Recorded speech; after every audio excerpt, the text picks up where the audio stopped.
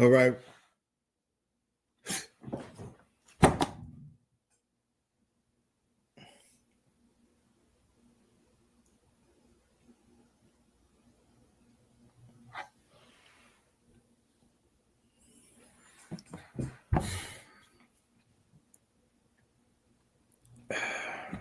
I'm going to bring him up.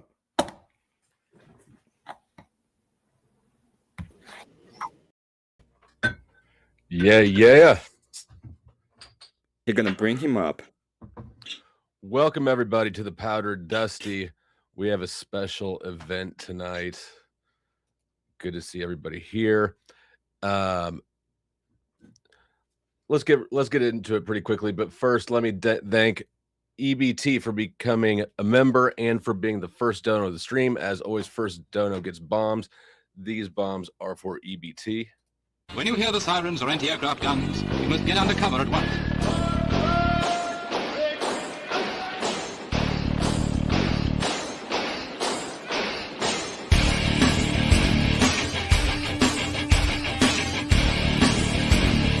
If you're in the open with no cover, lie down.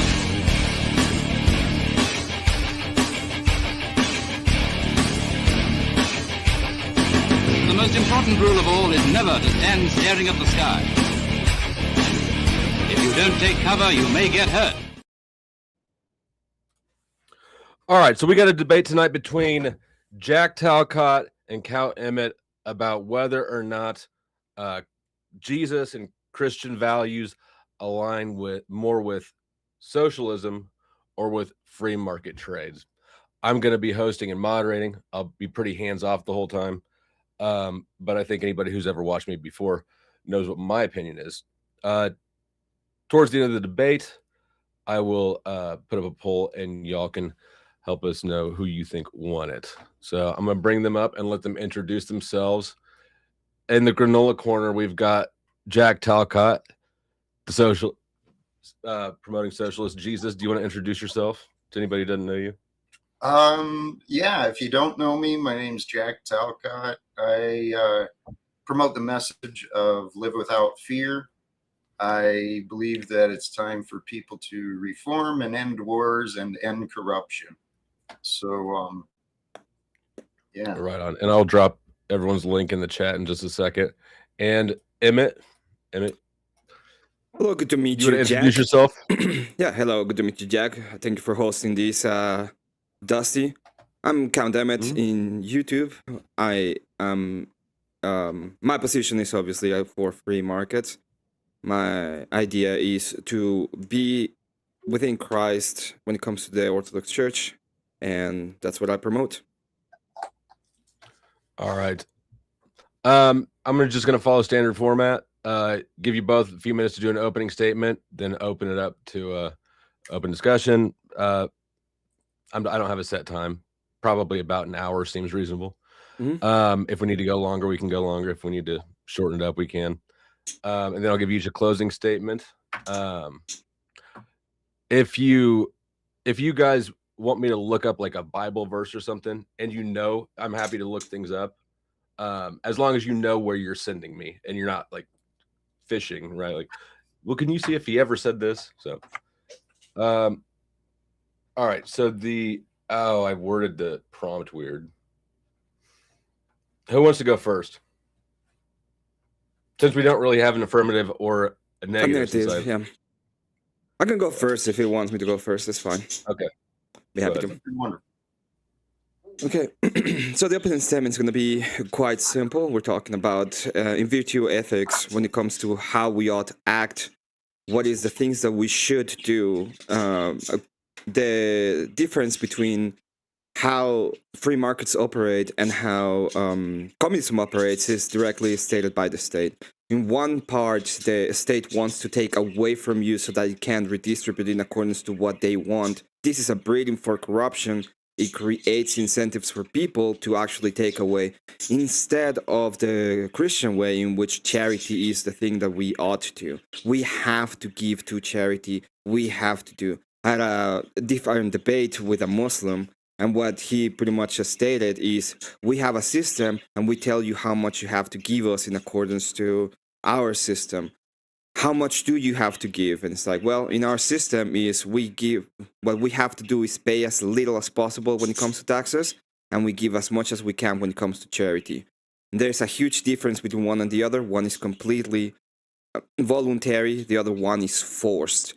So whenever I hear about communism and how it's supposed to relate to Christian ethics, what we actually see is they use ideas of things that they heard that seem pretty that may seem nice, but in reality, what they're doing is they're trying to create a forced position when they can take away resources out of you, and they take away the actual moral implication, which is actually giving out of your heart as much as you can to charity, which is what we should do as Christians, and not be forced to give away things that we may not even have in accordance to the state, right? The force of the state. So that is pretty much the idea behind it. I can put it in premises if you want me to, Jack, but pretty much it goes like that. Once communism is a state position where the state will take away from you so that it can redistribute in accordance to what they prefer, and the Christian position is you have voluntary to give to charity so that society can function correctly, and this allows markets to blossom and to have an economy that actually works. With that, I say to you, thank you. Thank you, Emmett. Talcott?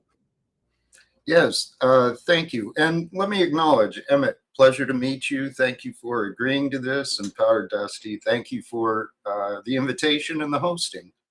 And of course, a little shout out to the folks. Make sure and support the host, if you will. Absolutely. That's the one thing Jesus would have done, for sure. Right. Okay, so the question, do Christian values align with socialism or free markets?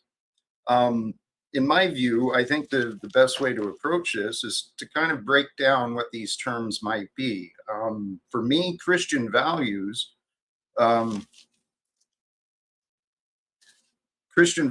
consistently prioritize people over profit, generosity over accumulation, and meeting needs over maximizing wealth. And as pointed out, in the form of charity, that's one of the best ways to do that. But regarding socialism or free markets as well, where did my notes go?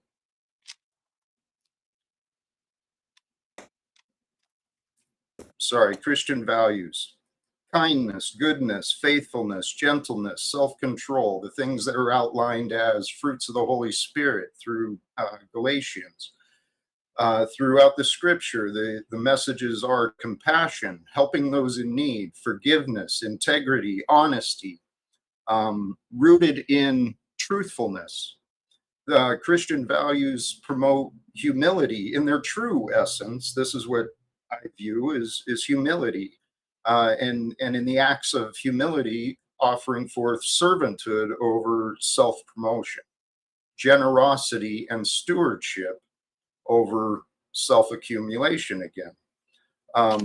Regarding the ideas of socialism being the collective ownership of production and the distribution based on individual needs over the market profit. Now, we might be, as I was listening to the opening, we might have approached these from different views, because in this perspective I'm offering, it's not so much as a top-down, the state determining these things, as in some of the historical methods of communism, but it is through the community, through the collective effort, that it's a group decision on determining the production, the distribution, and identifying the individual needs instead of just focusing on the market profits. And as we're talking market profits, well, that gets us into the term of free markets. And under today's society, that term free market is more of a laissez-faire, I think I'm saying that wrong. It's more of a freedom to do what you will with the property and accumulation that you can gain. In today's idea of a free market, the term that's often heard is it's guided by that invisible hand, right? The invisible hand that guides the free market, allegedly based upon supply and demand and voluntary exchange. However, I believe if we look at the fruits of this alleged free market that we are existing in today, that invisible hand is actually just the method of greed. Greed has been the invisible hand that moves through a profit-focused, profit-centered free market system. And in this free market system, we've created a bunch of manufactured scarcity. We've created planned obsolescence. We've got big money being invested in advertising and manipulation. And those, I do not believe, are the true tenets of the values of Christianity. For the true value,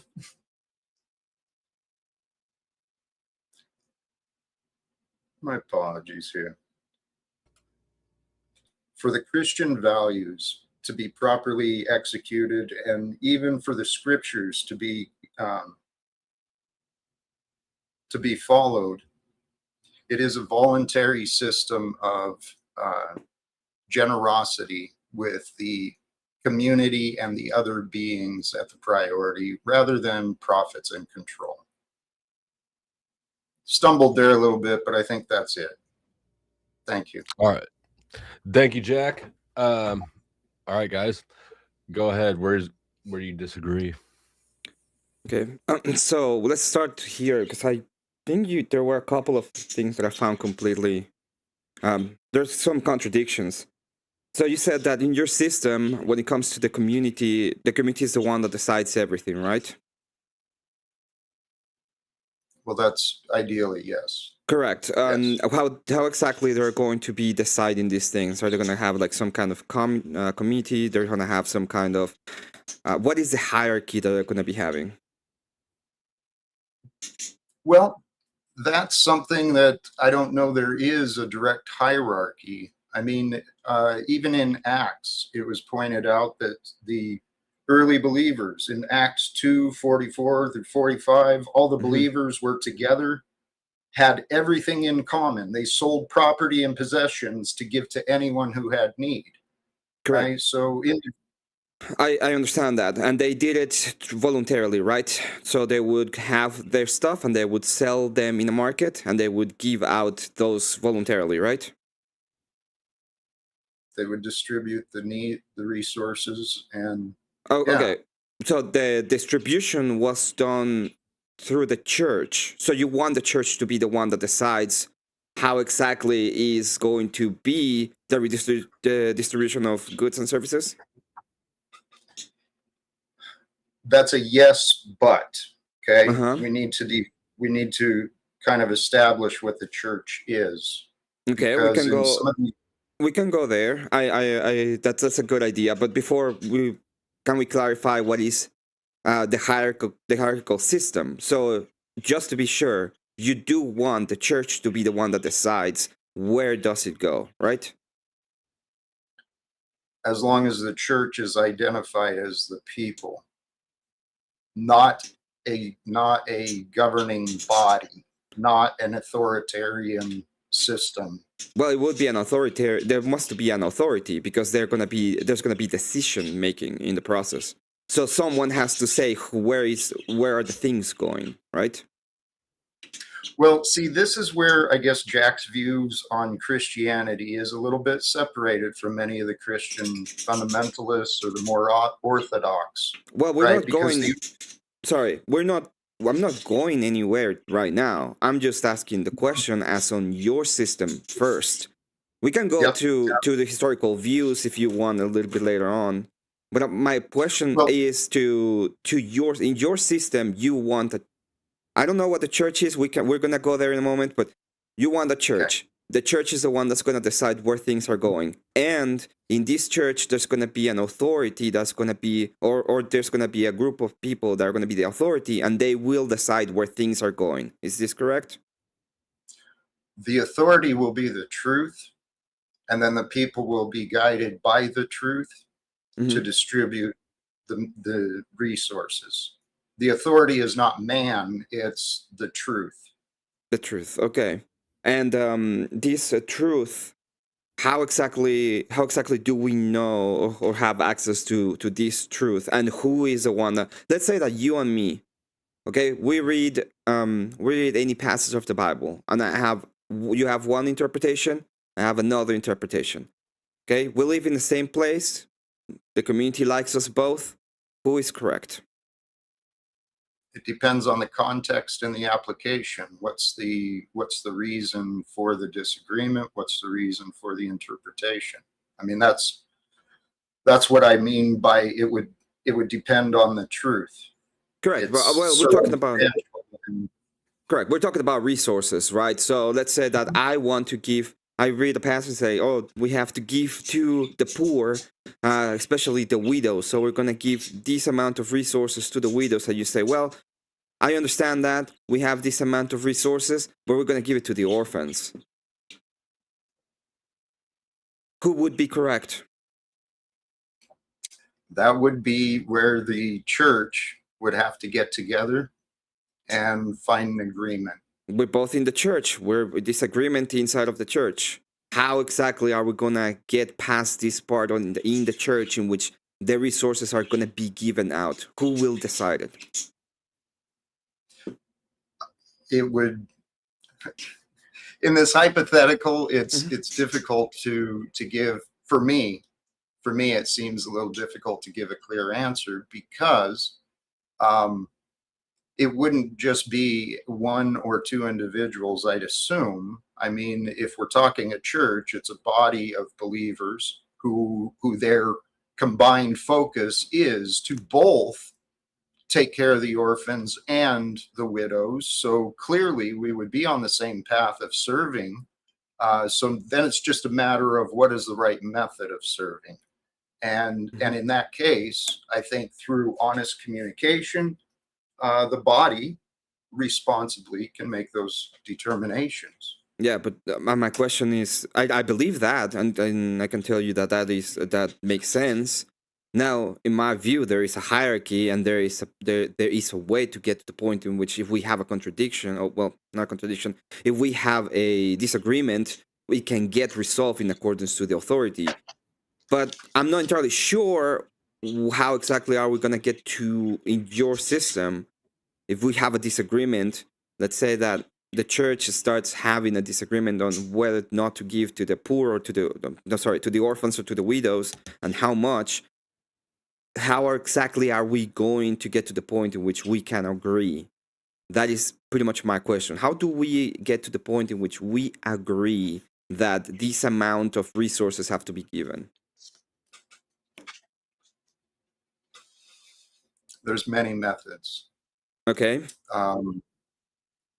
Let's start with creativity. Say that there are limited resources, yet there's a greater demand between the widows and the orphans. You know, there's a greater demand, and maybe the church, the body, isn't able to completely fulfill both needs. Well, collectively, we would look and determine what is the most pressing need, where is the greatest opportunity to be a blessing, to actually serve God and the world that God has given us. So creatively, maybe the body doesn't have the actual monetary or the immediate resources, but through labor, through effort, they're able to still provide, to still meet the needs. And so creativity would be one way. Okay, so I understand this. It doesn't actually answer the question as to how exactly are we going to decide what to prioritize, for example. But you mentioned, let's move a little bit when you say labor. Is this labor, can I request to be paid anything I want? Or do I have to follow a specific amount because in accordance to the communist system, we all have to be paid the same, right? So how exactly am I going to get paid in your system? Well, I believe in a true socialist system, it would be less focused on pay and most focused on service, providing the needs, providing the resources. We provide for one another, and as we are provided, we can labor, we can create, and through our labor and our creativity with all of our needs already provided, or at least the main or the basic needs, then we're able to give more. Well, they're not provided, right? Because right now we want to labor so that we have extra resources so that we can give to the widow and the orphans. So the point of this is I want to have more than I need and then give extra to the widows and the orphans. And you said we're going to do this through labor. So if I'm laboring just to cover my needs, how exactly am I going to give to the widows and the orphans? I'd like to try and offer, in answer to that, it's a different approach, okay? Yeah, because where my vision is, if you don't know me, I'm usually talking about worldwide, right? Worldwide change, worldwide reforms, and if the world together was not focused on paying the bankers' debts, trying to make a profit off of their neighbor, the widows would be taken care of, and I'm sure the orphans would have a home. Well, that's a great feeling. I enjoy the feeling of it. Amazing. But how? Because in my way of thinking about this is like I can, one of the greatest things that Satan can do is offer you the world. If we were all together and holding hands, we will all will be amazing. Vote for me, right? That is pretty much the way in which I see people get power. They will offer you things that they don't even know how to get to. And the system they're pretending to put forward will end up in some kind of hellish dystopia. So instead of getting to the point in which we actually took care of these kind of people, instead what we're doing is we're offering things that we don't know. And I would call that kind of lying, right? That would be a lie. If I don't know how to do something and I offer that to you, that would be a lie. Would you agree with me? Sure. But so I understand what you're saying. It's like in the grand scheme of things, we can all hold hands and be friends. If Andrew Wilson and the Power Dusty will hold hands and just be friends again, everything will be amazing. Okay? If he releases the tomato files, we will all be happy. But in reality, it all depends. Is that what's holding us back? Yeah, so holding us back. But in reality, we don't. I'm trying to figure out how we're gonna get to that point, right? So I understand that you want to talk about the grand scheme, perfect. But in your worldview, how exactly its work gonna be? If I'm working to sustain my needs, how am I gonna have enough resources to give to the widows and the orphans? I've got to ask this question, Emmett. Yeah. Do you know what Jesus taught? Yes. Generally. Yeah. What was his teaching? he came up in the fulfillment of the covenant, right? So what the main thing that you are able to obtain through Christianity is a way forward so that you are not bound to your sin, but you have a way to actually receive forgiveness so that your sins can be forgiven and you can have an access to the divine in service to God, right? That's pretty much what he taught. And he set up a church specifically so that we could have access to said divine and we can act in accordance to the will of God. That's pretty much in very small words what is the teachings of Christ. Can we continue down this a little more, please? Yeah, of course. Oh, you want me to expand more? Well, what is that way to to follow the will of God? Usually is through humility in service to God. So you know the the easiest way to do it, and the normative way to do it is you prostrate yourself and your will to the church. The church is the church acts as a way for you to have access to divine, so you can have access to the sacraments, for example, and they serve also as the normative authority, so that when you have any kind of reading and you have some kind of understanding of what Christianity is, and you have some questions, you can go to somebody, in this case the church, which is a divine institution, and you can get the answers, the correct answers. That's the truth. Unfortunately, what I Mhm. think you're sharing is what the church taught, not Which what church? Jesus taught. Well, you Well- don't have access to what Jesus taught outside of the church, right? Well, we have the Bible. How do you get the We- Bible? Well, long ago, sure, the church was involved with putting the books together in order to create that Yeah, how? collection. How do they do it?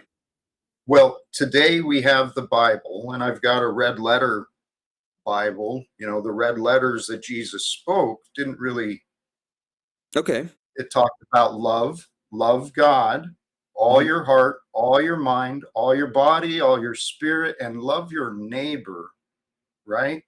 Yeah. And the neighbor is not just the Jew, it's the Gentile. And back then, the Gentile was anyone who was not a Jew. So that is everyone, right? True. Yeah. So with love, and actually to swing back to your Wait, earlier wait. question, Yeah, but before that, let's say that you have access to your Bible, right? I have access to a Bible. You have access to a Bible. How do we get this Bible? mine was gifted to me, but I've also bought some at the store. Okay. And let's say that I have access to a Mormon Bible, right? Yeah. Is the Mormon Bible the same one as, I don't know, the King James? No, it's No. not. Can you do they have differences between them? Sure. Sure. Okay. Yes. And which yes. which one would be correct? Which one should I read? Or anyone is fine. Well, actually, can I tie that answer into your earlier question? Yeah, sure. Which one do I read? Which one is for me? Also ties to how would the body of a church determine where to share the limited resources they may have if they've got multiple needs? Well, the answer that comes to me is in line with what Jesus taught. Hmm. We would join together in prayer But how do we and know? see what the Father reveals to us. Okay, but I have a revelation, and you have a revelation, right? And you say my revelation is I give to the orphans, and I say my revelation is I give to the widows. Which revelation is correct? That's what we would have to figure out. I know, but I want to know how. Well, we would share. We would share with honesty because, again, to me, what I believe the answer is, God is the truth. The truth is the authority, not the church, not the state. Mhm. The truth is the authority, and we all have an intimate relationship with the truth. We all have an intimate relationship with God. This is where my disagreement with the Orthodox views comes in, because they act as an intercessor between the individual and God. Well, they act as the authority because they are the authority. They're not the intercessor; they're the authority. All right, and They the way that claim it was, authority. well, they are. It's not a claim. Unless By- this is what I'm asking you. Like, how exactly do we get to the point in which we have the Bible? Which Bible should we read? Why is that the Bible? And it's like, okay, what I would do is I would go through a historical standard, and then through the history of the church, I would come to the conclusion of, well, this is the reason why. So you have the ecumenical councils, you have the different list of books, especially in the first, second, and third century. And through that, you will get to Nicaea, you will get to the actual list of the canon scripture, and then you have all the tradition of the church of these are this is the liturgy, and this is what we use as a standard for the Bible, right? That's the way I would look at it. Now, how exactly is the way that you know that your book, that you know that the Bible is the correct Bible? How do you come to the conclusion this book is right? I test the wisdom. I test the truth. Okay. Right? I use my discernment. I pray. I go to the Holy Spirit. I seek guidance. And this is an internalized system, right? It's dependent.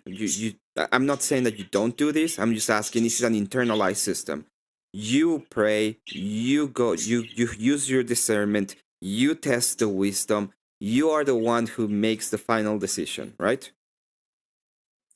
Well, in the end, am I not the one who's responsible for what I choose to believe?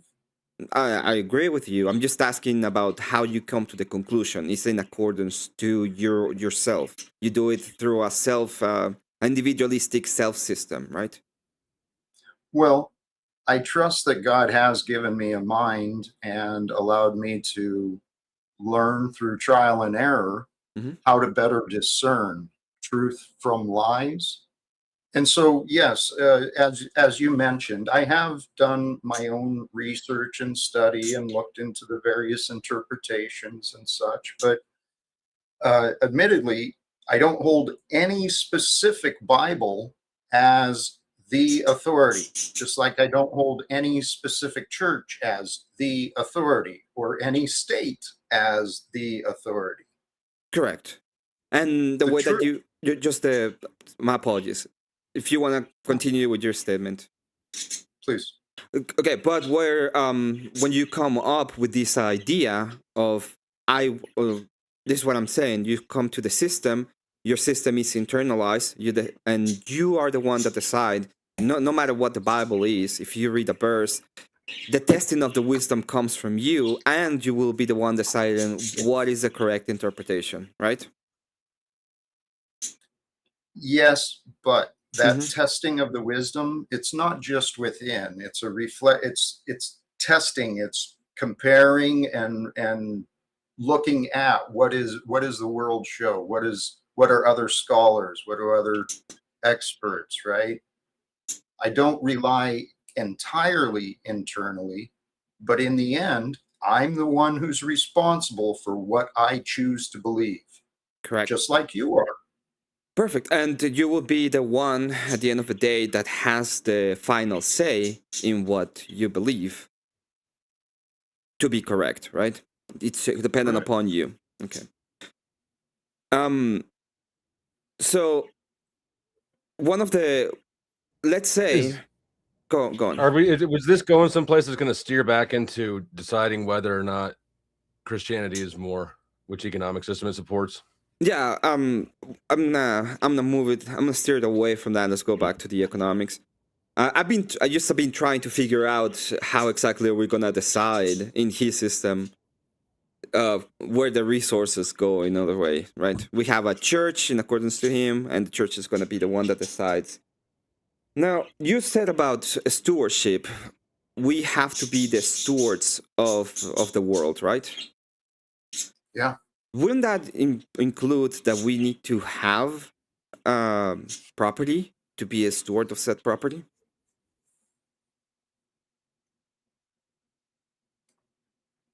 You would have a relationship with the property for sure, but I don't know that that relationship exclusively implies ownership.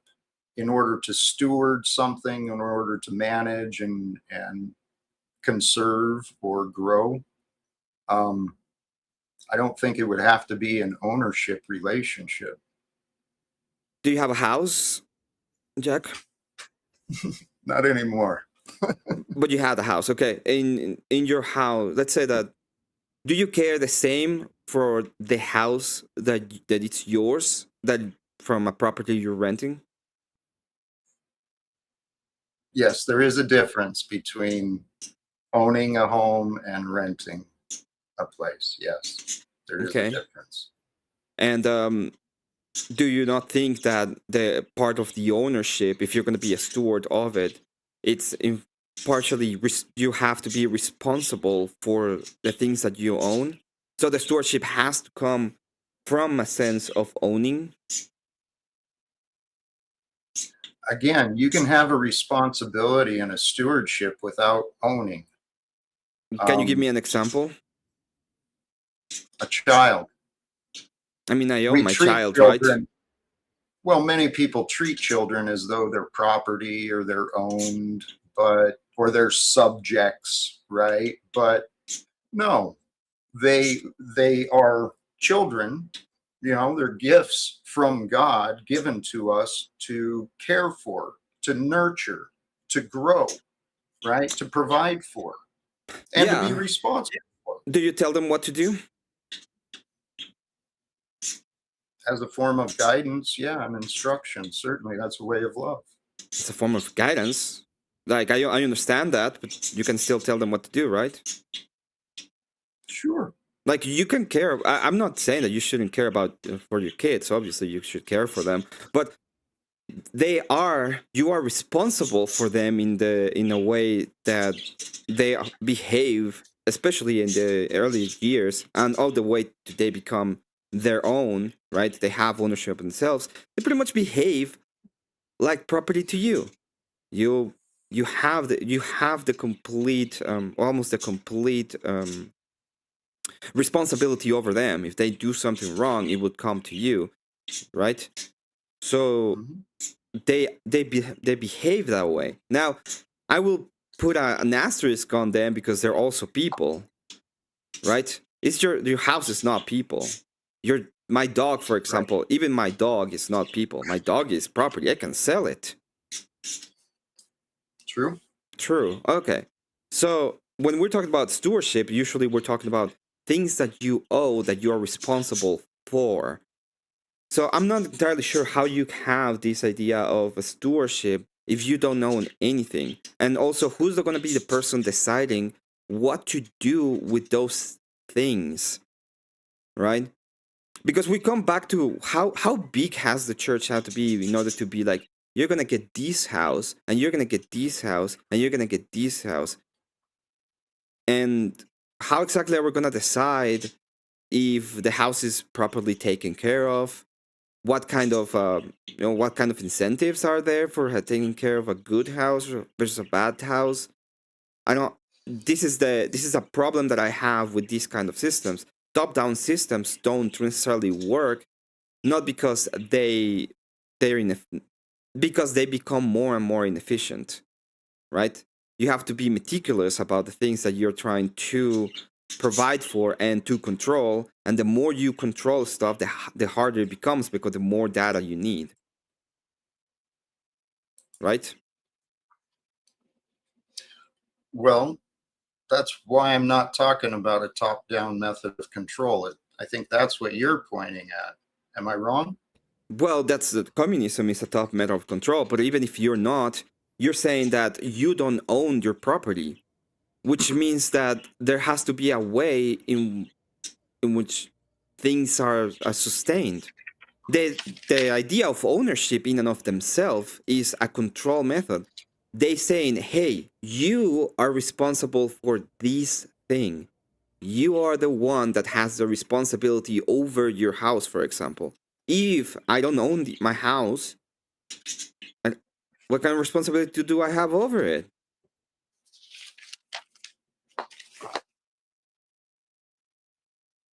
Well, again,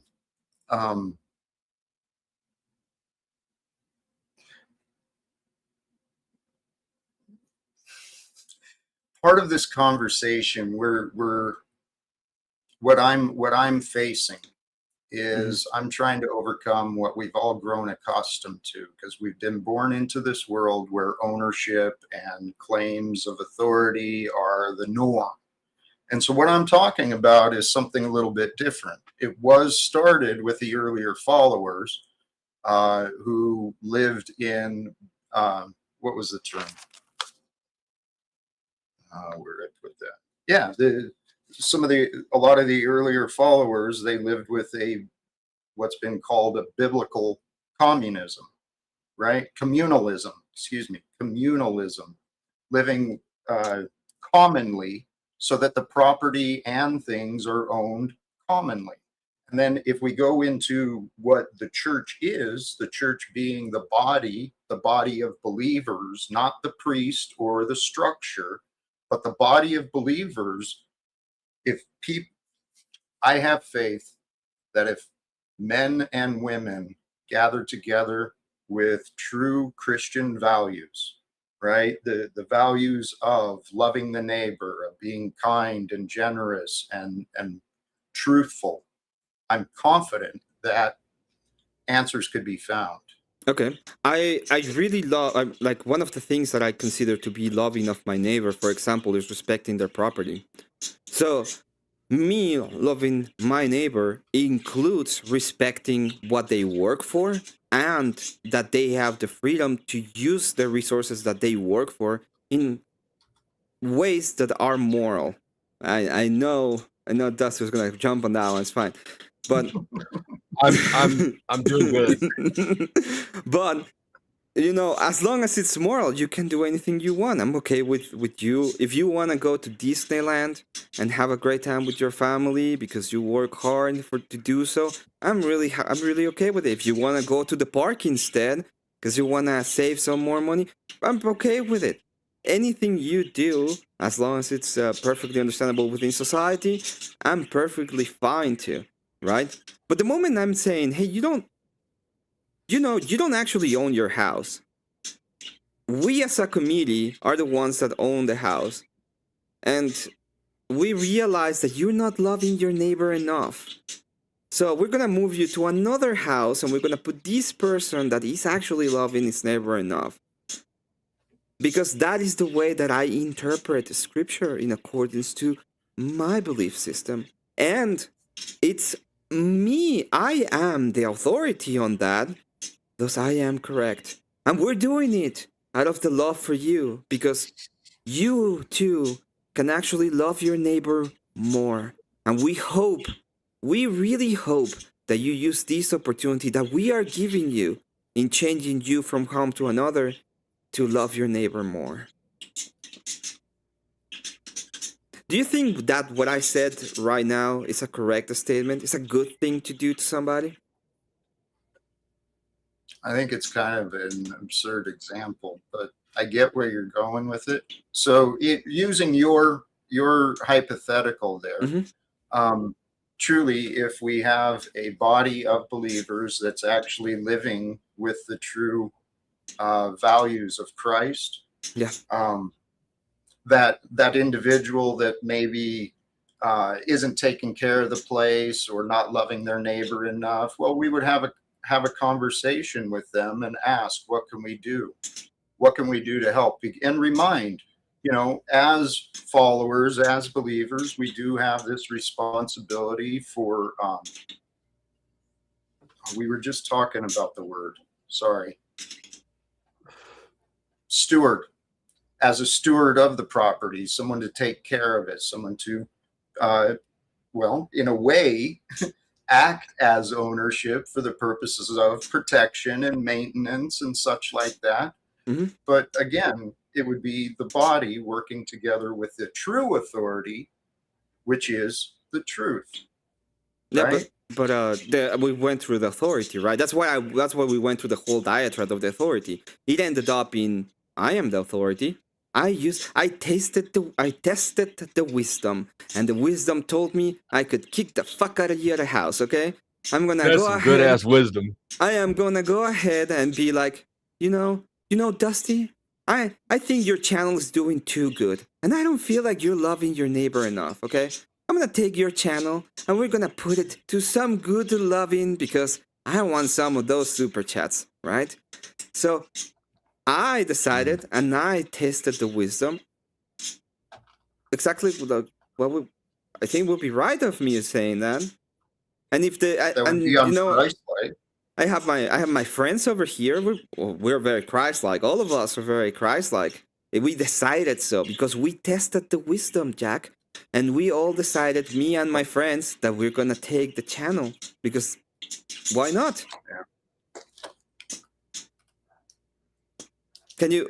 Yep. And Emmett, yes, in many of the Orthodox churches today, there's many people just like you're describing, wanting to pretend that they've got Christian values, as they do, just as what you said. They want to take from others, they want to manipulate, they want to extort, they want to steal, right? Yeah. But they call themselves good Christians. And what I'm suggesting is that's a result of this corrupted system where money is the focus. Well, let's say that I agree with you. In fact, I would say that that is the perfect place for them to be because the church is a hospital, okay? And it's a hospital for the soul so that they can stop sinning, right? That is the place. If I see a man that is sick, okay, dying on the street, and I don't take him to the hospital, I'm doing something wrong. It's the same thing that happens with people who are sick in their soul. You take them to the church so that they can actually have a way. But it has nothing to do with my system. In my system, I understand there's going to be problems. I'm not saying it's perfect. In fact, I said the reason why I think free markets are correct is not because it's a perfect system. We're in a fallen world. It's because it's the only system that is able to give me stewardship so I can actually do what is good, so that I can actually do my duty, right? In your case, what I'm looking at is like, yeah, I understand that I am faulty, right? I understand I am faulty, and you're saying, well, imagine perfection. And I'm saying, well, I can imagine perfection. It would be great to have perfection.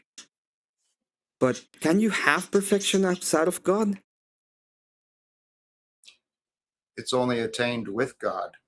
Uh-huh. But see, And when people just go to the church for their answers, correct. they may And not even find God. correct. And even if you had perfection in this earth with God, so you have accepted Jesus Christ. If you read Romans, there's a specific part where it says, well, we have it. We understand that we have perfection with God, but my hand still wants to sin. And it tells you that, is it better to take off your hand? It would be better to just chop out your hand or take out your eye? Yes, it would be better.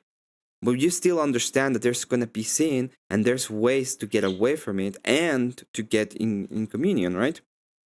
So the point of saying this is, when we look at what free markets have accomplished when it comes to being able to fulfill your duty as a Christian, is absolutely better, is 100% better than a system of perfection that, one, cannot be implemented, and two, we don't even know how to.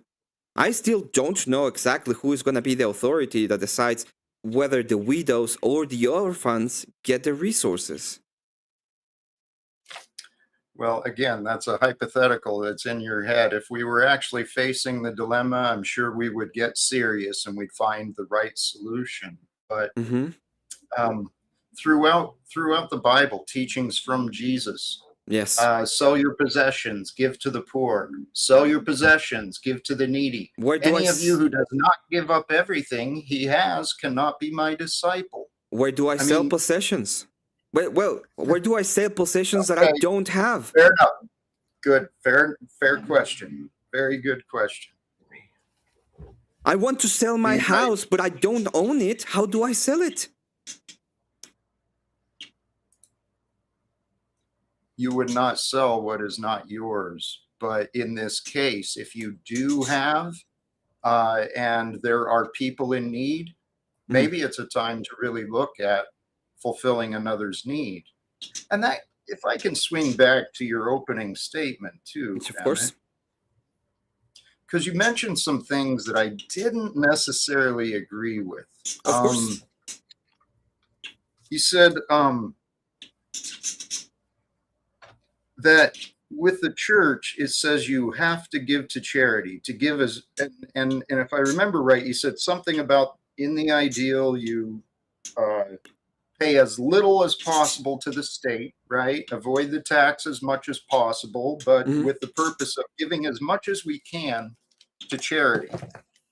Do you think that actually happens? People give, you think Christians give as much as they can to charity?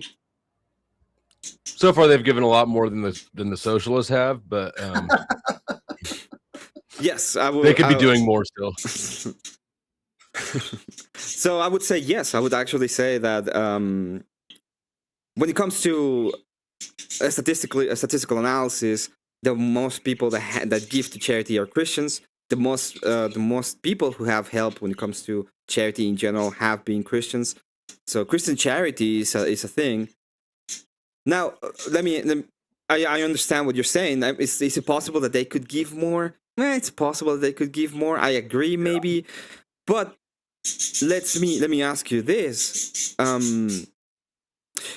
where exactly is the place where we find the most amount of corruption? In charity or in the government? It's in the government. Well, yeah, it's in the government and the free market. Okay, let's say Let's that not we overlook the corruption in the free market. Okay, so which one is better, charity or taxes? Clearly, charity. In this current design, certainly.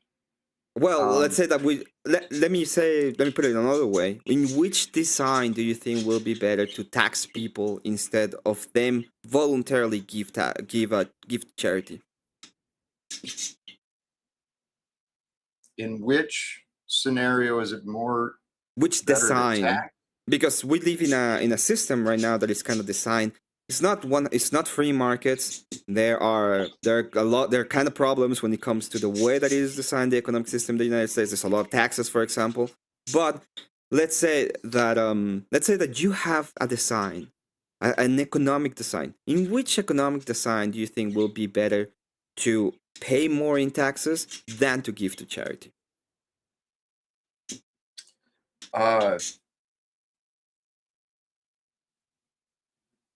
Under the current design, with a focus on the reliance of money, right? Because the only way you're really going to have, well, the current method of taxation is through the money system. Mm-hmm. And so in the money system, that's certainly tied to the free markets. Hard to have a free market if you don't have a money system, right? But in socialism, I actually think there's ways to get beyond that. And in a social economic system where the value, where the distribution of resources and production was pointed at where the greatest need was, we wouldn't have a need for taxation, and we probably wouldn't have as much need for charity, because the whole focus of the economy would be to provide. To provide, okay. And the way to provide, it will be dependent upon who has the greatest need, right? Yeah. And who decides that? The facts. Well, the fact is that I feel like I need more. Okay, and then we would go to the body. I am greatly appreciated. I have a bunch of friends that agree with me, and we all want to get to that house because we really think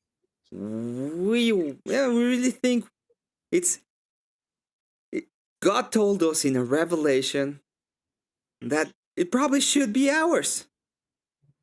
Right? No? Praise God. No? No.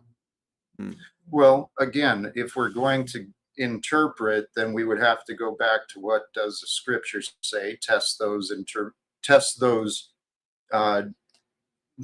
ideas against the scripture and test it against what Jesus taught, right? And so if the answer is just because I want it, because I think I'm special and my buddies think I'm special, well, no, that's selfish. Well, but I'm using the Mormon Bible here, okay? And in accordance to the Mormon Bible, because there's difference between them, okay? And since I am doing that, and I also can add books too, like the Mormons did. Why not? So in that case, it would be perfectly fine. I am the tester. I tested the wisdom. It's me who did it. So what I'm trying to point out in this scenario is that I understand the platitudes, right? It's very nice. I'm just gonna do it for the poor. But in reality, when I don't have an economic system that is able to provide even extra, if I have an economic system that is just dealing with the things that I need and it's not being able to deal with the things to give me extra things so that I can save, so that I can create a business, so that I can give to charity, for example, there's no way that it makes any sense. Even work, like why would I work if even if I don't work I still get what I need? And how do you know what I need? How would the church know what I need exactly?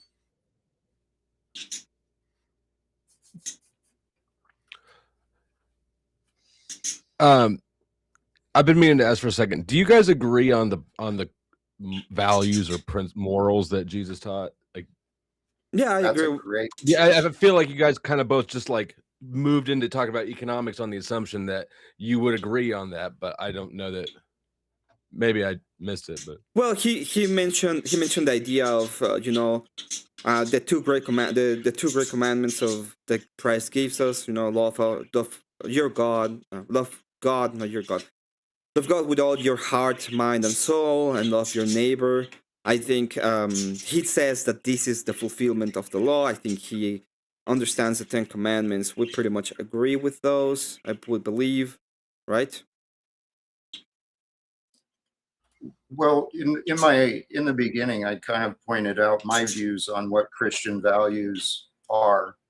I believe, in the truest sense, in line with what Jesus taught, the values would consistently prioritize people over profits, Mhm. generosity over accumulation, and meeting needs over maximizing individual wealth. Okay. So I understand that, and I can kind of agree with that. The only problem is, for example, profits. What do you think a profit is?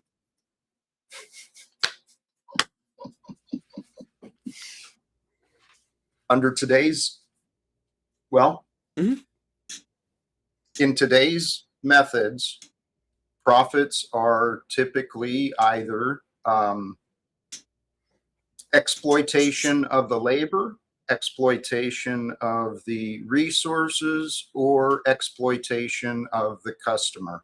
Because profits come from the leftover, what is left after all the costs. Okay. So to increase profit, you got to reduce the wages or increase the costs. Okay. So the way that you would say, for example, is exploitation. But let's start with exploitation of the customer. So the exploitation of the customer will be they need to spend more money, for example, to be able to eat, right? Because that's a need. That's something that you need to do. So, for example, groceries. It would be, people would be spending a lot more money in the current system in groceries, like, I don't know, 50 years ago, right? Possibly, yeah. It costs more these days. Is that Okay. what you're saying? Well, that was the question that I had, because in accordance to the statistical analysis, about in 1950s, it was about 24% of the of income that went into groceries, and right now it's about 9%. And what was the earlier percent you said? About 24. Okay, so it's dropped then. Okay. About 15 points. All right. Well, the value of the dollar is also dropped considerably too. Yeah, but so we're talking about percentage of income. Yeah, percentage of income. That makes sense because maybe the food costs haven't gone up as much as the housing and the fuel and all the other costs. But And since that year, we've added a lot more costs into the average household, Mhm. what with all the subscription services and stuff. So if I mean, you're but you don't. expending more and you're not actually eating more, then in comparison, it's going to be a reduced percentage, I would assume. But I'm you don't. guessing on that. So please. But you don't need them, right? You don't need subscriptions. I don't have subscriptions. I have one subscription, I think, and it was like a $5 YouTube thing. But I don't need them. StreamYard. No, I don't use StreamYard. I use OBS. Oh, brokey. Sorry. I'm brokey. Yeah, if I'm a broke boy, just please send me super chats, right? So the thing that I'm talking about is, for me, I'm gonna give you my perspective on profit. So profit is the thing you have when you have a business, you're trying to provide some kind of service or some kind of product, right? And the profit is the thing you get out of your labor. It's you're fulfilling a need that another person have, and you are obtaining the fruits of your labor. So that is, to me, that is pretty much the profit. So this is a problem that I have when it comes to your definition there, because there's a lot of moments where Christ talks about working, about being able to obtain the profits of your labor. In fact, he tells the parable of the three servants, right? He gives one 3 talents, he gives one 2 talents, and he gives the last one 1 talent. One goes off and creates profit and then gives it to the master, and the other one just does the same. And the third one buries it because he's afraid to lose it, and then he gets reprimanded. And the point of that is not to say profit is bad. It's to say you can actually have a labor, and you can actually create things, and you can actually enjoy said profits. You can actually enjoy the fact that you are doing something useful for society that people want, that in return will increase your value. And it doesn't have to be money, by the way. Even free markets, especially when it comes to free markets, we can use anything. One of the coolest things of being a person with a lot of cash, or with a lot of money, is that they have a lot of flexibility with their capital. They can, if you have a lot of loss in the value of the dollar, they can get property. They can get a car. They can use their money to get precious metals. They have ways of getting as much money or sustaining as much capital as they want to, because they have that kind of flexibility.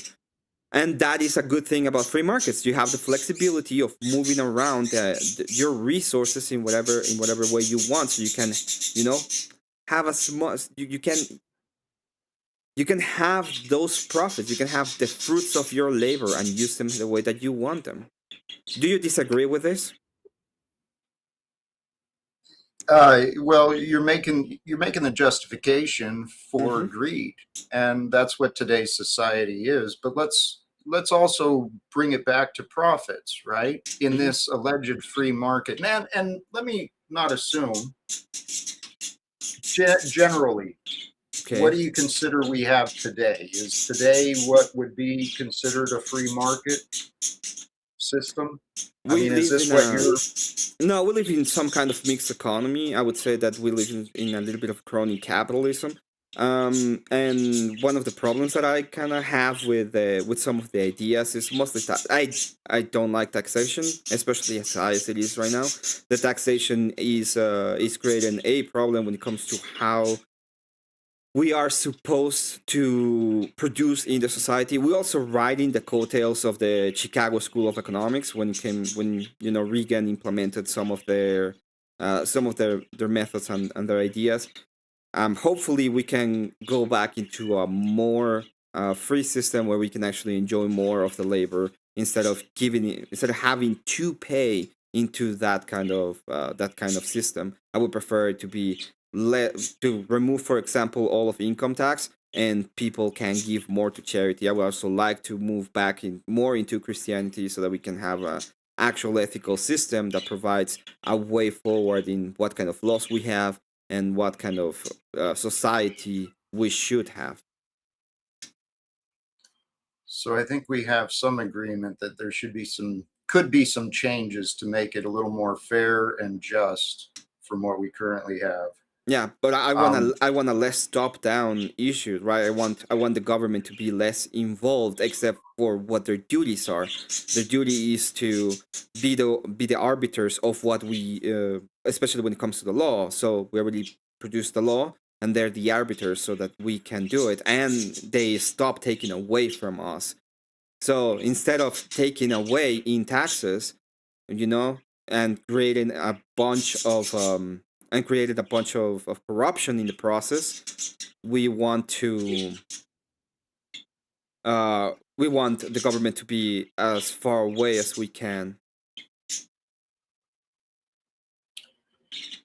Yeah, I can understand that, but my view isn't just at the government corruption, it's also at the corporate corruption. And those are private entities as well, right? The private shareholders, the private stockholders, the CEOs. So with this idea of profits in this mixed economy we currently have, acknowledging the problems with it, but the result of this focus on the profits has created manufactured scarcity, right? You got to make things scarce, keep things scarce so the prices go up. I think we're watching this internationally right now with Donald Trump and the oil prices. Well, I apologize. I would disagree with that. The only reason why I disagree with that is because the way that markets are complicated, right? They follow different patterns. If you have a corporation, private corporation, ranking up the prices of a specific product, it actually opens up, especially if there's no taxes or very little taxes, it opens the market so that other people can compete. Let's say that you have yogurt, okay? And yeah, you have Nestle, and they're going to be making a bunch of yogurt, but you have less taxes, and they are cranking up the price of yogurt. Another smaller company can come in and be like, oh, we're going to create this, and we're going to offer it a small price, and we're going to be able to compete with them because the market allows us to do it. When it comes to a scarcity, yeah, there was a lot of scarcity, but it has to do it had to do with the shutdown and the fact that we had a lot of commerce lines that were kind of shut, and there were less things being produced because there were less people working in said productions. And also China. Oh, the Chinese were doing things. Okay. You are right. There's a lot of variables. It's a complicated issue, but some of the other issues with profits seeking is the way that the greed and the self-serving focus. Okay. We've got companies doing this planned obsolescence, right? Making products that break down just so they can be resold, so that they can make more profits and keep making more profits. And then the customers, in order to keep buying, we got to keep working. And we're so focused on working and buying that I don't really think there's a lot of focus given to this being charitable as much as we can. And there's one last part. Oh, please go ahead. Yeah, I agree with you that there is not that much focus, but that's not the focus of the government, right? That's the focus of the church and the people who are Christians. So if you listen to the teachings, you have taught teachings. In the teachings, it's very obvious what you are required to do when you're a Christian. Like, charity is a virtue. We ought to be charitable. In fact, it's like, we have to. It's not something that you want to. It's something you have to, right? So that is what I'm talking about. Is that there's a difference between force being used upon you, so that you have, that they force you into being charitable and actually being charitable. In fact, I would say that in a system where you don't have anything extra to give out, you can't be charitable, right? Right. And in a system where everyone around you is focused on themselves and making profits, right? Because that's Mhm. what drives the free market is where's the profits. People get taken advantage of, they get left out. There's a couple of other parts too. You mentioned the idea of profits being you go and you sell your labor to solve a problem for someone. Mhm. Now, what if that someone has the problem, but they don't have the money? I mean, in today's society, someone doesn't have the money, they don't get the solution. But It would depends. Like, there's a lot of solutions for people who have no money. In fact, I can tell you right now that if I had absolutely no money at all and I was really hungry, I could go to any church around me, talk to mhm, um talk to any person inside of the church, and I will be fed. okay. And so the 100%. And probably will be fed not for one meal. I will probably be fed for um at least ah, some weeks. At least some weeks.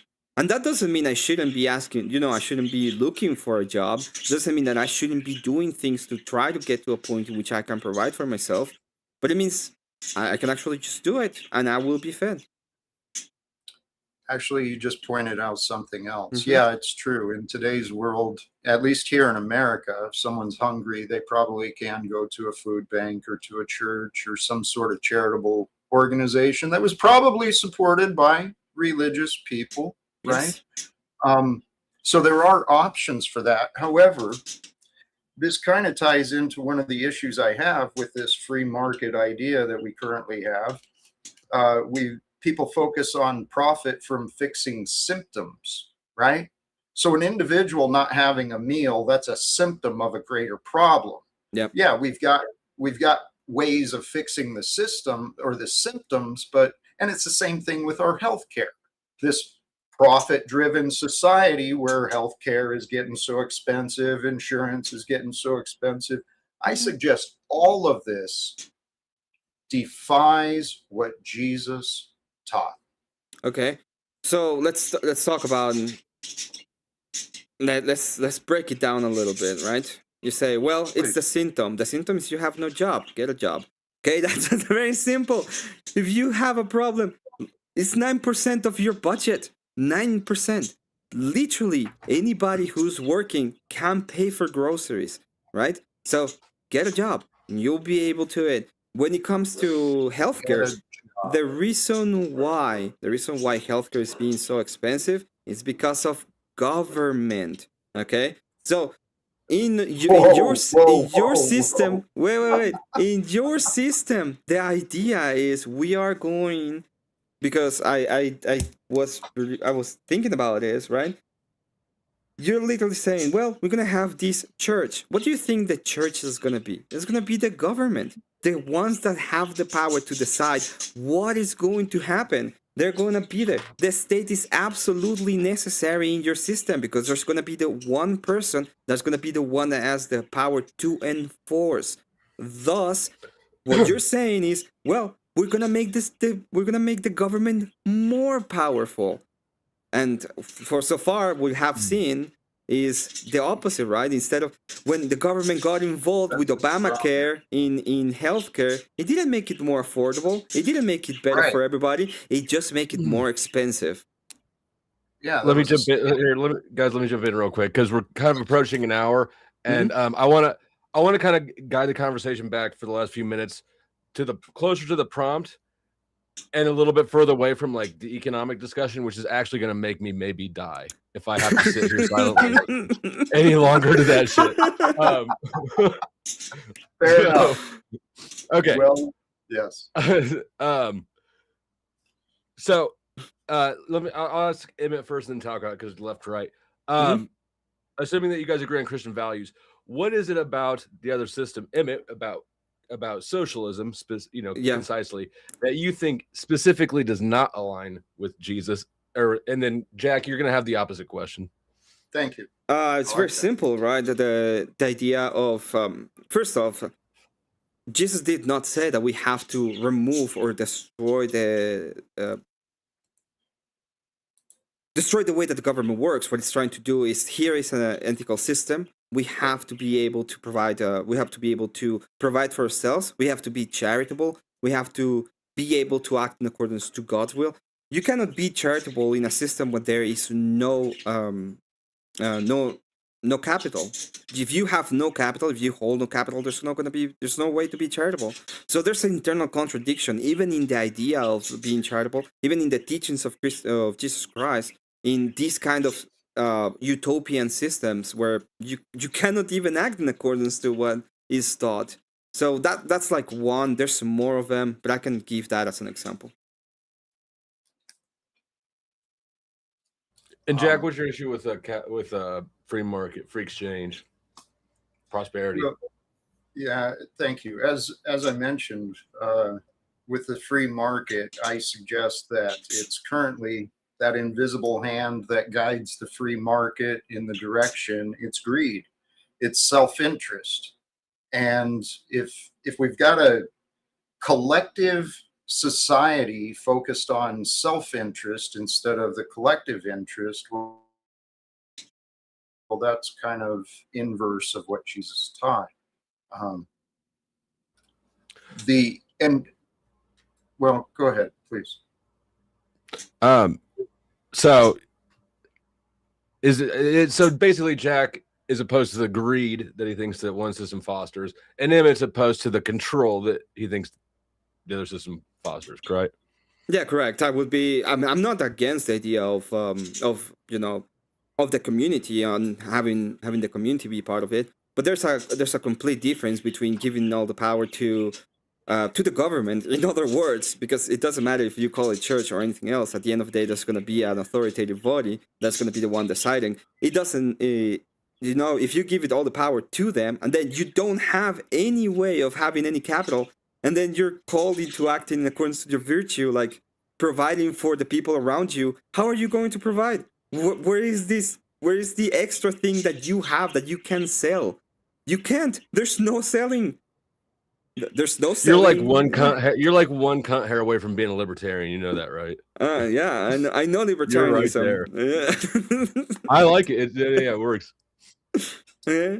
So I understand your position. It's like very nice to say things in that way. It's like it's very nice to be like, yes, I want to provide for my neighbors. Yes, I want to be able to have a society that is perfect.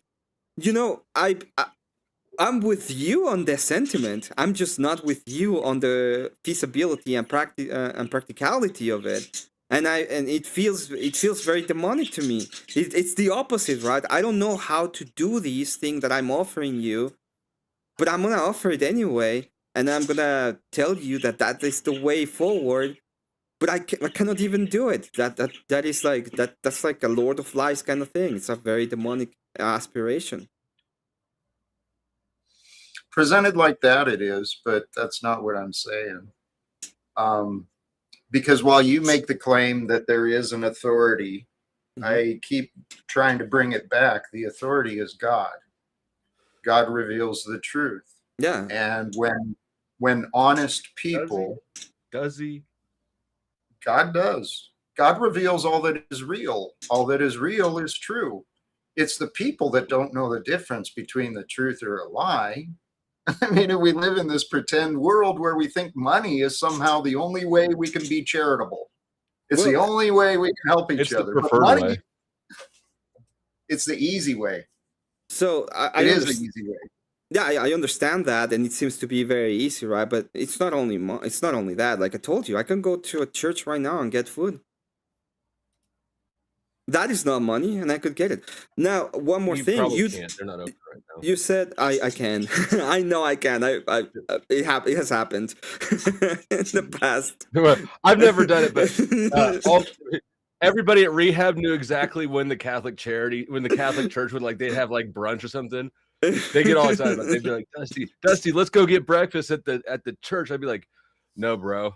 I might be in rehab, but I'm not eating free food like that. It's so And not only that, I can literally, like, if I was going through something, I can go to one of my neighbors. And it would be fine. They will absolutely feed me. I have no problem with that. It's part of the community, right? But it doesn't matter. I was gonna say, totally lost my point. Yeah. Yeah, we can move forward. I lost it. All right, I'm moving us towards your closing statements because I gotta participate. What? Yes. Let me propose a hypothetical and tell me how each of you would resolve this issue under your systems. Mhm. Let's say that somebody has incurred a debt in the community. Let's say it's $100, and this person is not paying his debt, and in fact, he's making up all sorts of excuses and diseases and stuff. How would you handle somebody who doesn't pay their debts? To me. Emmett, go ahead, go first. Ah, damn it. Please. I want to talk Okay, Jack, go ahead and go first. Well, the answer, Jesus teaches forgiveness. That's wrong. You lose. No, in that scenario, if in the church there's someone who's burdened and they're fallen behind, obviously that's an individual in need, and that's where the brothers and sisters of Christ would come together as a body to try to find a solution, not just for the debtor, but perhaps for the lender as well. Right? What solution though would that look like? Maybe a renegotiation of the terms. Maybe. Do you think that maybe the community would help pay the debt for him? Potentially? Yeah. Potentially. Would you? Sure. You'd be down for that? You owe me $100 now. Emmett, how would you handle that situation? Yeah, you in accordance to your virtues, you have to pay them, right? It's if you make a commitment and you are falling behind, you have a duty to pay your debts. That's acting in accordance to what you ought to do because you came into it voluntarily. There might be a way that the church could help you, and if that is the case that you need, but at the end of the day, the repayment has to come from your ethical duties to make said payment. In other words, get a fucking job, you peasant. So that is the way that you pay your debts, right? You make sacrifices, you save, and you pay for those. You pay for that. That is the way. All right. Y'all want to give a quick closing statement, and then we'll do the donos, and then see if maybe the rabble of Riff Raff wants to join. Please. You started with the opening. Mm-hmm. Do you want to begin with the closing, or should I go? Usually the person that goes first closes last. Yeah, so Jack, you can go first. But real quick before we do that, now I was thinking about putting up a little widget poll over here, something in the chat, so that people can vote for winner. However, due to people like Mitch Levin in the presence of alts, that is an unreliable system. And since I pride myself on integrity, I think the only way to do this properly is if you would like to submit a vote, send in the name of who you think won with a Cash App, PayPal, Super Chat, or Ko-fi of any amount. I mean, we just need a way to register it, right? So $1 will work. Dude, now you sound like the administration. Got to have all this verification in order to vote? Yes. It's because I'm racist. Beautiful. If Mexicans can do it, so can you. Give us some money, you dusty nigga. Oh, God. Okay. Okay, go ahead, Jack. For my closing, I think it's pretty simple. I have my note there. I think we covered a lot. Now, regarding some of Mr. Emmett's presentations, the parts that I had issue with were a lot of appeal to authority, whether it's different versions of the Bible or a function of a church or a state or even the authority of capital. But yet I truly believe for the question of the day, do Christian values align with socialism or free markets? I believe throughout the scripture there is there's verse after verse about charity, about truthfulness, about generosity, about compassion, and we talked a lot about charity. However, the biggest needs of charity come out when we have an exploitative system that results in extreme wealth and extreme poverty. So as long as we're going to be enabling this system of extreme wealth and extreme poverty, then we're going to have people like us, brothers and sisters. We'll have other people in need. So in Acts 2, 44, 45, all the believers were together and had everything in common. They sold property and possessions to give to anyone who had need, right? And so if the first Christians, if the early Christians had all things in common and there were no needy persons amongst them, which economic system looks more like that? Socialism or free markets? I suggest it is closer to socialism. Thank you. Okay.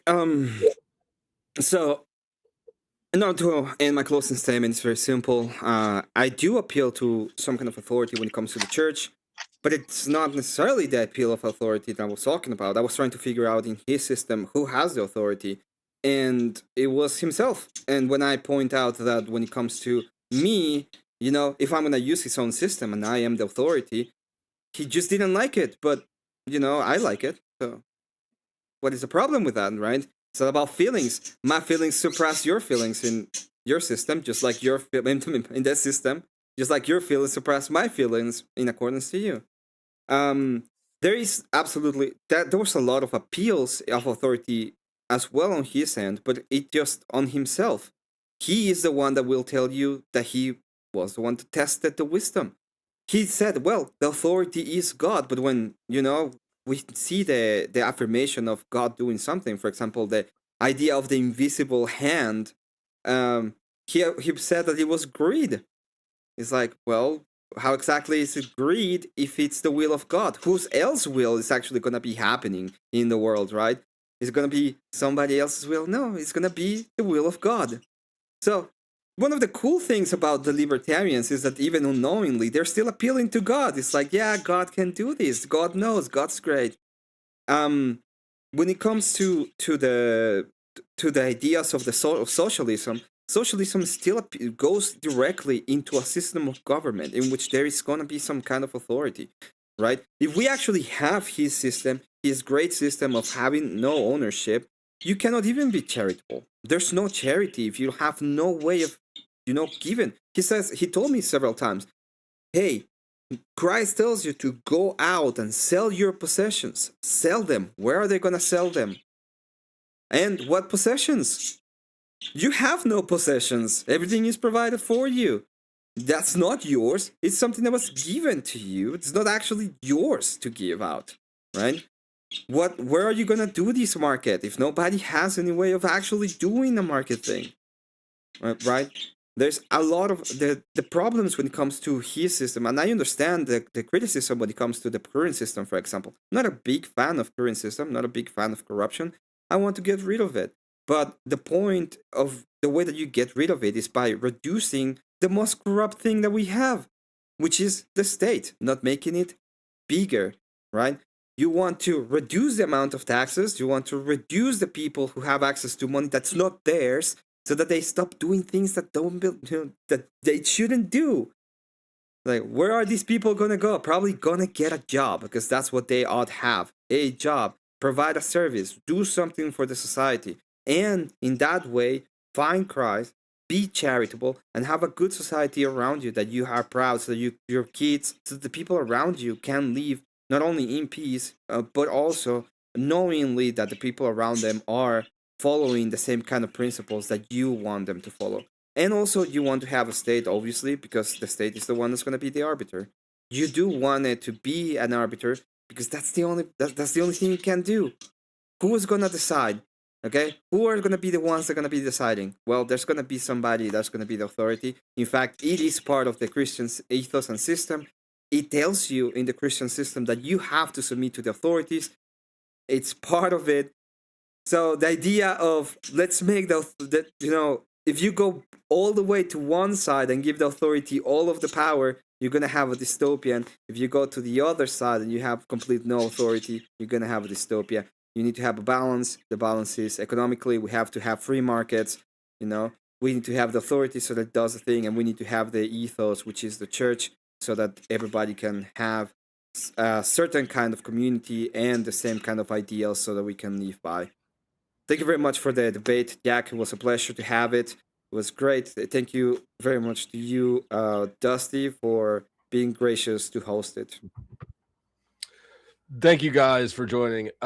Let's do a couple super chats. Audience, so far the score is 2 votes for Emmett, no votes for Jack, and 1 vote for me. So again, if you need a way to cast a ballot, it's pinned in my live chat. Let's address a few of the super chats, and then hopefully you guys stay around for open panel, because I got some shit to say to both of y'all. I'm sure you do. I got so excited about the topic, I didn't even think about the fact I would have to sit here silently the whole time. It's wild. I will stay only if you change my name as Emmet. Release the files. That is the Emmett, only release the caveat. files. Emmet, please release the files. I'll do it myself. Yeah, you got that. All right, let's see. This is for making your ops crash out.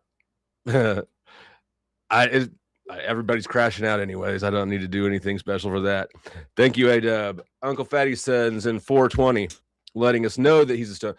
Now, Uncle Fatty's also the only donation that I've received so far that I'm assuming is a socialist. So, he says, favorite red letter verse, ? Spoken by the sun. So, do you guys have a favorite Jesus passage? I do, but I don't know it word for word. I don't even know where it's at. Sum it up.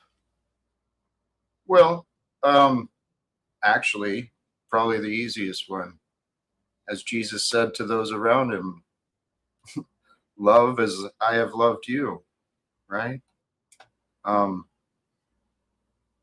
Actually, my favorite one is, I believe, his prayer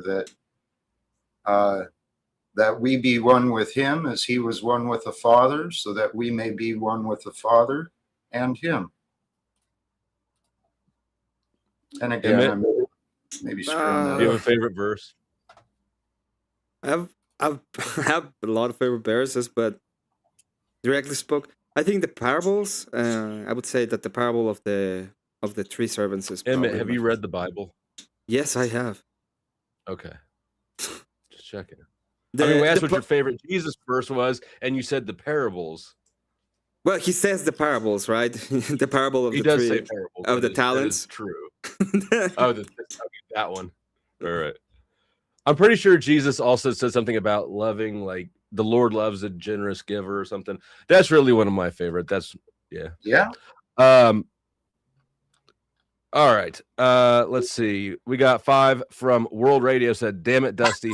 Having to listen to this Jack character is making me feel Dono, sorry for you. I appreciate the sympathy.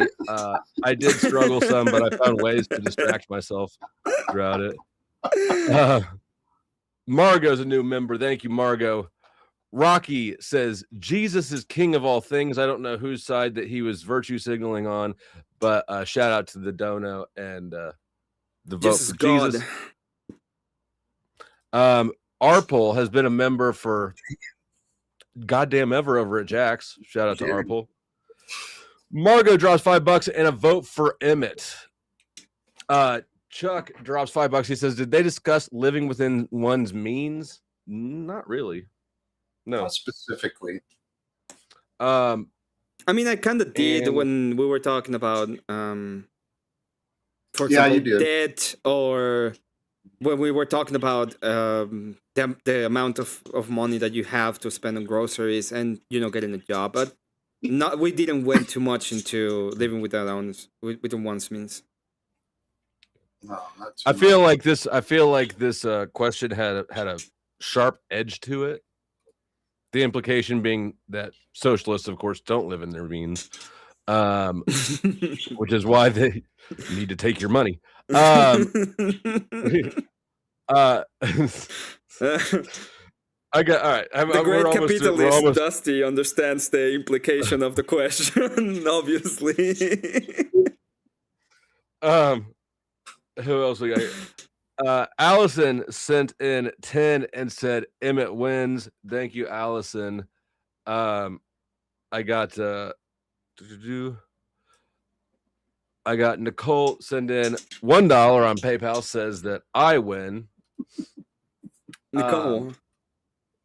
And last but certainly not least, we got the first whale of the evening from Sasquatch.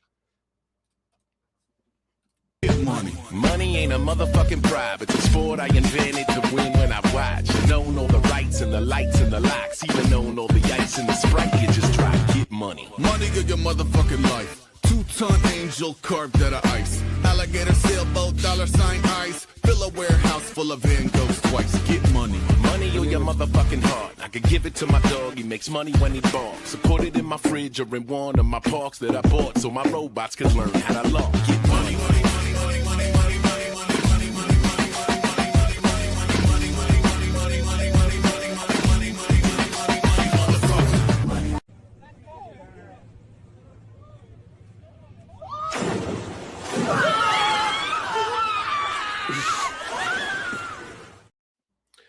And we got another whale, Mr. I'm glad Mr. was watching. Interestingly, both of the whales said exactly the same thing, which is capitalism wins. So I got another whale clip to drop. If you're watching this and you're a socialist and you're pulling for your comrade Cott up here, you've got the rest of the whale clip to get in a vote and show that socialists actually live in a way where they would give back to the community and go clean bathrooms, because all of a sudden, now that capitalism is gone, they're purely benevolent. Yeah. Now we'll find another thing too. Money ain't a motherfucking bribe. It's a sport I invented to win when I watch. Known all the rights and the lights and the locks. Even known all the ice and the Sprite. You just try to get money. Money of your motherfucking life. 2-ton angel carved out of ice. Alligator sailboat, $sign ice. Fill a warehouse full of Van Goghs twice. Get money. Money or your motherfucking heart. I could give it to my dog. He makes money when he barks. So put it in my fridge or in one of my parks that I bought. So my robots could learn how to log. Get money.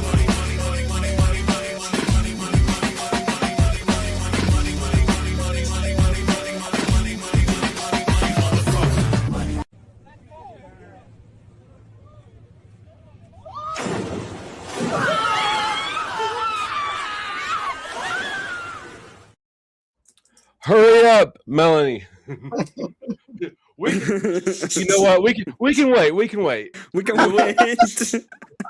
We're going in overtime. Oh no. What we need is cash injection.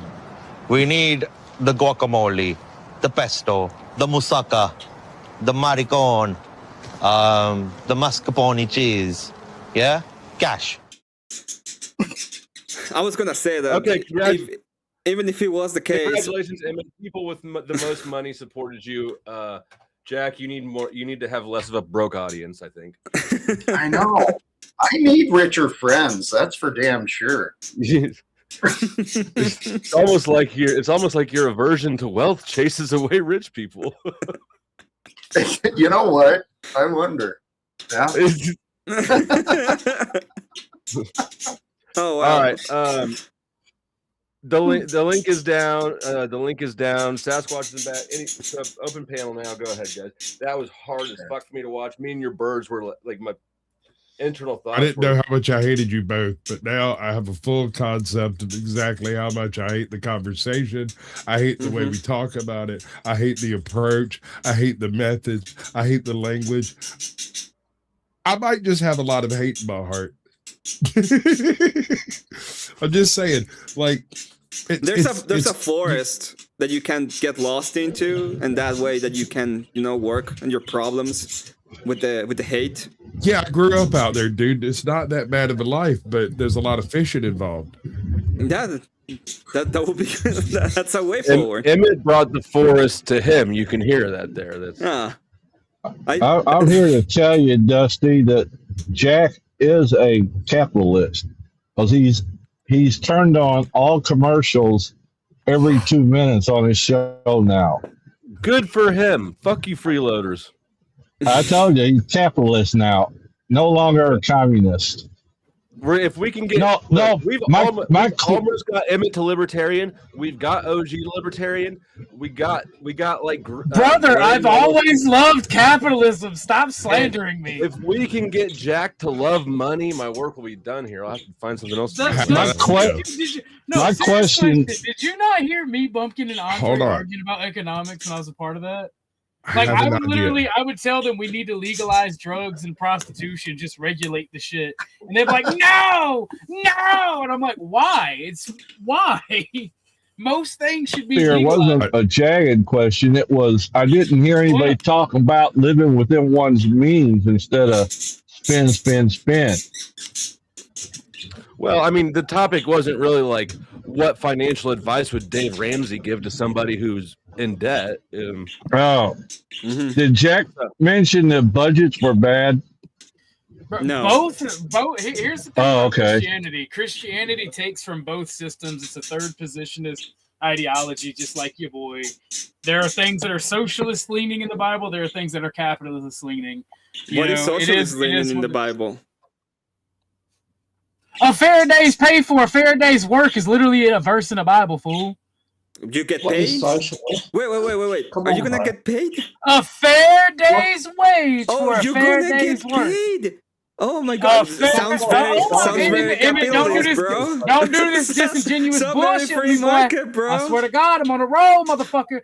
You can go on the roll. What else? What other leftist slogans? $15 minimum wage, pay a living wage, all socialist. Shut the fuck up. Where in the Bible does it say? Wait, shut up. I'm gonna go full Bible dumple on you, bro. Where does it say in the Bible $15 minimum wage? A fair day's pay is a fair day's pay for a fair day's wage. Where does it say? Anybody who believes in minimum wage can't think two sequences, right? Exactly. Wages go up, prices go up, right? Like if you can't make the next connection, it only goes that way. It's talking about wage. It's talking about wage control either way.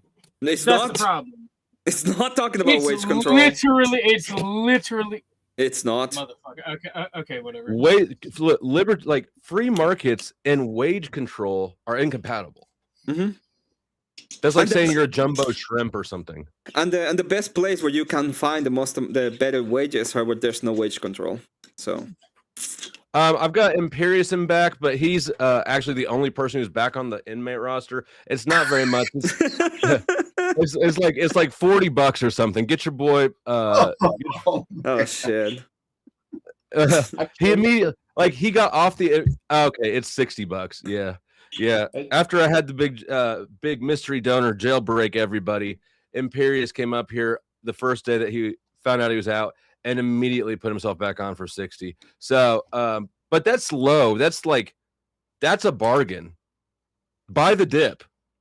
Buy the dip. Actually, Dusty, can I ask I lean towards capitalism, but Christian values lean towards socialism. Thank you very much to, in my opinion, W. Jack. All right, so thank you very much to you're a lazy socialist sleeping in for the 20 Canadian. Kind of close the gap a little bit there, but girls get it done. So Dusty, some shekels for the great debate. Thank you very much for that. Does it sound any better? Nope. Thank you very much to HP Knobcraft for $5. I don't think your mic sounded bad before. I think that you're both actually. Thank you very much to W Radio. More authoritarian than $5, and you can defend your property. Emmett just wants the authority at church, and Jack wants the authority.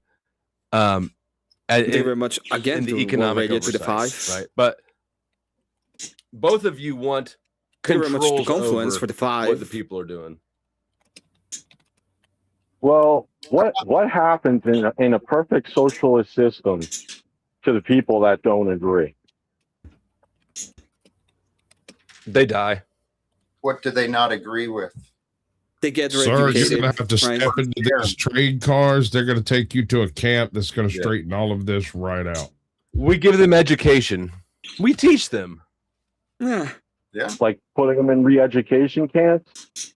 Well, Don't worry pain about is a it. useful Just learning tool. Get on the train car, sir. Stop asking questions. Yeah. We pay them $15 minimum wage.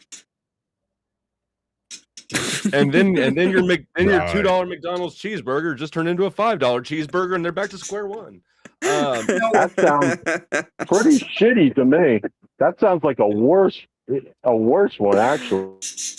I will say that personally, I'm pretty sure that Christianity and Jesus' teachings were very much about voluntary charity, and socialism is involuntary charity. under the past Yeah. ways, it certainly has been, but You're truly, inventing a new kind of perfect. well, the ideal. You understand that every socialist and every Marxist ever before you has said the same thing, right? Like, well, it didn't work in the past, but this time it will. You're basically doing exactly what's been done every time. Possibly.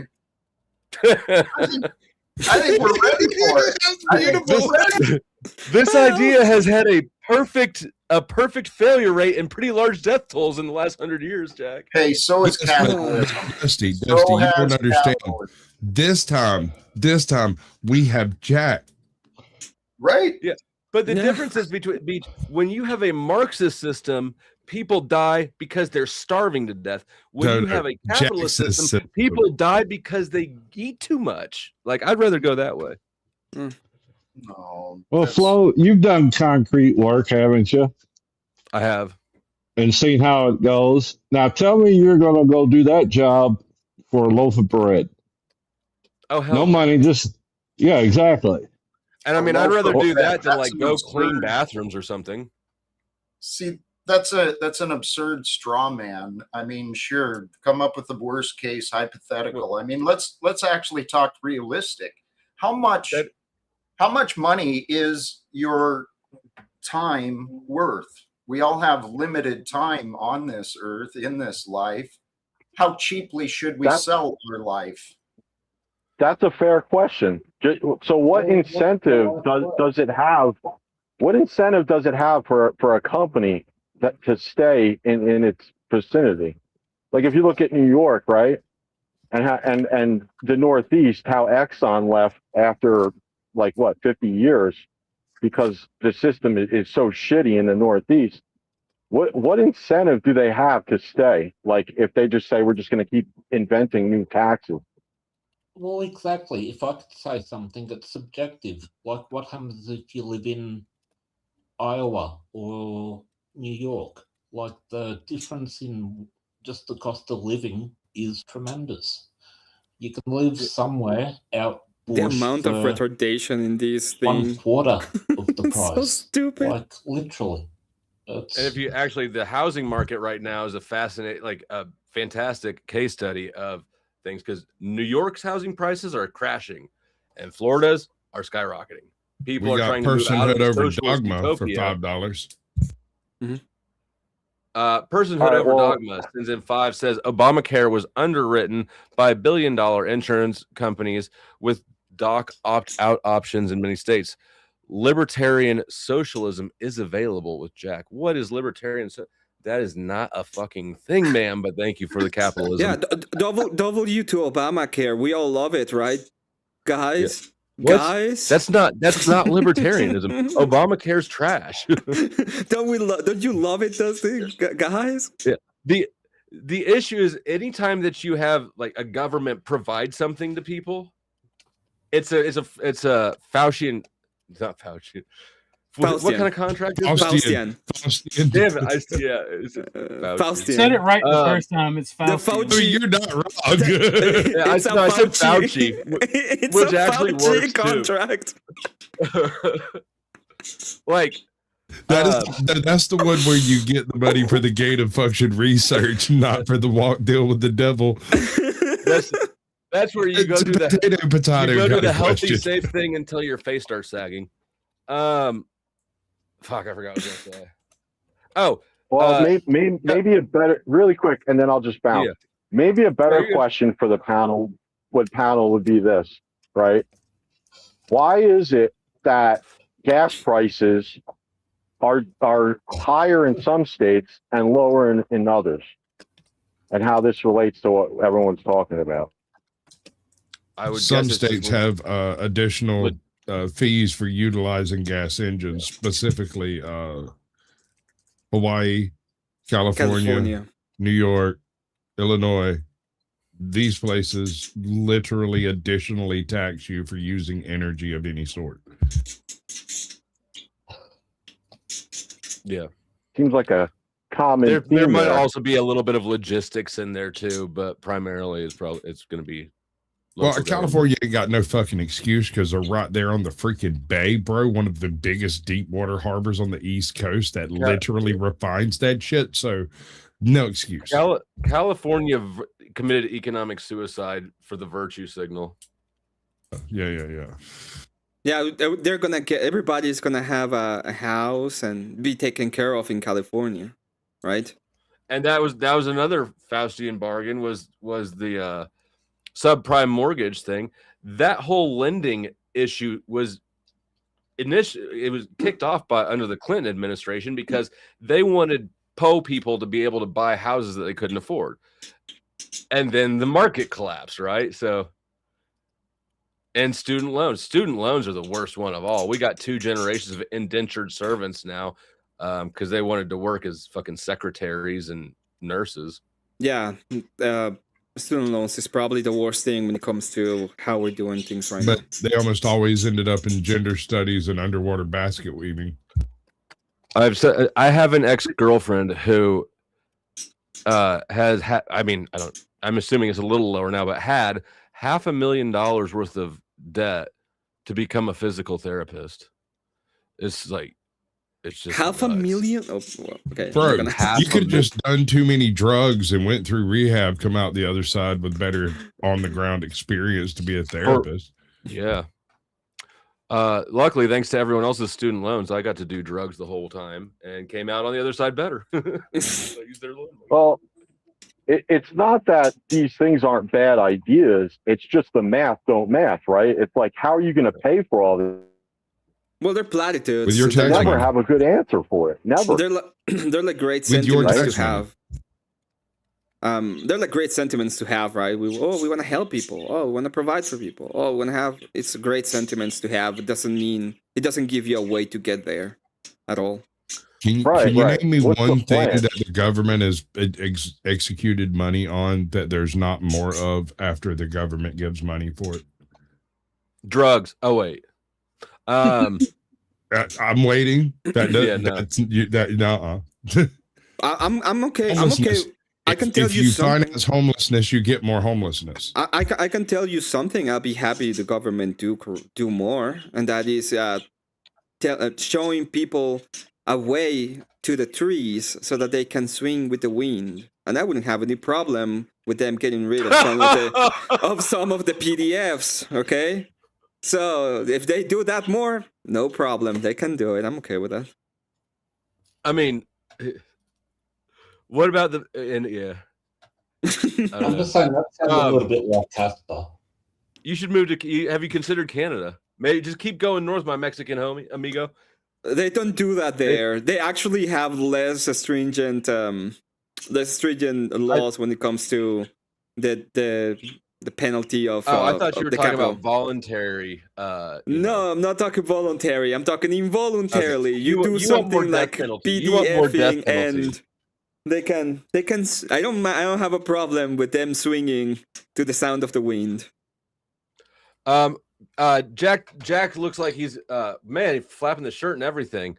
We got a question for you, Talcott. One question: how is it that you are so into eating veggies when we in India, India, I think here still being able-bodied to able.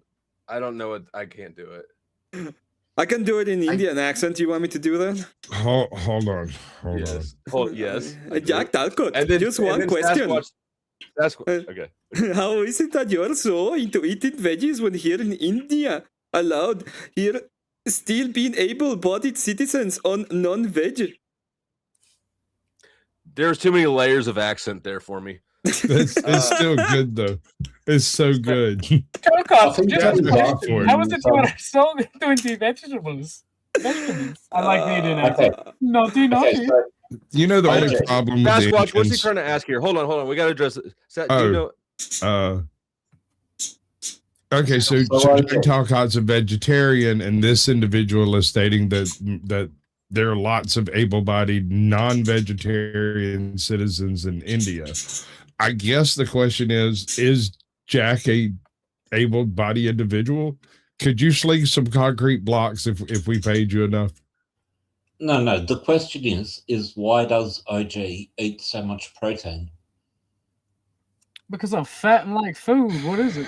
Okay, before you two start rubbing dicks together, Jack, do you have any thoughts on veganism and why you're voluntarily starving yourself and your brain of nutrients that it needs? I actually feel very healthy, and I'm glad to hear there's able-bodied citizens that are still functioning. I didn't know that there was a lot of that in India, honestly. Yeah, there's Is there a correlation? Is there a correlation between veganism and mental health decline by any chance? There actually is. There literally is. There's studies on it, and also we humans with big brains need a lot. That's our brains use half of our calories. These things burn a ton of energy. When we don't eat animal protein, we're basically starving our brain first and our body last. So I just hope and pray that someday Jack decides to live healthier. Yeah, there's a certain nutrient or vitamin or something that you can only get from meat. Off the top of my head, I can't remember what it is. Yeah, it's for your brain. No, bullshit. You can get fucking protein from soybeans. You can get them from Now, of course, eggs. the cow will say that.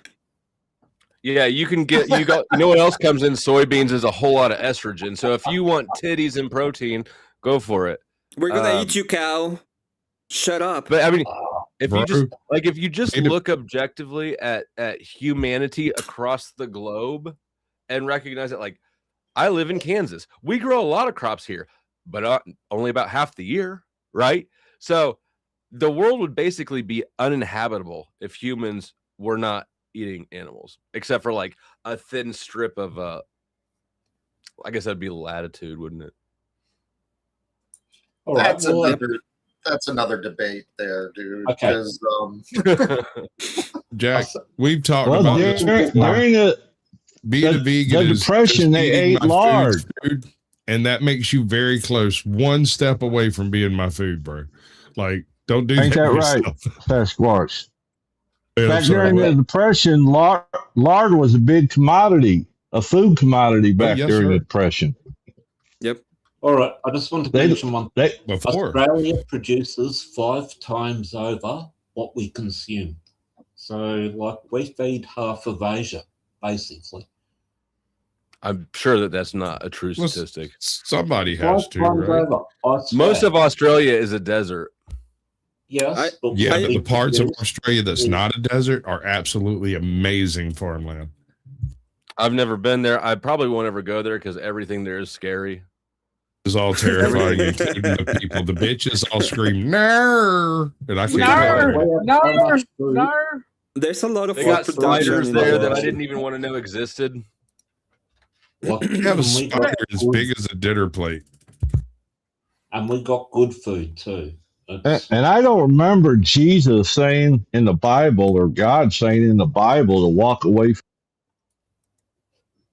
from what? To walk away? Not walking away. Oops. Sorry. Chuck, the last word didn't come through. Oh, there he goes. Bye, Chuck. He did walk away. It didn't follow the command. Right. It is what it is. He demonstrated it. Let me get your. Do you think that Christianity aligns with socialism? No, not at all. I think they're teaching all this bullshit in college, and like the horseshoe theory is complete bullshit. The only white people can be racist crap, and you know why that is? Because they have these arguments now because they got defeated in like 90% of them. So now they say dumb shit like, "Oh, my version of communism, it allows for some capitalism. My version of whatever, my version of socialism is not full-blown authoritarian, I actually believe that horseshoe theory is accurate, because ultimately all that we're describing when it comes to economics or politics is individual autonomy versus centralized authority. Actually, Dusty, if I can say something, like the Australian Aboriginals went back 50,000 years.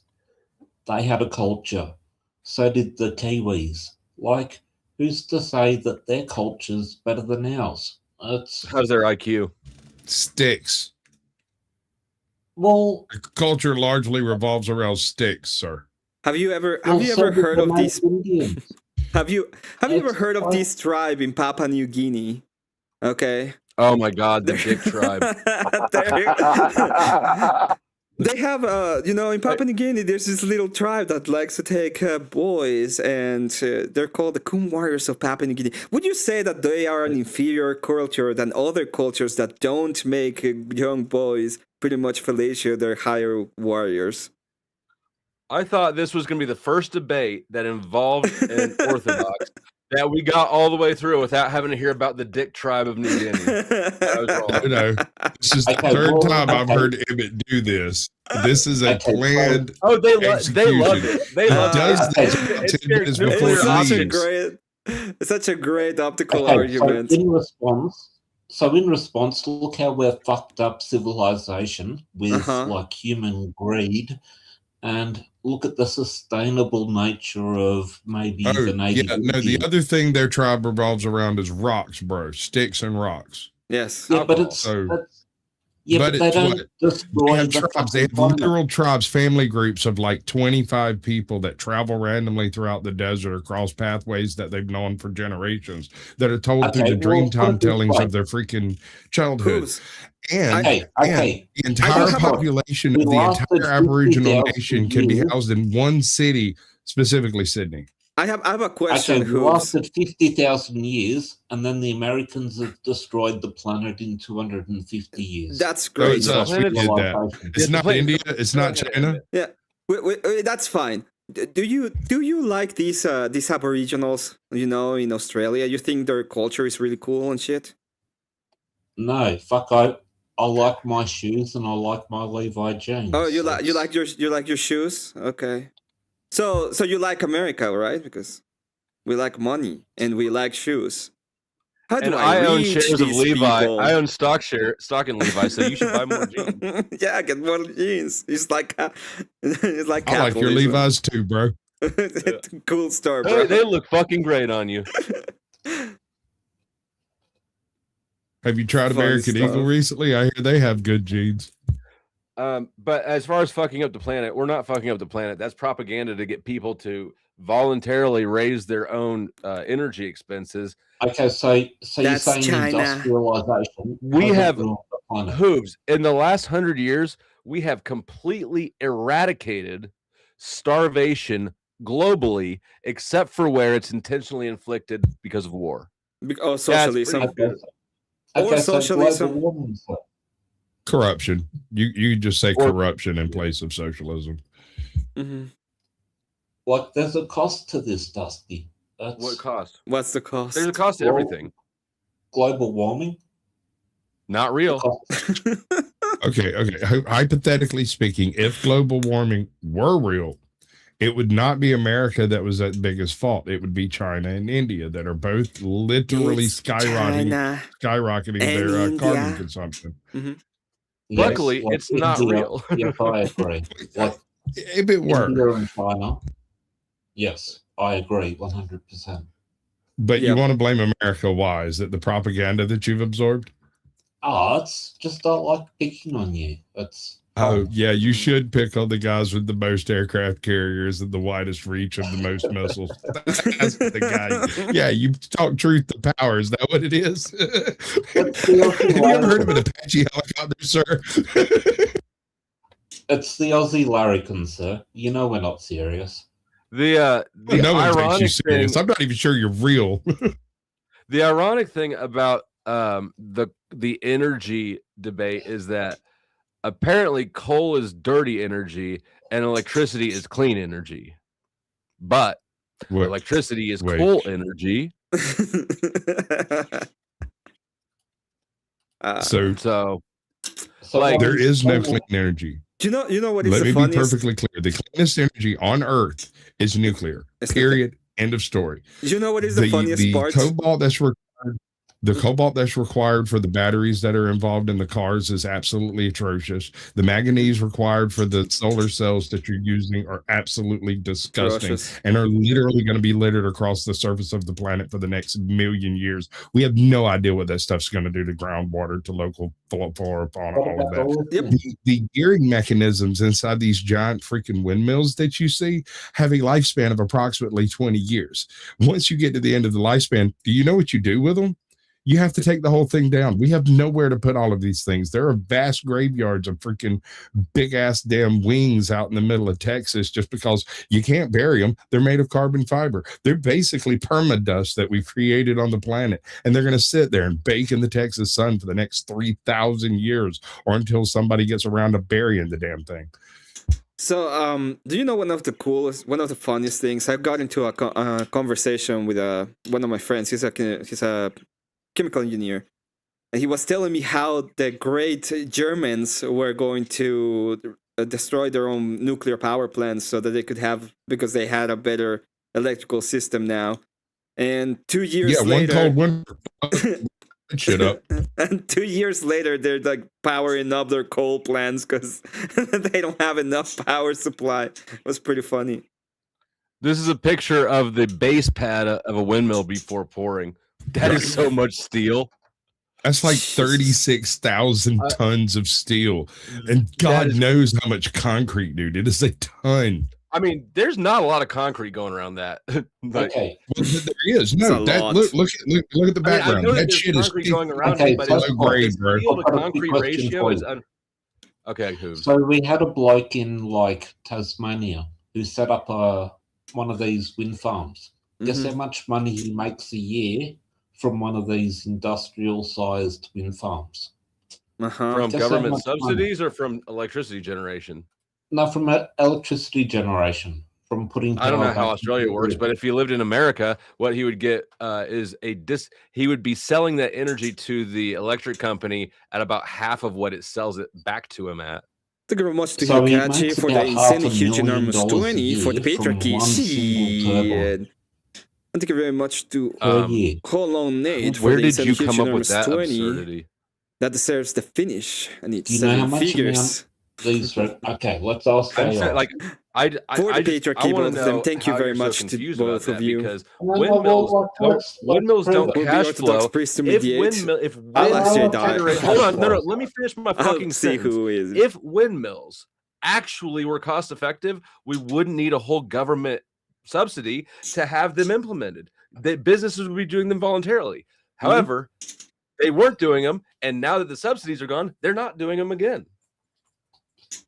All right, I'm just asking, how much does industrial... Was it the Cattle Hill Wind Farm? Or the Wool North Renewables Group? Muscle Road, Bluff Point, Studland Bay.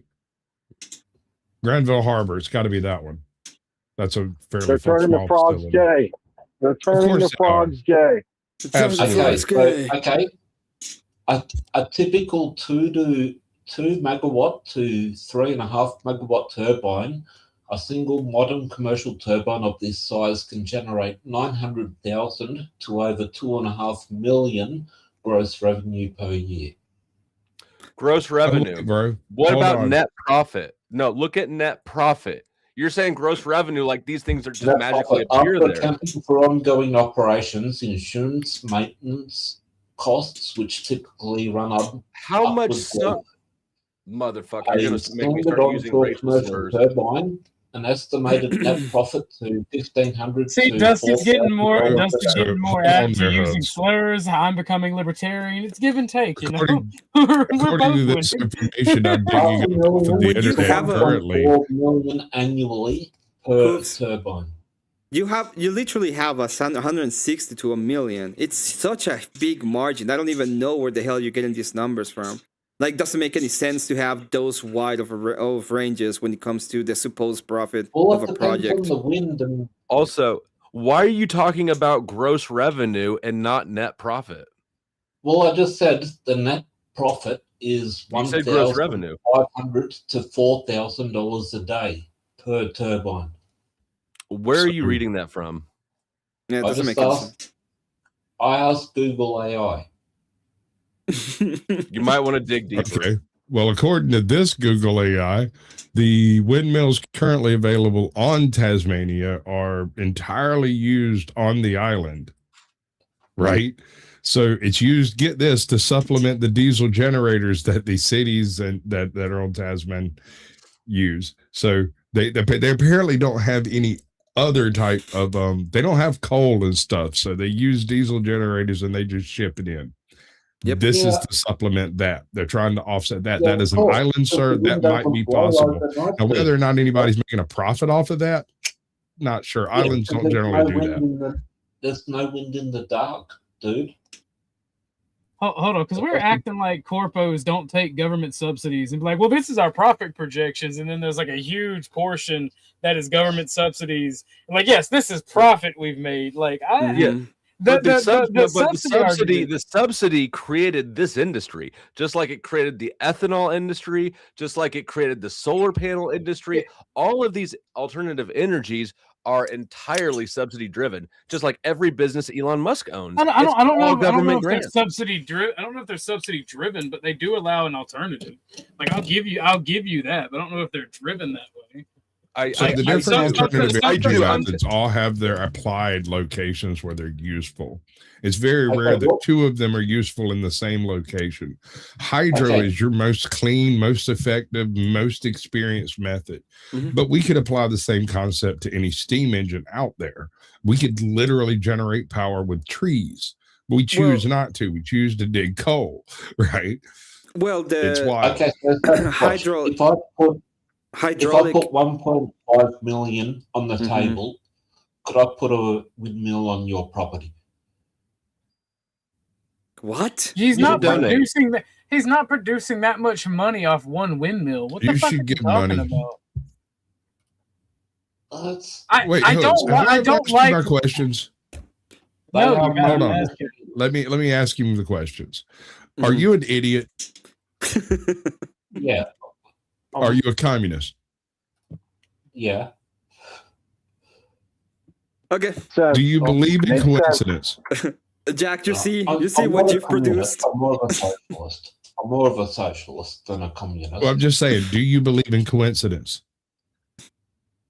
Well, if something happens more than twice. Yes, it's a yes or no answer, dude. Do you believe in coincidence? Yes. Okay, thank you.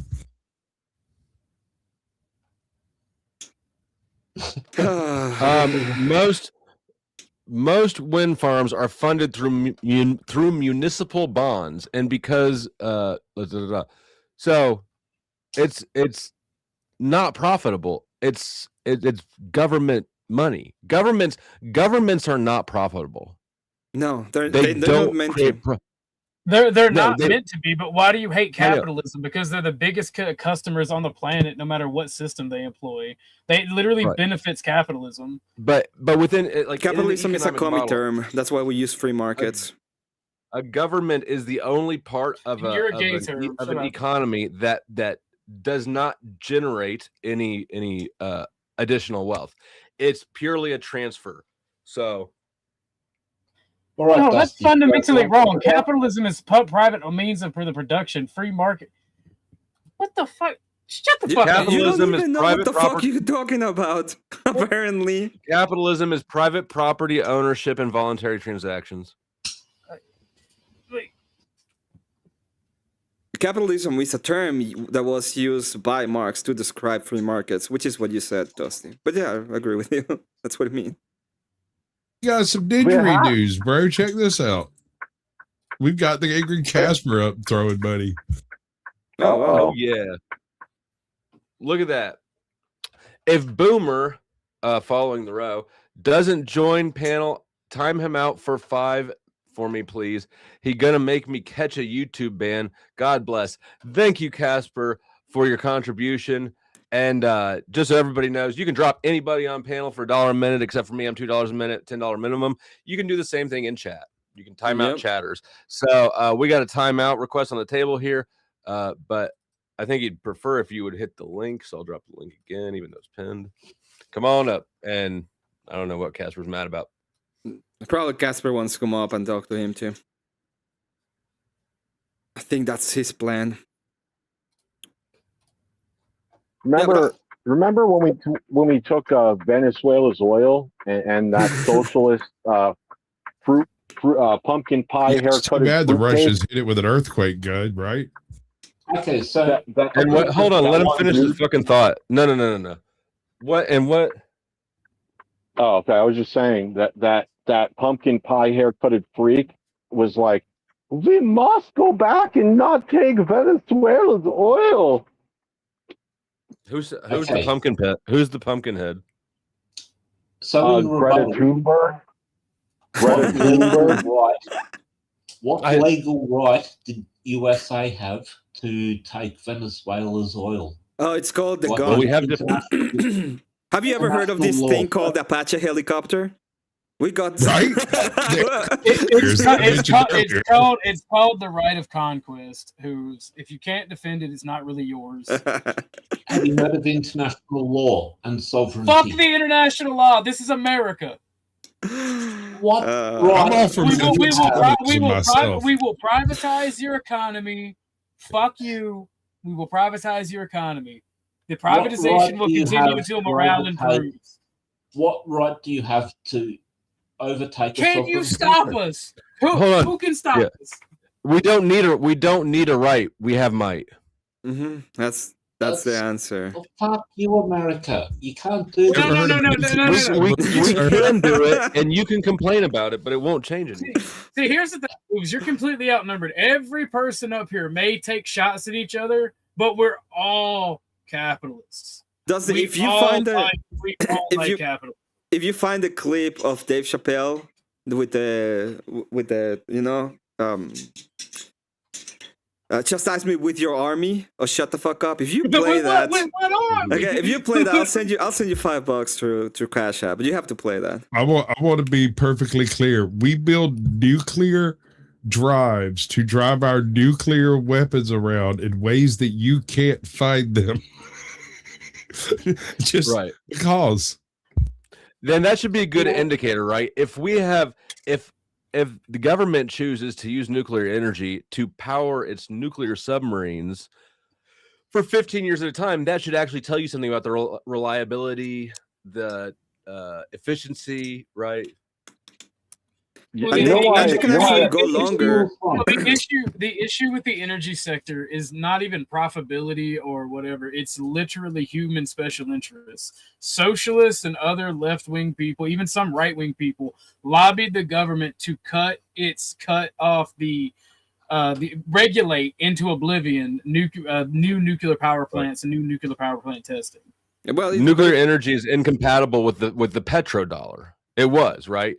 The dollar's dominance was entirely tied to oil demand.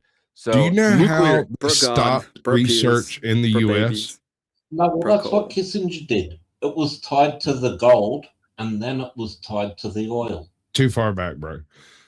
We were doing massive nuclear research all the way up until like the mid 70s, somewhere in there, right? All of a sudden, most of that research stopped.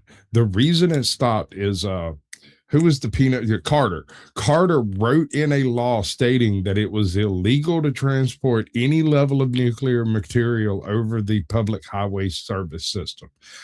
For this reason, the ability of places like Harvard and freaking MIT colleges and whatnot to get learned universities to get their hands on actual hard science materials just went completely out the window. You can't get them.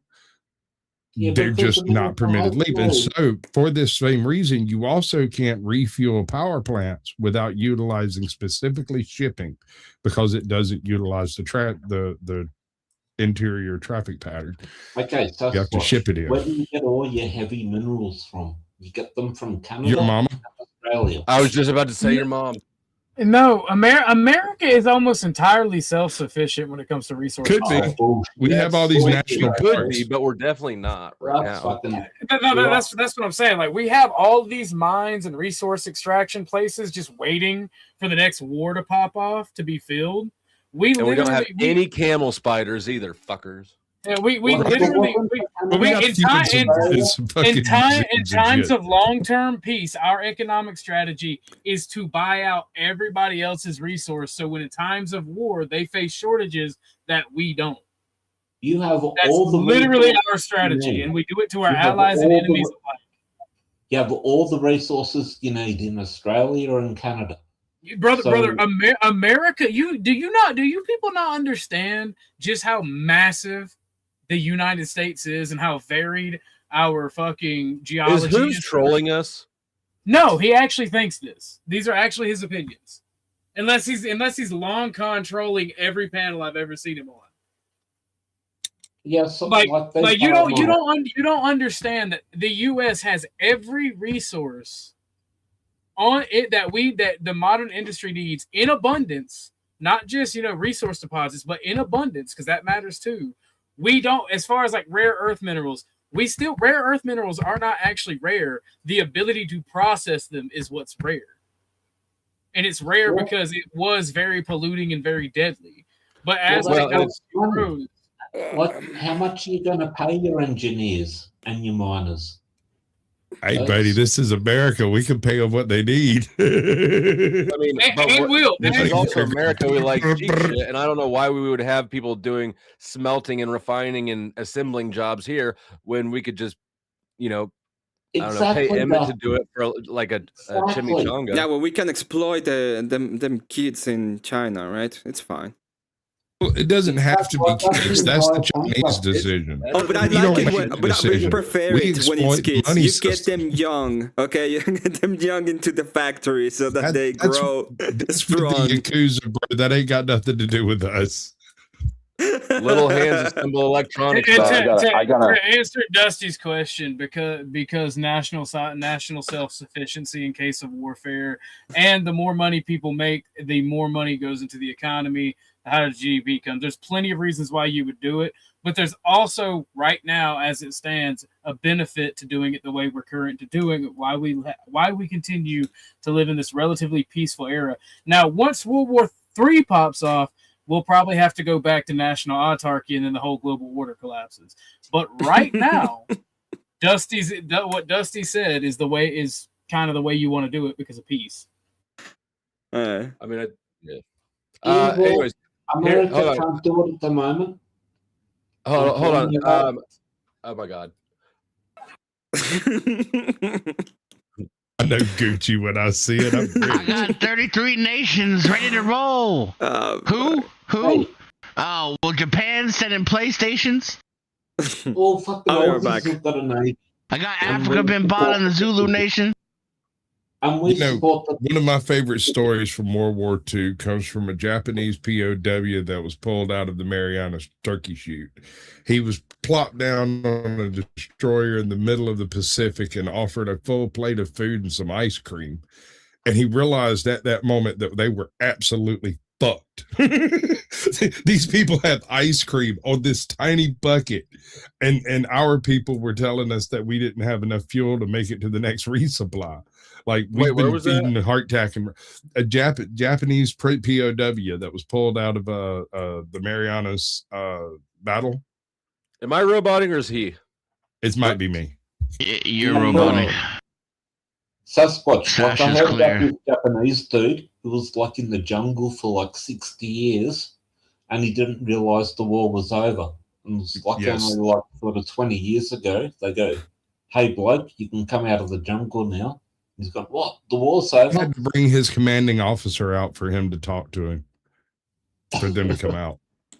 Like literally his commanding officer under an American detail was brought to the island for him to go, hey dude, ollie oxen free.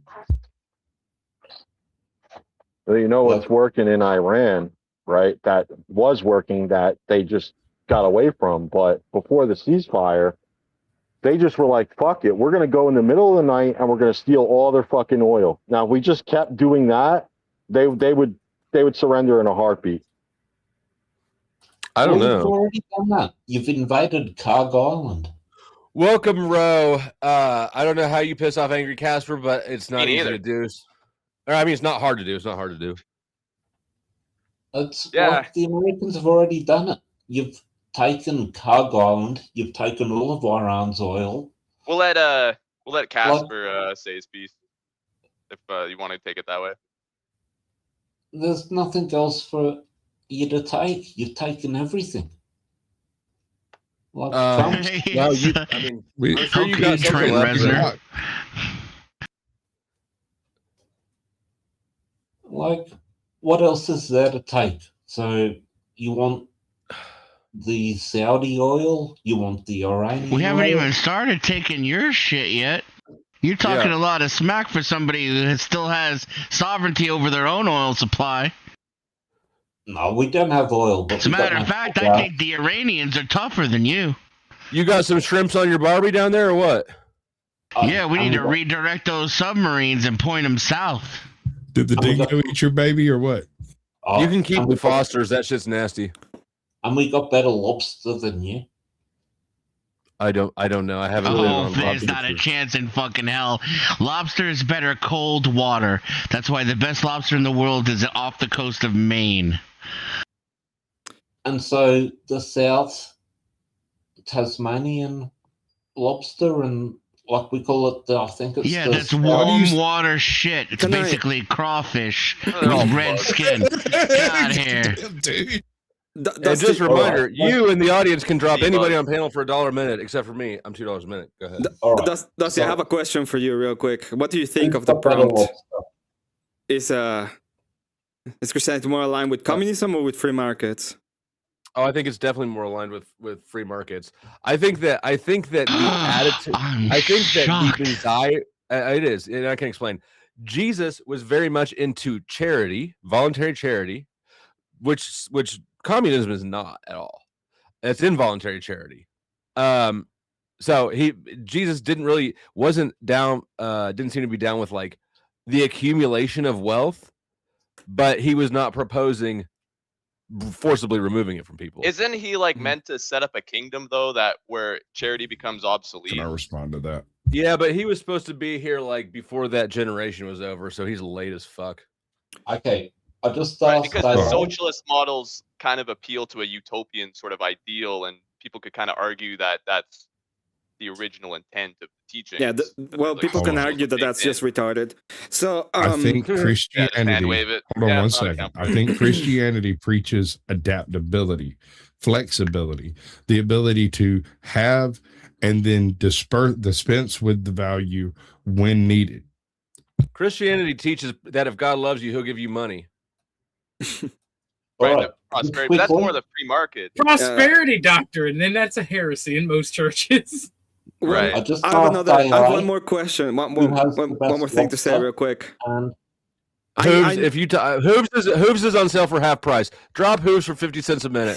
Fucking lobsters. Casper should just pay to drop me or state his like position so we can. Go ahead with your question. Emmett. So one more thing. I know that I said that I owe you $5 because you played the clip, but since we are in communism, Jack, you owe him $5 because you have to deal with my debts too. But in reality, I don't know you. He owes me 100 from the hypothetical that was really Marte. Oh, this is getting out of control, Jack. You need to wait a second. Hold on. Did we just do fractional lending? That what just took place? You guys are overcomplicating it. All right, simple. Shut up, dude. This is fun. The world economy is essentially this. This is a paradise. This world is one great big pussy just waiting to get fucked. God. I happen to love pussy. Exactly, Denizen. I'm listening. It's the Republican right wing who just wants to fucking screw and root the world. Fucking. But also check your Cash App, Dusty. Okay. Oh yeah, and right. I saw that Emmett did cover the. Thank you, Emmett, for covering the clip. Is this your real name? I'm not gonna say it. Is this your real name? Yeah. It looks like it's really fun to say. I want to say it, but I'm not going to. Don't say it, please. I'm not But going yeah. You can mute up and John say Jacob Jingleheimer Smith. Yeah. Who names their kid pussy ass bitch? That's crazy. But What do you think? I like what Sasquatch was saying about Christianity, though. That kind of went hard. He should finish it. What? It About preaches adaptability. flexibility. Somebody mentioned earlier, I think it was Emmett, was talking about how free market economy allows you to gather resources until a disaster does take place, and then the Christian sentiment dispenses those resources where they're actually needed and not just by some government writ. You know, a perfect example would be the hurricanes that blew through Appalachia not terrible long ago. You know, the government didn't help a whole lot of people out in that one. FEMA kind of just showed up and fucked shit up for a while. Meanwhile, Right. the redneck Air Force and the Cajun Navy were rolling in and actually saving people. Yep. And just having been a YouTuber for a few years, I can say for sure, Christians, you know, nobody can say Christians aren't generous. They for sure are. Yep, they are. With conditions. No, not even. Oh yeah. I mean, look at. I'm not even gonna say that. I was. But why don't they It's fine. get to be? Why don't we as Christians get to be conditional though, if we want to be? We get to. Well, the outcome is pretty like generous, but the question is whether how voluntary.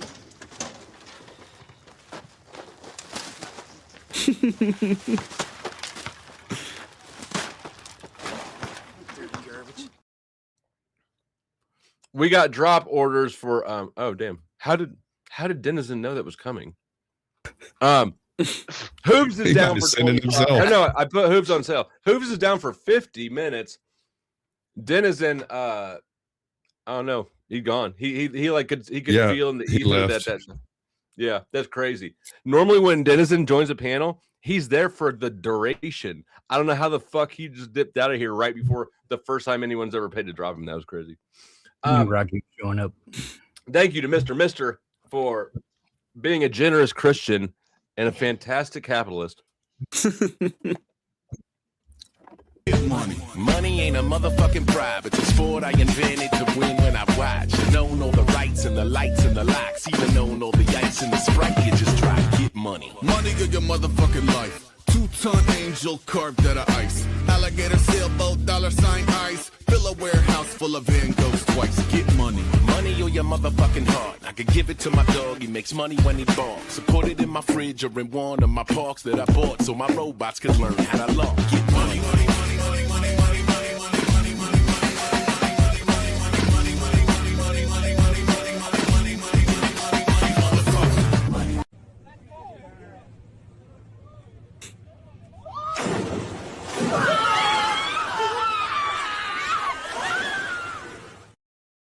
And Witchy, I didn't say churches. I said churches are money laundering schemes.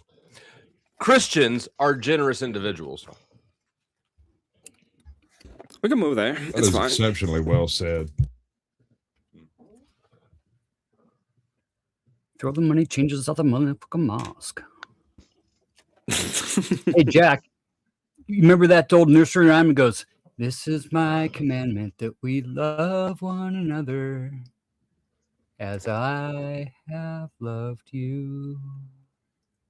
No? Why? Read That's the the red room, letter bro. verse that you were going on that red letter verse there. It's John 15 something, 15, 12 or 13. That sort of singing is why people don't go to church anymore. It's a good quote. It's a good one. Okay. So And it was somewhere down there in Matthew somewhere. I turned in my paperwork to get my be ordained. Shut up! Did you really? Yeah, Flint Yeah. Spaghetti Monster. You gonna make No. Swash again? No. Real life church. Just Yeah, I think it is. Yeah, real life school. Nice. Congratulations. Just to answer Orthodox guy, yes, we can. We actually can be, since it's voluntary, we can voluntarily give to charity. We can decide whether or not and be selective to who receives it. What was the specific question for Uncle Fatty? I know we can, and I believe it's fully okay. It was a why can't they be? Because he said, well, it's conditional. Well, why never said they can't be. I'm just saying that church donations went way down as soon as the government started doing social programs. Yep. Most churches. First off, let's not pretend like charities. Any human organization is going to be a corrupt hellhole. Charities are also super fucking scammy. Like 5 cents on every dollar goes towards the cause. There's a bunch of charities. Wait, who cares? Who cares? Motherfucker, that's part of the argument that you're taking. Yes, I understand. It becomes too dependent Is on it- Let me ask you a question. Really quickly. Hey, Then calm you start down. fighting. System Calm or down. your debate into what's more Agreed. corrupt. Who cares? Somebody points Okay. out they're all equally fucking Charity's shitty a corrupt. stripper that It's a told fucking them that moot she point. really Argue liked about the them. actual The social money or given, capitalism of Christianity. You didn't calm do that. You down, both failed to do it. calm down. It's crazy. So- They're all human systems are corrupt. Yeah, shit. I Don't understand. come at me I sideways understand when I what you're point it out. saying. Who cares? Okay. Look Once at again, Jack. yeah, Jack's having a Jack's great like, time. Tell him, Jack. So- breathe. When you give to Yeah, charity, the did you guys are give so voluntarily? Fucking bizarre.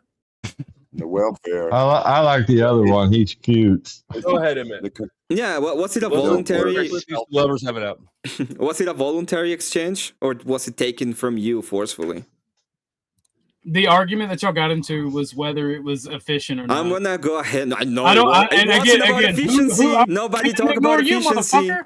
I don't care. You don't care. Not Perfect. About, if it's about a fit, if you're Yeah, going to well, argue if you the don't purpose, care and what I don't matters is care, there's no efficiency, argument. How it gets done. If you don't care don't and be I a don't fucking care, smart little there bitch to is me no because I'm in the argument. mood for it. Oh, You go. both sound like you care to me. If you're in the mood, go. I don't even Like care. it's a stupid fucking argument. What you're is a stupid you're talking fucking about argument? voluntarism, bro. You're not What is the argument? anti-authoritarian. You're anti No, I'm not not. the church controlling it. So once So again, fuck what off is the with it. argument? If the church decreed that you were forced to pay fucking taxes that go to fucking charities, you'd be fine with it. Nope. If the church decreed these things, that would be fucking fine. The church Emmett cannot is just do a that, fucking dude. hypocrite.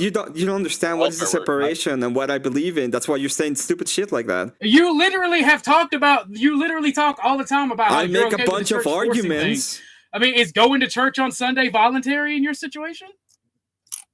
In my Don't be a hypocrite. situation, You I'm- literally talked about forcing people to go to church on No, Sunday. he's You're got not joking. special You're not playing. dispensation. Can you tell me how exactly I make that argument?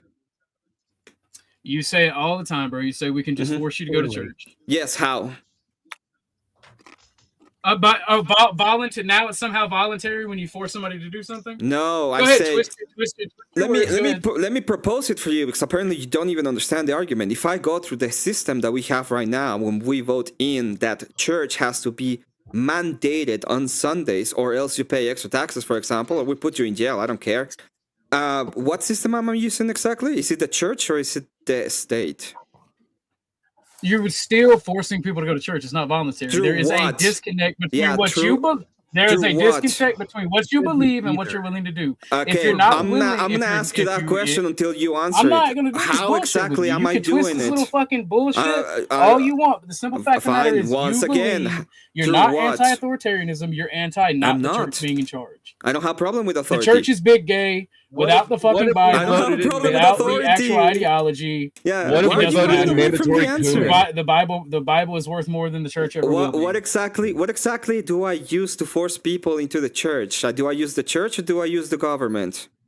Economics.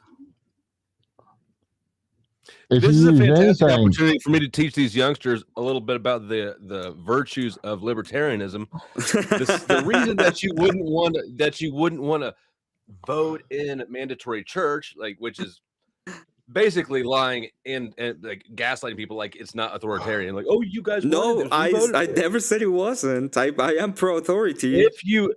The issue with that would be you don't want people to make cooming mandatory, do you?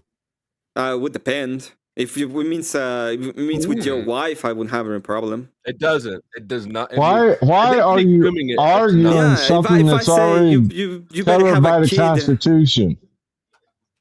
If I put into law, first year you get married, you better have a kid. I don't have a problem with that.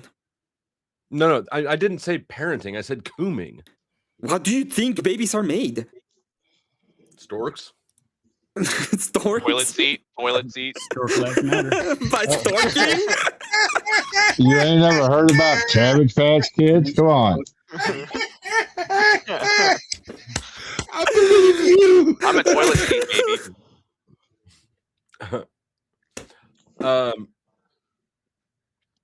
You know. Anyways, the idea.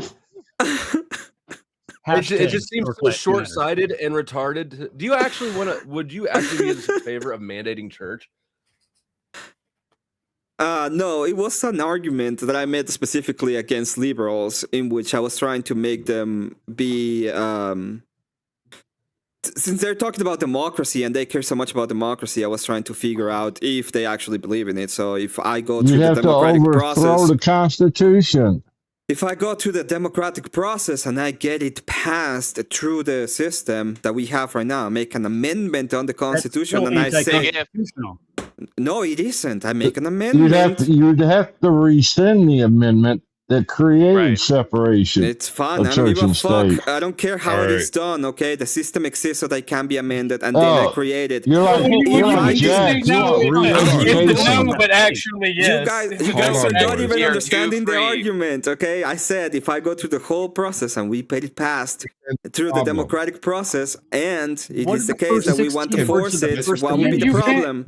And most of the people act exactly like you. You will be like, oh my god, it's unconstitutional. That's where the Second Amendment comes into play. You cannot exactly. You will use force, right? You will take people's rights away. You don't really fucking the care. Constitution are the Bill of Rights. Whatever. You don't actually. You're being a fucking hypocrite, and it's annoying. You don't really Stop fucking being care. gay. You don't really fucking or just care fucking about go any back of to where that. you came would from use by not being force. an American. That is the point of the argument, that you would go through force. Okay, it's about you going to force to stop it. That's the point of it. Well, you people barely understand force. You people, crazy. You complained for days about a guy getting pew-pewed on the streets for literally impeding the use of force to get people out of this country. So don't come at me for that. No, okay? motherfucker. We watched federal Oh fucking police execute a man for his constitutional rights. What do you think that is? Go back to Mexico. You're not American. Turns out when ICE starts capping citizens get pissed about it. That's crazy. Yeah, no. These people don't. These people don't understand authoritarianism. They don't understand authority. They don't understand. They don't understand the Constitution. They don't understand basic concepts of rights of citizens. They don't understand these things, and all they can do is be trolling fucking retards. I've seen them for what they are. Go fuck yourself. ICE is Why are you based as fuck. self-hating Mexican? Based in hatred and fucking. I thought he was a Guatemalan. Sweet. Not just mad at you, mad at your whole little fucking Galen group and all the bullshit very they mad do. at me. You say you were gonna call me. Why I did you just actually, call Emmett, me? I don't. You're the least person I'm mad with. I'm more annoyed. I'm more annoyed by you. Well, it doesn't seem that you're annoyed. You just came in pretty hard. You're just as much as a piece of shit as they are. Yeah, you can say that. It's fine. Stand on that mountaintop. You guys sound like a married couple. Lovers quarrel. Yep. Ignored for a while. He got mad. Well, I mean, the thing is, I'm not mad. Because I didn't cover contract the way that you wanted. Your acceptance of these fucking shitbags. Do you know about the cover contracting that you guys complain so much about? He's just a little bit mad that I didn't got cover contracted by him. About what? By who? Oh, by what are you OG. talking about? Should have acted in accordance to what he wanted, the way that he wanted. And by what? How I wanted what? Oh. I didn't hear you. I told you what was the problem. The problem is I didn't act in according to our cover contract, right? There is no covert contract. Exactly. The simple fact is you're being tribalist, and when you got called out for it, you're like you should understand. You're being tribalism. tribalist. All right. I'm here right now. I don't even know what you guys are referring to, but I gotta here, like I gotta America? say, OG, you did come out with the "you people."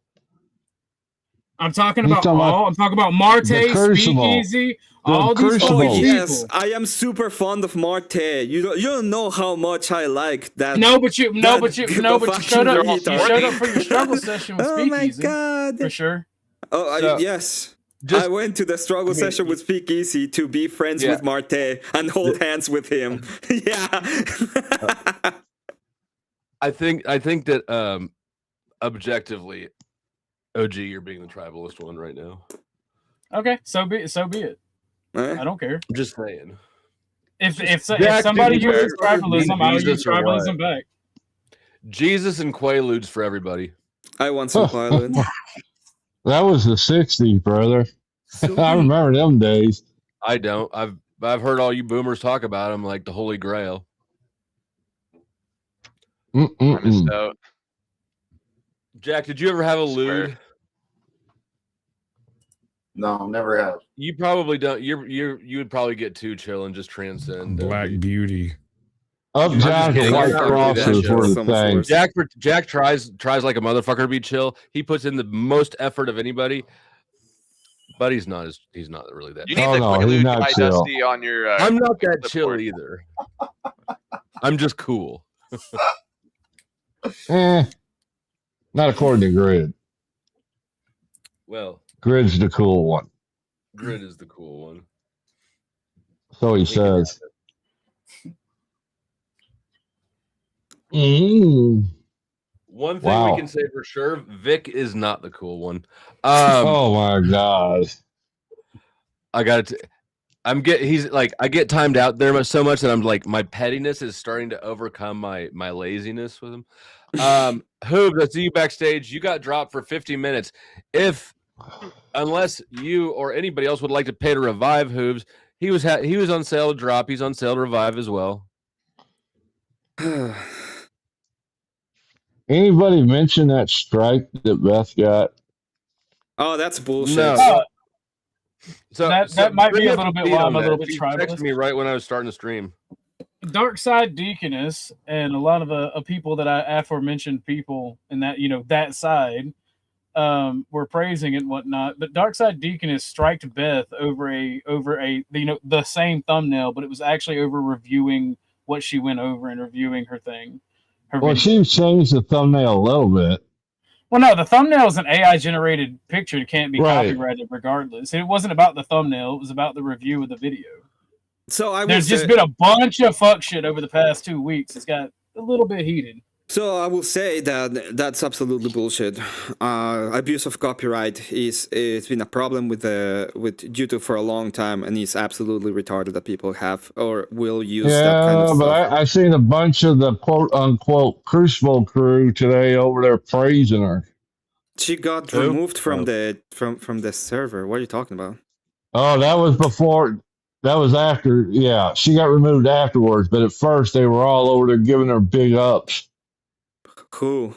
At first, I mean, it seems like she's moved in a lot of ways to isolate herself from a lot of people in the last week or so.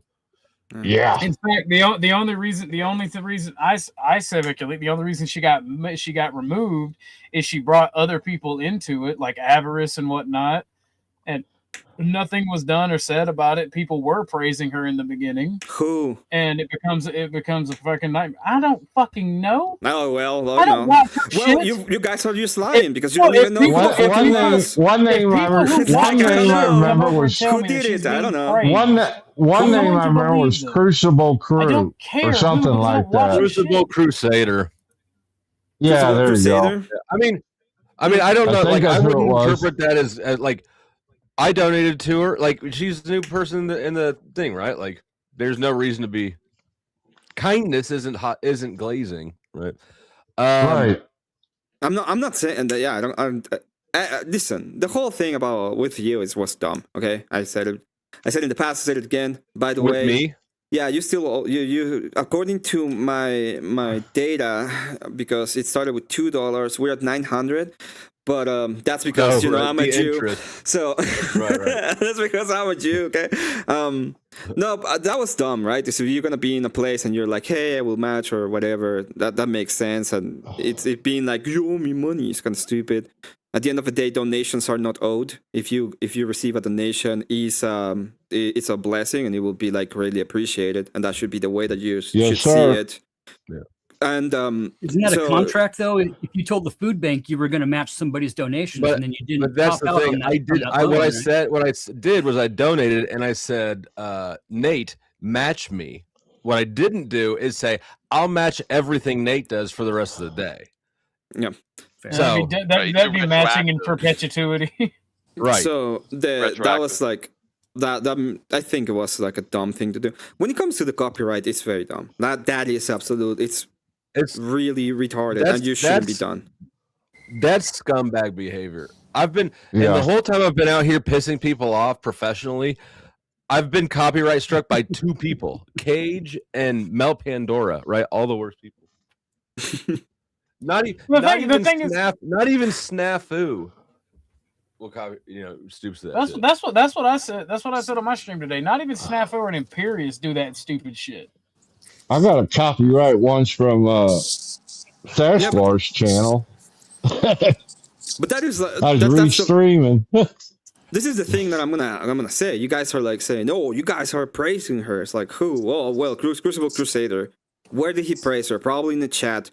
He's some kind of mouthpiece for our side or something like that. Yeah. Well, and she gave out specific instructions to the mods that anybody that shows up and mentions it to boot them immediately. Yeah, at the beginning of the stream. That's her stream. I'm genuinely just sick of the we can act in bad ways. We can do all this gay shit. We can do all this gay shit. But if you use tribalism against us, you're bad because nobody's standing up for her. Yeah. Well, not now. No, nobody will stand for doing that kind of bullshit. Did you hear what Tommy said about Sally? Yeah, he's talking honestly, about. I think that I don't know. I guess I have been not really as involved in the mix-up the last week or so as a lot of people have. So maybe I'm ignorant to the details. But from where I'm sitting, like watch the way Emmett and AVG and everybody, Wrath of Reason, like watching how people are handling Marte, right? Ooh. I was watching Emmett and Marte. It was fucking hell, man. Emmett and AVG. Like I watched some of that review on the drive out of town, or listen to them the next day. You guys are funny. That shit was funny. Emmett, I thought it was interesting the way Marte kept telling you, how can you hang with the enemy? As if you and his enemy, it's a given. I guess Flo and this side, which would probably mean all of us are evil bad guys. And I think he would call us leftists, and the religious right are the good guys. Like it's split, and it should be clear to you that we're all bad guys. Well, I'm gonna be completely honest. Like, I disagree with a lot of you and a lot of things, right? I don't come here being like, we are gonna agree and be kumbaya. I disagree with Talcott on economics, for example. We had a debate on it, and that doesn't mean I hate Talcott. I'm not gonna, if he invites me somewhere, doesn't make him an enemy inherently, right? Yeah, it doesn't make him an enemy. Did you actually make an argument though? Yeah, Did you actually make an argument, Emmett, or was it all just like? Well, neither one of them made an argument. I told you that if you want it in premise form, I could provide it in premise form. Do you want it in premise form? Sure. Okay.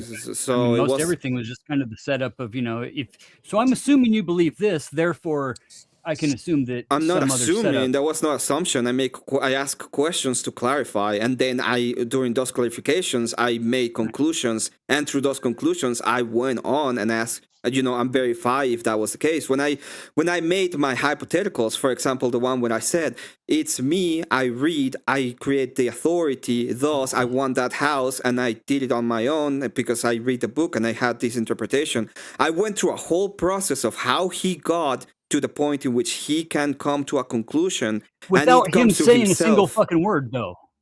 You attacked the position, not the person. What the fuck are you talking about? He literally said the words. He answered the questions. Like the word and yeah. You misrepresented what I was saying though a few times. It's fine if you it's fine if you think that anything. way, but I don't think you misrepresented anything. Y'all both didn't stick to the premise on this. Y'all both got into the. It was more of a conversation.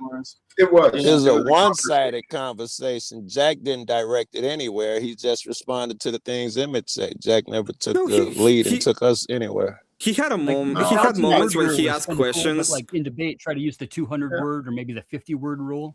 He had questions about my position. He asked me about my opening statement. We went through different questions. It was not just one-sided. I went hard at the beginning. It was a little bit, but the point of the art, like when I make my conclusions, you can say that is that I went hard. I went to the logical extreme, which is true. But the point of the logical extreme is to test if the argument makes sense, right? That is the point of said extremes.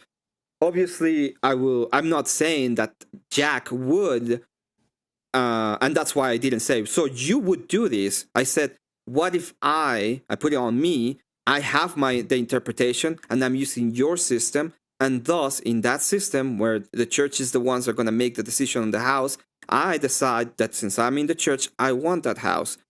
That is a logical extreme, and I'm just trying to test what kind of answer he would have to you that. allow the person to set up how they believe and what they think, but then you take that and you take it and you say, now I'm going to imply it this way.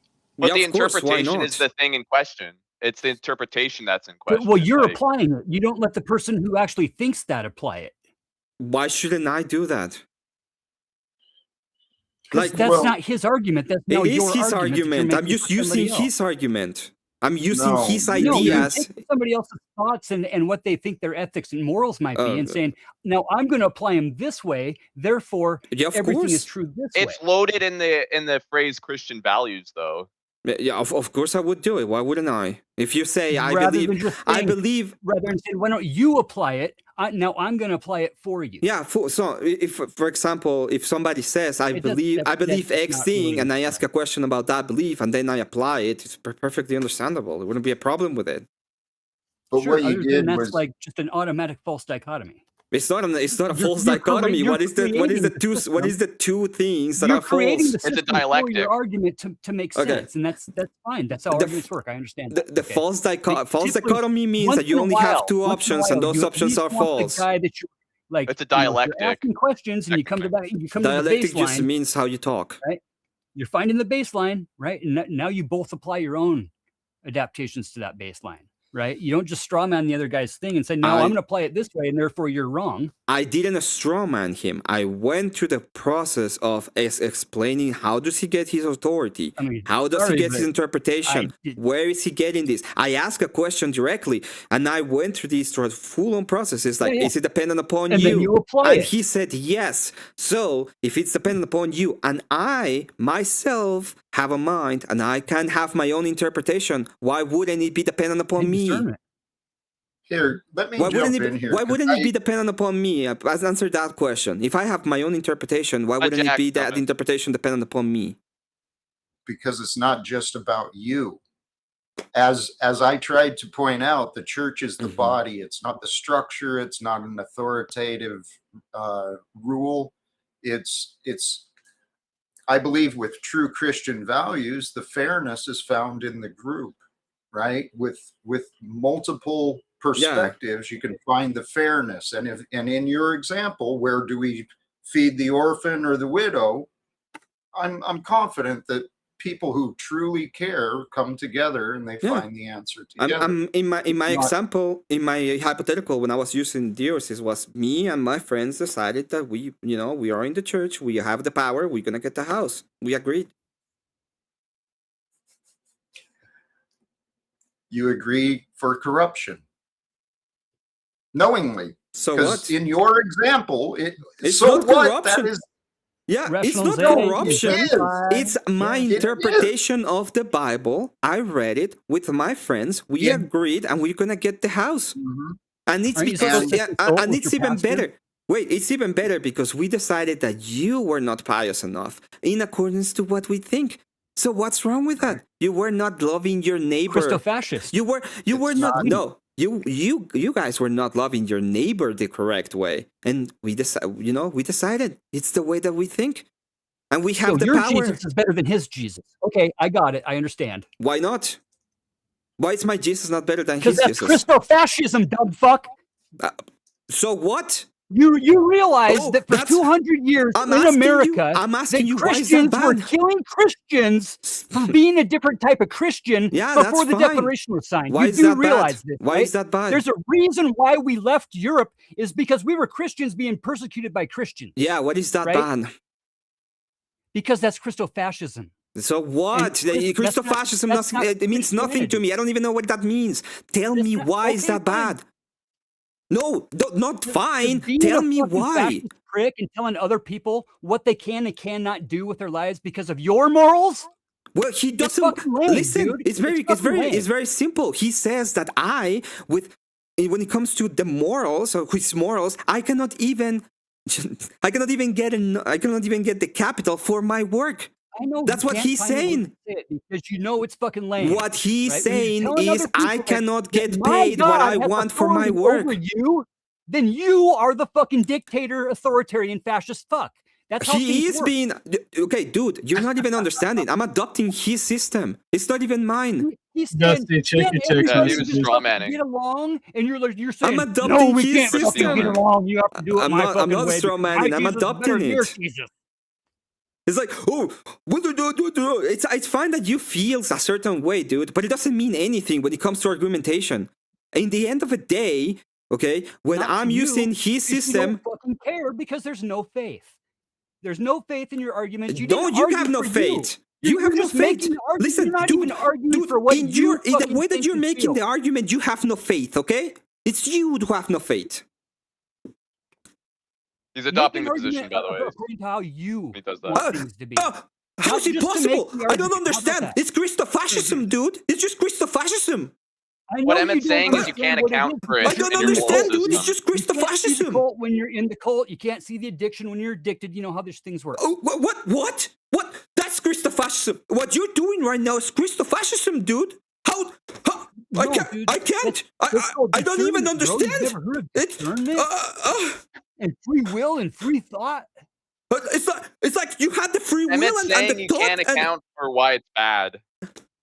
I mean, Doesn't matter, somebody's dude. It's saying, Christo. "Well, Dude, can't we you're just all just get along?" Christo-fascism right now. How is that It's authoritarian? wild. How is that Trigger. fascist in any It's way? wild the amount of Christo-fascism that you're doing right now, dude. Wild. Am I arguing on the point? That I don't know if you're listen. I don't know if you're arguing in the point, but I know that what you're doing, whatever that is bad in Christo-fascism.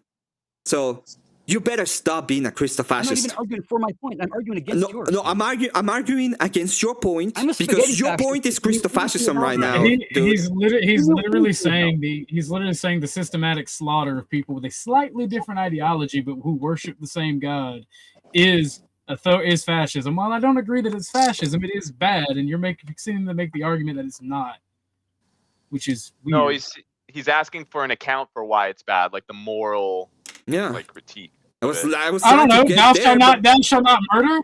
Thou shalt not murder. I don't fucking know. That's more than what you don't Fatty was fucking know. given. True. So it's weird That was more than dogmatism, what right? Fatty gave. No, I do know, Emmett. It's thou shalt not murder. That's why. Yeah, I know, but that would be a dogmatic position, right? And Uncle Fact is I was being a smart ass. Wait. What he did was not that. What he did was, it's Christo-fascism. He was pearl clutching. He was pearl clutching. How dare you? You do Who fucking realize cares? that And you when don't even your understand the type of argument, so Christianity- it's very weird for when me your to be type like, of Christianity gets to override all other Christians. what is the type of That's Christianity? called Christo-fascism. What is the type of That's Christianity? what it's called. That's what the actual fucking vocabulary word means. Do you know the type of Christianity? What is it? It is the way it is. It doesn't matter what type. Oh, is you saying don't know. Mine is the only fucking way. You literally don't even understand my position, and you're trying to do a critique on my position that you don't know. Good job, dude. Well done. Because you don't argue for yourself. You just I make don't arguments. need to. When I was doing that argument against I know, Jack, I know, I you was don't trying care, to because understand you don't his care, right? position so that I can talk to him in accordance to what he believes. I'm not even saying, and by the way, I never said to Jack that his position was horrible or bad, or that he was a Christo-fascist, okay? I doesn't mean anything like that. He can believe that I strawman him. I was taking it to a higher degree, like a logical conclusion. I was being a little. I wouldn't even say that I was being a little bit. Rob Moore and fucking Andy usually do it. I was trying to be a little bit absurdist in the position. I was trying to be absurdist in the position, but the point was to test the logic so that he can give me an accounting of this is not the way we're gonna do it. We're gonna do it this way. That was what I wanted out of him. Okay, you fucked it all up. Is what you did. I didn't. I didn't. It was broken. No, he upset you. Because no, I'm just saying, dude, you didn't make an argument the whole fucking time, dude. I did. You didn't know. If the fact that you didn't get, listen, I get it to you in written form if you want. It's fine. But I did an argument. My argument was pretty simple. It's like charity is the way to do it. Okay, the way that Christians see these kind of things is through the charitable system. It has nothing to do. Realm of possibility. Well, I think that communism is impossible. So it's not even possible. It's not even the realm of possibility to go to communism. And thoughts aren't real, right? No, thoughts are real. Not for you. For you are, I don't know. But there's factoids. Yeah. Well, in your case, it's just Christo-fascism, dude. It's bad. Why? It's bad. Christo-fascism. Well, see, you can't have any system without authority. Yeah, sure. The authority. I mean, that was the idea. Yeah, but it should be. Ideally, it would be employed in as sparingly as possible, both for the person who loses their free will, and because as an authority, for the people in authority, force is a very taxing way to accomplish an outcome. But we also can't account for the interpretation of who wields the authority. It always sounds self-serving to the other side hearing the argument. Right. Kind of like an interpretation crisis. I definitely don't think all authority is bad. This panel's not a democracy. I'll tell you that much. Hell no. No.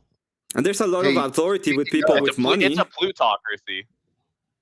No, there's a lot of authority with people with money. They can drop anybody here, for example, right? Yeah, that is a fact. And Dusty, for example, can decide to just end it, and we'll go home. He has the final authority when it comes to his channel and what he wants in the channel as well. That's why the inmate roster exists and applies.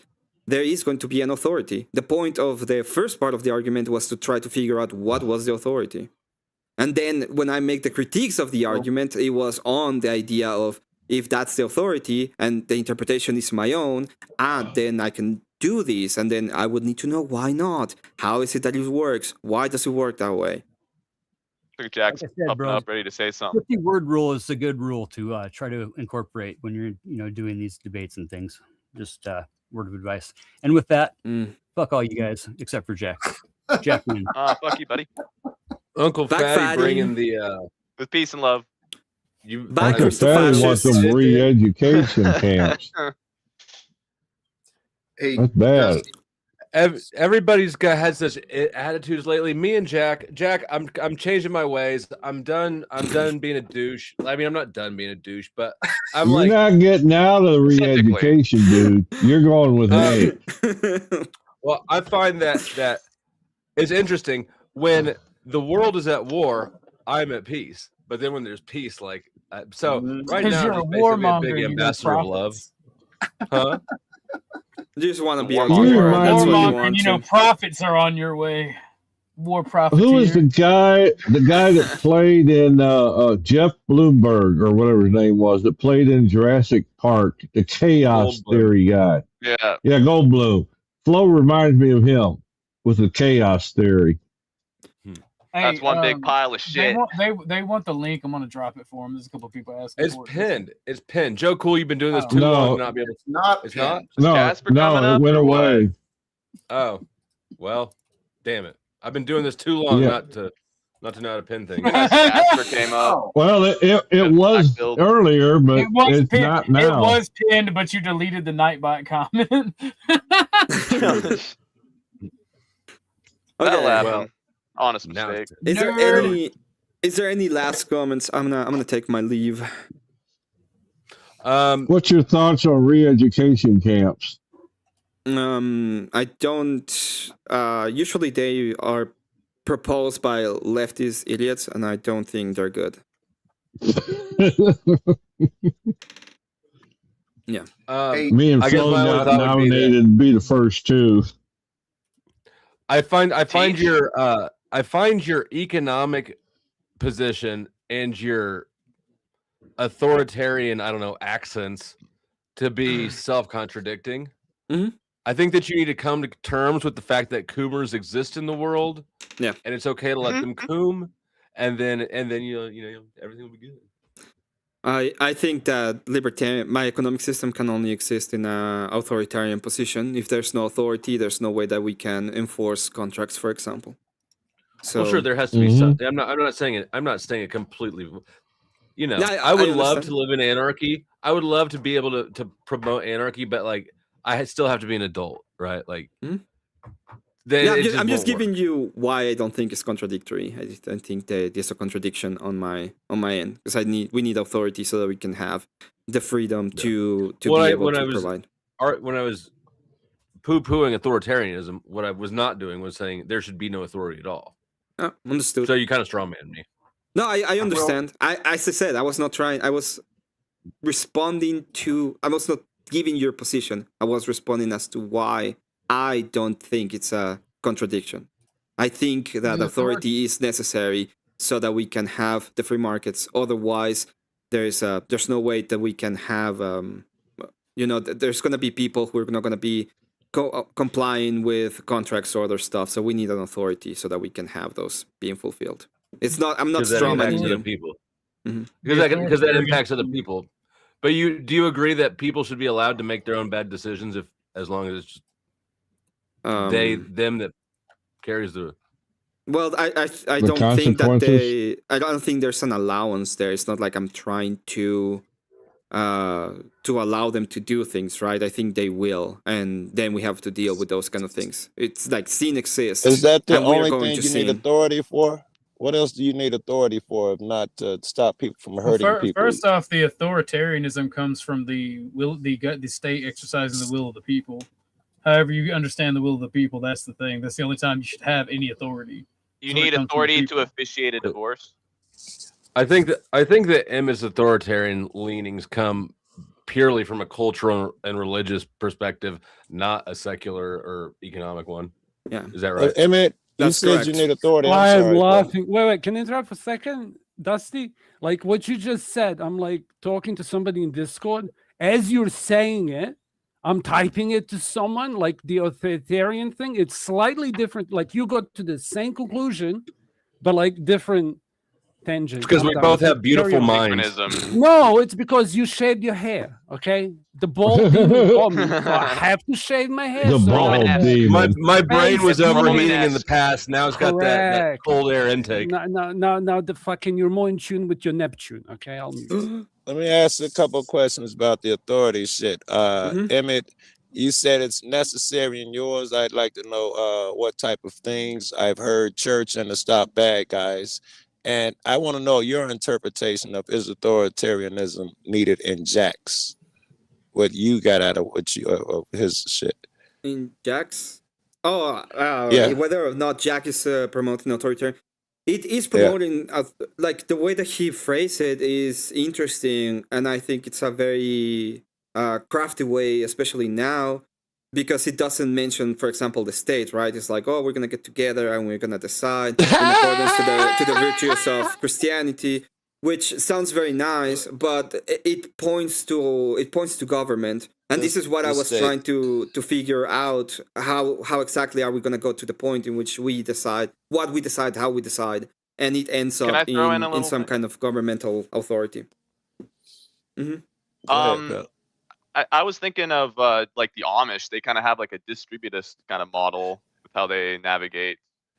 Yeah. Like economically and for things. example, if an Amish, the Amish also have a religious authority, and they have an authority form, right? Internally for sure. If you go to a point in which the Amish decides that you're not going to be Amish anymore, and they throw you out of their society, there's going to be a body of people who are going to be the ones that decide that. And I was trying to figure out which ones. That would be kind of like a reconciliation of both you and Jack's sides of the argument. Is that the authority you talk because about? the authority would be the groupthink and the community of them. It acts as an authority internally. Yeah, there's a process. That is correct. What I'm saying is, even at that, there is still authority. There's still rules and regulations and things you have to do and how you have to do them. So there is the necessarily we make a distinction right now. However, it's not authority in principle. It emerges. Kind of. No, it is in principle, like and you can if I'm pretty sure that if you go to an Amish, there's going to be principle people is the community and the good of the community and stuff. It's not doing it for capital A authority for its own sake. Joe, I think you should follow Casper's advice. He's not wrong there. Sorry, I'm sorry. I can't read that. It's tiny. Joe Cool would make a killing if he made his laugh a ringtone. Keep that in mind, bro. That's not a bad idea. And shout out to Casper for the 5 didgeridoos. And they're only worth half the value because you Americans are not Christian and you're exporting inflation to other countries. Okay, carry on. So I think it's that. Once again, you do end up in some kind of authority. They may make a distinction right now between the authority and the Amish and the government because they are inside of the government. Constraint. Let me ask Jack that word. Wait a second. We are inside. They live inside a higher authority, which is the American government. If the American government decides at some point that there's not going to be any more Amish, I can tell you that through force they can do it. But if it was the case that the Amish had their own state, right? They were on their own directly, then they will have to follow way more problems that they don't have to follow right now because they are third partying those kind of issues. So and then they still have an authority and they still have to follow that specific authority, and it would be called government if it was its own state. Hey, there's something I want to point out here because this idea of the authoritarian mindset, there's a distinction in my mind between authority and supremacy. Authority without accountability becomes this illusion of supremacy, and then they can do whatever corrupted things they want. Can I ask Talcott a question? You don't have to answer, but I'd like you to ponder it, okay? Is this okay? I need like a minute and a half. Not even that much, okay. Man, you ain't gonna keep one commitment from me, and I don't commit. I know. I don't consent. I've been playing Guitar Hero. He's appealing to authority. Hey, don't, brother. He's appealing to authority. Okay, Talcott. I just want because I'm kind of gonna shit on Christians, so you're gonna like it, Dusty. Okay. And me, I love it. No, so what I'm saying is, I always try to be extremely careful when I preach, Talcott. So what I'm trying to say is, would you agree with me or not? Since I've been aware of you, I've seen you change your mind a few times. Would you agree? It's just part of growing. Are you saying that you're perfect? No. Yeah, okay, cool. So now here's the problem. If you were so 100% sure that what you said 6 months ago or a year ago or 2 years ago about faith has changed up until now, right? And then somebody's taking your word as a gospel. You're going to be misleading them either in the past, the present, or in the future, to speak like you speak. I don't right? understand why. So this is why in most of the religions, I would say, and the necessity for the church is because you have to be aware that when you're preaching to somebody or beating them over the head with hell, or promising them heaven, whatever the fuck you want to insert here as an atheist or as an agnostic, you're just not only turning them off, but even those who are truly seeking faith, you're misleading them, right? Which goes back to the whole when Andrew Wilson, whoever says, the church has a lineage of its priesthood. There are some religions that have lost that. if you want to step outside to them, right? They've lost the line, which goes back to now we can debate why did the catechism happen, all this shit. All I'm saying is, for the simpletons, and I'm done after this, stop fucking preaching. You're annoying people. Okay, I'll mute. Boy, he took the long way there, didn't he? Minute and a half. I don't care. Stories are cool. Okay, shut up. Like, I explained why I said it, right? That was good, man. Well, that was kind of a waste of a minute and a half. I thought it was pretty good. It was okay. I thought it was was okay. spot on. I'm being a smartass, okay? I'm being a smartass. Yeah, it wasn't I'm an being appeal to kind. authority. I'm in a cunt. What authority? I am a cunt, but I'm kind. I'm a kind cunt. You are a kind cunt. I'll give you that. No, I was talking about it myself. I was just saying that I was being a cunt. Any last things that you may want to say to me? I'm about to. Okay, thank you for joining. You look very spiffy tonight, by the way. Both of y'all look like you were going to a speed dating event, and I'm sitting here with my hat backwards like a scrub. I was supposed to be the host. So shout out to you guys and the button-up shirts from 20 years ago. I'm gonna drop it again. So if you guys aren't subscribed to Talcott or Emmett, do it. Can I show my gay? Like, that's the worst pattern to do, okay? I watched a Queer Eye for a Gay Guy because I was trying to get laid in my 20s, okay? I was like, maybe there's something to this.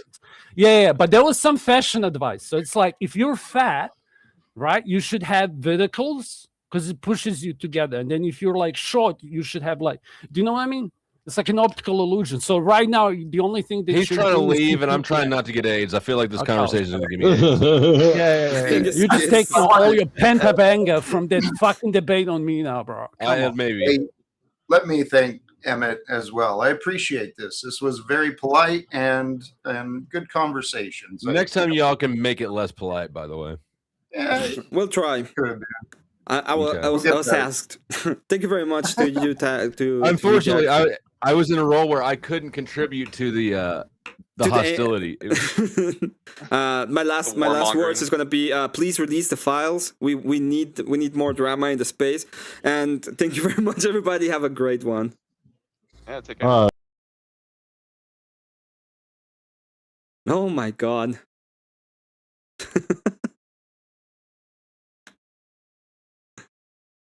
Oh, what a cringe! It was really cringe. Oh no, this is gonna. Yeah, it did it. It did it. Do I want to open a little bit of a panel for myself? I do. I really do.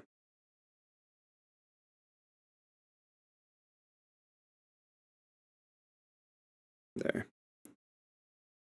I'm already dressed up. If anybody wants to come in to the panel, just click the link. I'm gonna post it up here. My god, what a... The after panel was a little bit of a cringe shit show. The guy, you didn't make an argument. Okay, what was the argument? You're responsible for Jack's position, Emmett. I think I did cover all the super chats. By the way, thank you very much to all of you for the super chats. I didn't cover this one. Birds aren't even real with the insanely huge insanely huge enormous $5 super chat. Says crypto crystal fascism task. It was a lot of fascism talk at the end. It was very enjoyable to go a little bit back and forward. It was also very enjoyable that none other than Dusty tells Orthodox guy like he's the one being a little bit of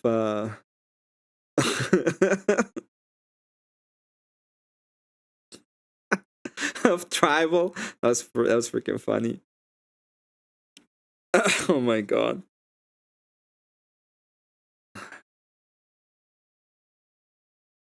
Hey Kat. Hey. What do you think? You were so so nice, and still they found a way to just be mean to you. You were so nice. Did you stream straw man in the position. You're not supposed to do that. No, I asked him about the position, and then I used entitlements to make the argument. That is so bad faith. It's like, oh, fuck you. Well, you know, I'm no debater or anything, but I think you did a great job, and you were not aggressive or anything. So that was, you know, no one can say you were. I thought I when he said like, oh, I do it on my own. I'm the one responsible for my own interpretation. I was like, oh, he's fucking up here and he doesn't even know. And I knew people were not gonna be happy when I bring up the conclusion, right? It's like, well, I read the Bible and I think I like I like that house. Thus, yeah. Hey, I can't believe that, Emmett. Hypotheticals are hard. Hypotheticals are hard for people. They are hard. How do I was so bad faith. Like, because you like doing some granting and, you know, engaging in a hypothetical scenario. Like, they don't understand that that's not actually your argument or your belief or your worldview or your stance or whatever. They put that on you, although you're just, you know, examining that worldview. So it's wild, the lack of understanding of hypotheticals. That and the actually pisses me off. Actually pisses me off. The other part when I was like, well, how are you gonna, you know, he's like, sell your stuff so I can give it to charity. I was like, where? What stuff? How do you sell stuff you don't own? That was actually funny. Yeah. I thought it was pretty funny. The fatty guy in chat literally said, you don't have to own stuff to donate it to the food bank. And I was like, bro, isn't that stealing? I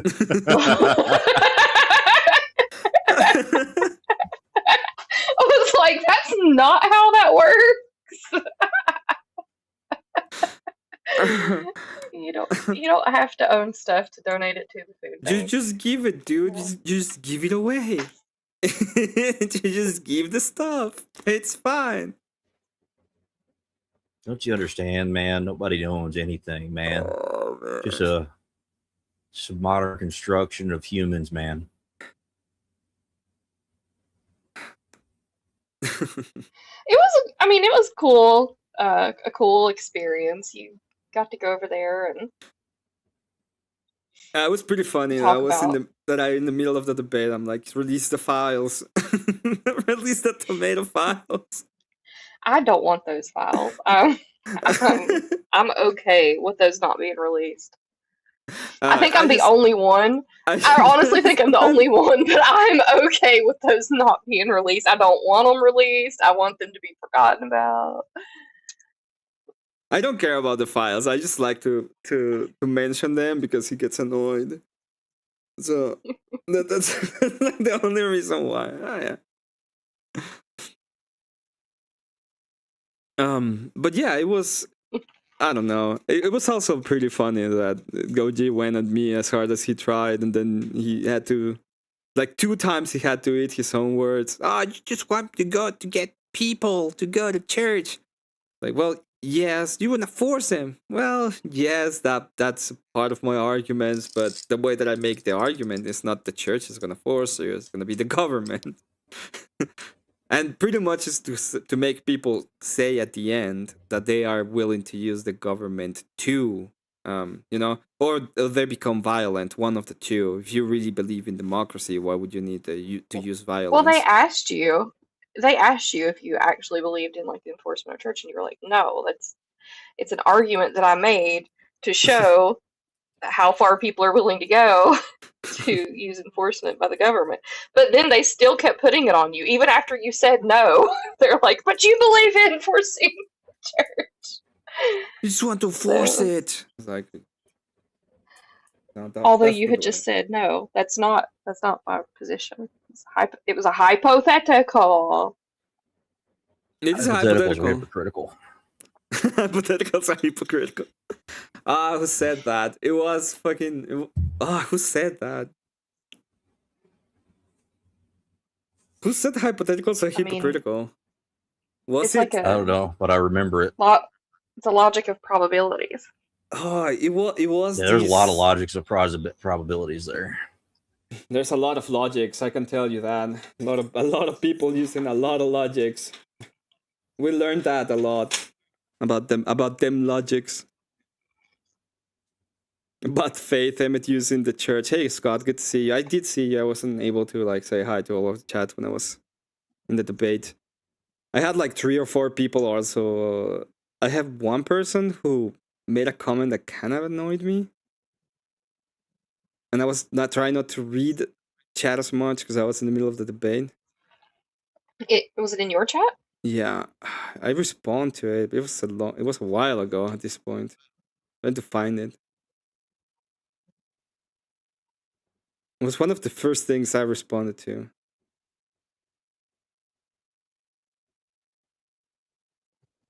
I can only go back so far where I'm on mobile.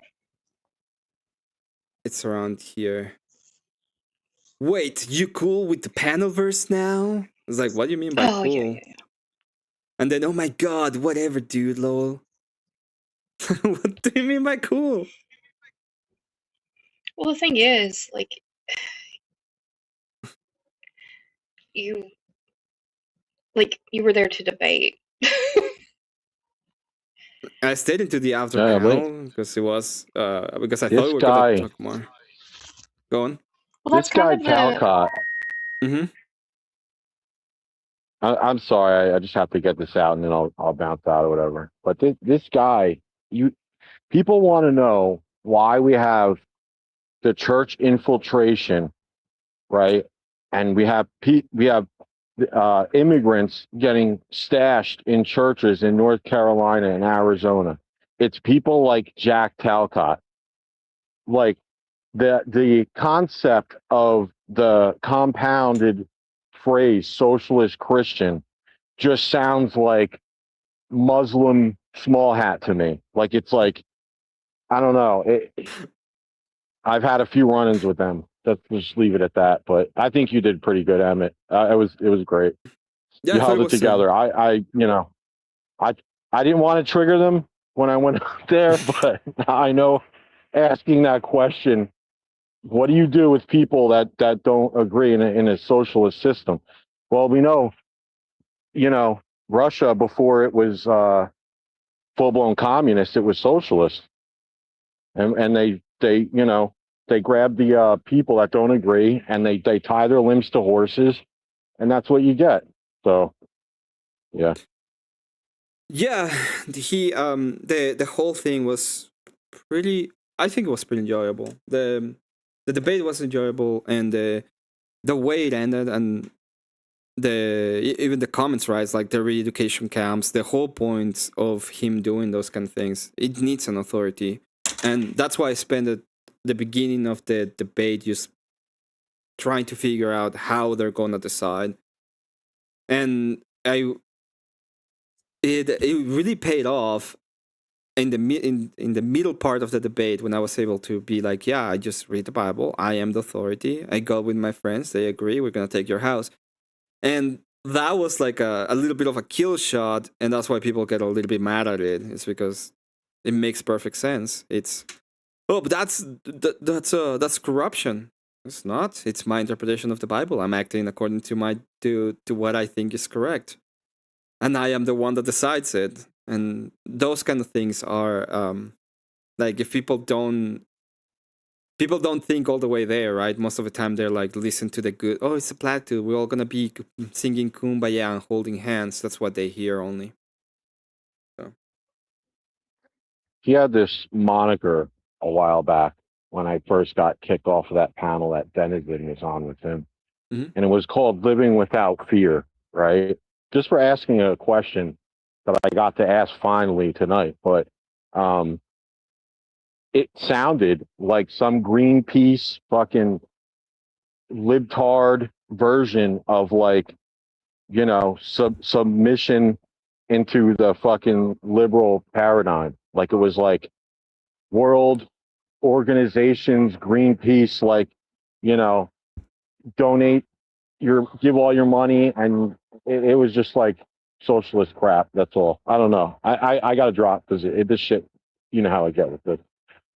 Yeah. Thank you for coming up, Mister. If you have a Thank you for being there, Mister, and donating to Drop Retards and yeah. Thank you very much for all that. Oh, Emmett, I was holding back because I was wanting to drop a few people on that panel just because they were getting on my nerves. Oh my god. The last person, who was it? It wasn't Jack. Yeah, Fadi was really indignant. It was really funny. Oh, he's really not smart. When I just started telling him, oh, you're a Christofascist, and just acting like it was really funny. He was like so confused. He was so confused. There was some person in that chat named like Personhood over Dogma or something. She really hated you. What was she saying? What was she saying? She just kept saying like, Emmett's not making any sense. Like W Jack. She did not like you. Oh man. I think she sent a super chat and Dusty was like, ma'am, that is not true, but thank you for the $5. It was also funny that I asked the question to Dusty, and Dusty's like, yeah, Christianity is more towards free markets. It's like, okay. Gotcha, bitch. Oh yeah, they didn't like that when he answered that way. Yeah, that one was funny too. And the other guy's like, but the Amish does it differently. And I was like, well, we don't call it government what they have, but if they had their own, if the society was their own and they had like their own little state, it would be the government. Then they would have the government. Just that they act like a small cult. You're just a tribal motherfucker. Oh, the Orthodox guy stuff. That was insane. That was actually insane. You didn't let it slide. You were just like, you're just mad at me. Just fucking mad at me. The first part was we like capitalism, and it's like, I don't use commie words, and he's like, that's not a commie word. Oh, and it's like quite literally mentioned by Marx as a way to refer to free markets. And then he never said it again. Didn't fight me on that point again. I didn't want I didn't want y'all to argue, but it is what it is. And then the deaconess stuff is. Well, I mean, you were even like, no, I think it's retarded. Yeah, you don't do that. It is an abuse. It's an abuse system. We all know that it's abused. It's not like they're doing any kind of verification of the process. It takes away the capacity of the other person to make money, so they cannot stream, they cannot upload, they can't do anything for a couple of weeks at least, most of the time. Mm-hmm. If they are actually doing something when it comes to copyright, fine. Yeah. Talcott didn't argue. He was giving your points consideration instead. Well, we were in a debate. I was giving him consideration as well. I consider his points. We argue about it in the sense of I made logical statements. He made logical statements, and then we move on. And I have nothing against Jack. I thought it was a very thoughtful little debate. I'm not going to attack him on the debate itself. I think he did as well as a person who thinks Christianity fits with communism would do. It's not very good, but that's the way it would do. Hey, VG. Hey, sorry, I'm tying my hair, but I had to come up here and I had to say something because we're talking about the DST stuff. So I got some new intel on that. Okay. I spoke with her, and I understand what's going on prior to the strike. And Okay. apparently, before the strike was issued, DSD told Beth to alter the thumbnail, and Beth was basically like, "It's just AI, strike me, bitch." Like, in other words, right? And Darkseid's like, "Okay," and then Darkseid did it. So yeah, but do you know what's the problem with that, right? do I know what's the problem with what? The Well, original strike, or well, first off, copyright is for copyrighted material. You actually have to have it copyrighted. In like no? you have to go to court to it. Well, yes. No, I did some research into this. So it's about like branding components, right? Like it's something she regularly uses in her streams. So like let's say like if Beth had just taken that, right, and she's like, "Oh, I'm inspired by this." And she like puts into ChatGPT like I want a library with like illuminated lighting and like soft tones and like earthy kind of feels and stuff. That's not an infringement. But if she takes the image outright from like also she took it from a Yes. watermark, I've seen DSD's watermark, and uses it, right? And only changes like one thing, like the people in the photo in the window, then there could be a violation there. I'll send you the legal document that I found on it. It's written by a lawyer in the United States, published from the New York State. So you don't need to register or work with the government to have copyright protection, but you must register with it before filing federal lawsuits and for infringement. So you she's can. not filing a lawsuit. She will, because this goes to a lawsuit. If the way that it goes, so that it's clear, is YouTube will do the strike for copyright. They will suspend your account. They will get all the information, and then they get all of the data from both parties, and then it goes through the legal system, because that's what you're claiming. You're claiming you want a protection. You want the copyright protection through the legal system, and this is well known because there have been several lawsuits, including the H3H3 about 2016. He literally got copyright claim and he fought in court. And the way that's the way that it works. Did he bring that claim from YouTube to court, or did the YouTube force him? Did they were like, "Deuces, bro"? He got copyright claimed, and he took that copyright claim, bring it went through the whole legal process and won the legal process through the uses of fair use. He was claimed against. Yeah, he was claimed against. Exactly the same thing that happened to him. Did YouTube force the channel that struck him to bring it to the courts, or did they do that of their own? Did he sue the person? They moved towards the process, because at the end of the day, the YouTube is just a platform. What is happening, and what you do a copyright claim, you're saying they are infringing in my intellectual property. Yeah. This is my branding, and if you're gonna make this kind of claims of protections, you have to go through the legal system, because it goes through a legal system. Yeah, but from what I understand, again, none of this is legal advice. I don't work in IP or trademark law at all. But from what I understand, YouTube has no jurisdiction to force parties into a lawsuit. Like they can deal with this like privately. But Most of the time you don't have. Most of the time it doesn't go that way. Most of the time either they come to a conclusion, or they have an arrangement, or anything like that. Right? That's most of the time. But the problem. This is the thing. What I'm saying. You can say that about anything. If I were to go to Dusty, for example, okay, and I'm reviewing one of his panels, he could copyright claim me. He's like, "This is my, I created this. This is in my channel. This is this is my copyright, right?"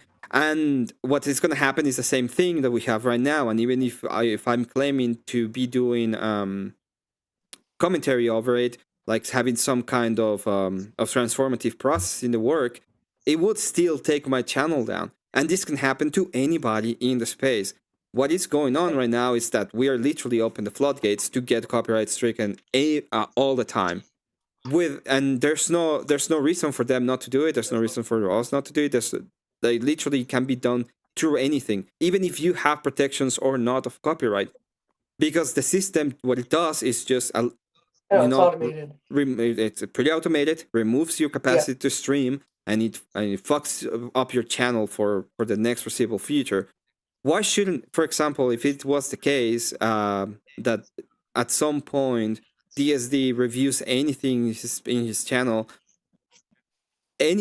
that person can just go on and copyright strike her and just be like, yeah, we just did it. And let's say that I do it and then I just get copyright, and it's like, well, I did it because you were in association with DSD, or you do it and it's the same thing.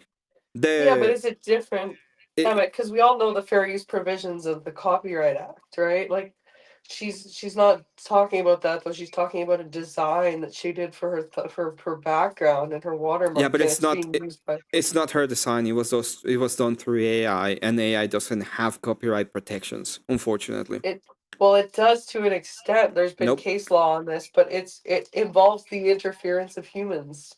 It depends on the degree of interference. When you prompt it, the interference would be if I, for example, I do a lot of art. I do art, right? So if I actually put art into it, like I prompt something and then I take that as an inspiration and I do my own artwork, that will be protected.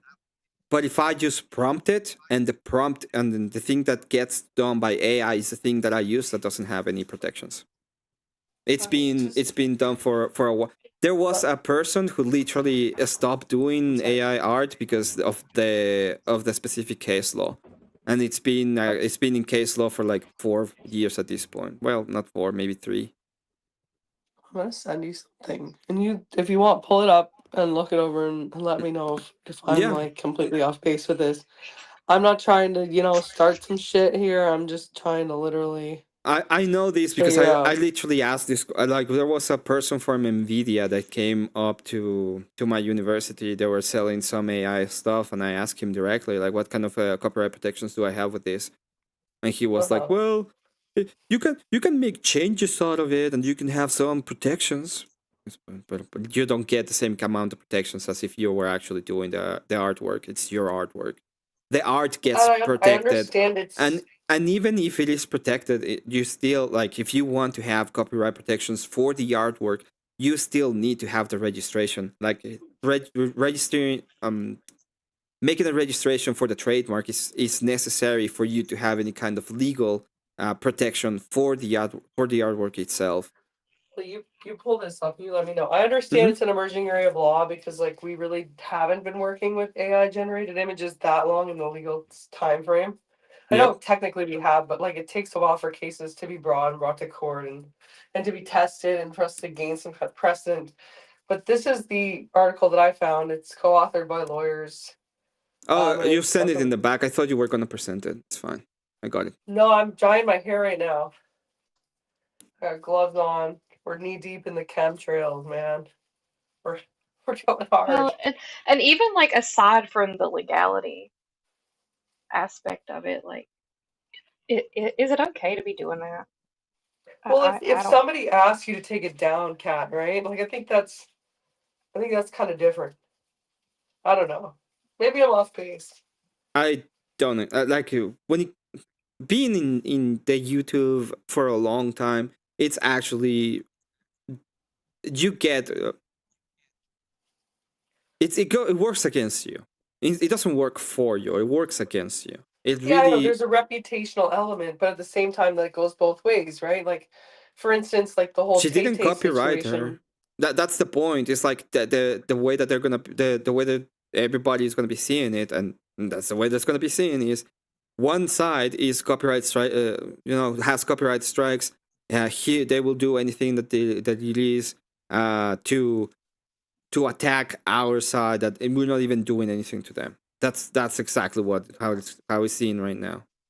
I know, but there also needs to be courtesy on their side, right? Like, if for instance, the whole Tay thing, right? When he took your song and like just outright posted it, right? Mm-hmm. I think it would have been fair for you to be like, hey, can you take it down? Like, you could have copyright struck that. I mean, I know it's not released on your YouTube, but you could have done it, let's say, right? And I think it would have been reasonable if you would have told him, hey, take it down, man. And he took it down to not do that, right? Yeah, I'm just saying. but the difference is I wrote that, and I made like my own version. Like if you go to my channel, is sing by me in my voice. Yes. I It's your didn't. original lyrics. Yes. So it's not like I put. It's not like I. It's not like what I did is I put it on.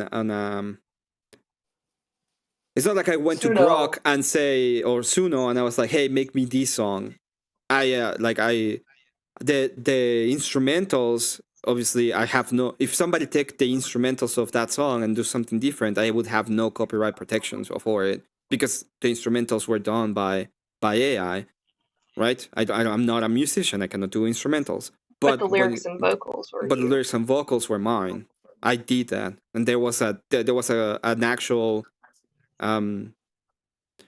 there was an actual input from the artist. That's what I was talking about. If I take like a something from AI and then I actually draw over it in a way that it's transformative, it's my style, it's my thing, then it becomes mine. I have kind of protections.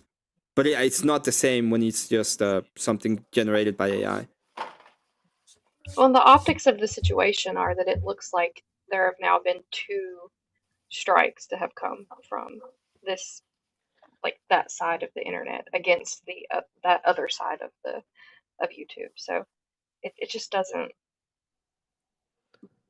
bode well for playing nice.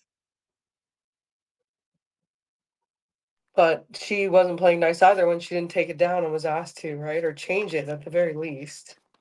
I agree. Like nobody should be striking I don't know. each other. I don't know. Like personally, the situation. I have no idea what happened. Just the strikes. For what I make me uncomfy because it's like once it starts happening, there's no reason for it not to continue. Yeah, I it's don't kind of like disagree. bringing a Never cannon strike to a slap anybody fight. unless you have to. Sorry, go ahead. Kevin, just talk. Well, what it is what it looks like is like, you know, they were having like a little sass off and then somebody just brought out a cannon and let loose. And then it kind of just means that it would mean like open warfare then at that point. Why wouldn't they just start copywriting her if they use like videos from their panels or whatever? Like they could do stuff that would have more grounding, I would think, than an AI image.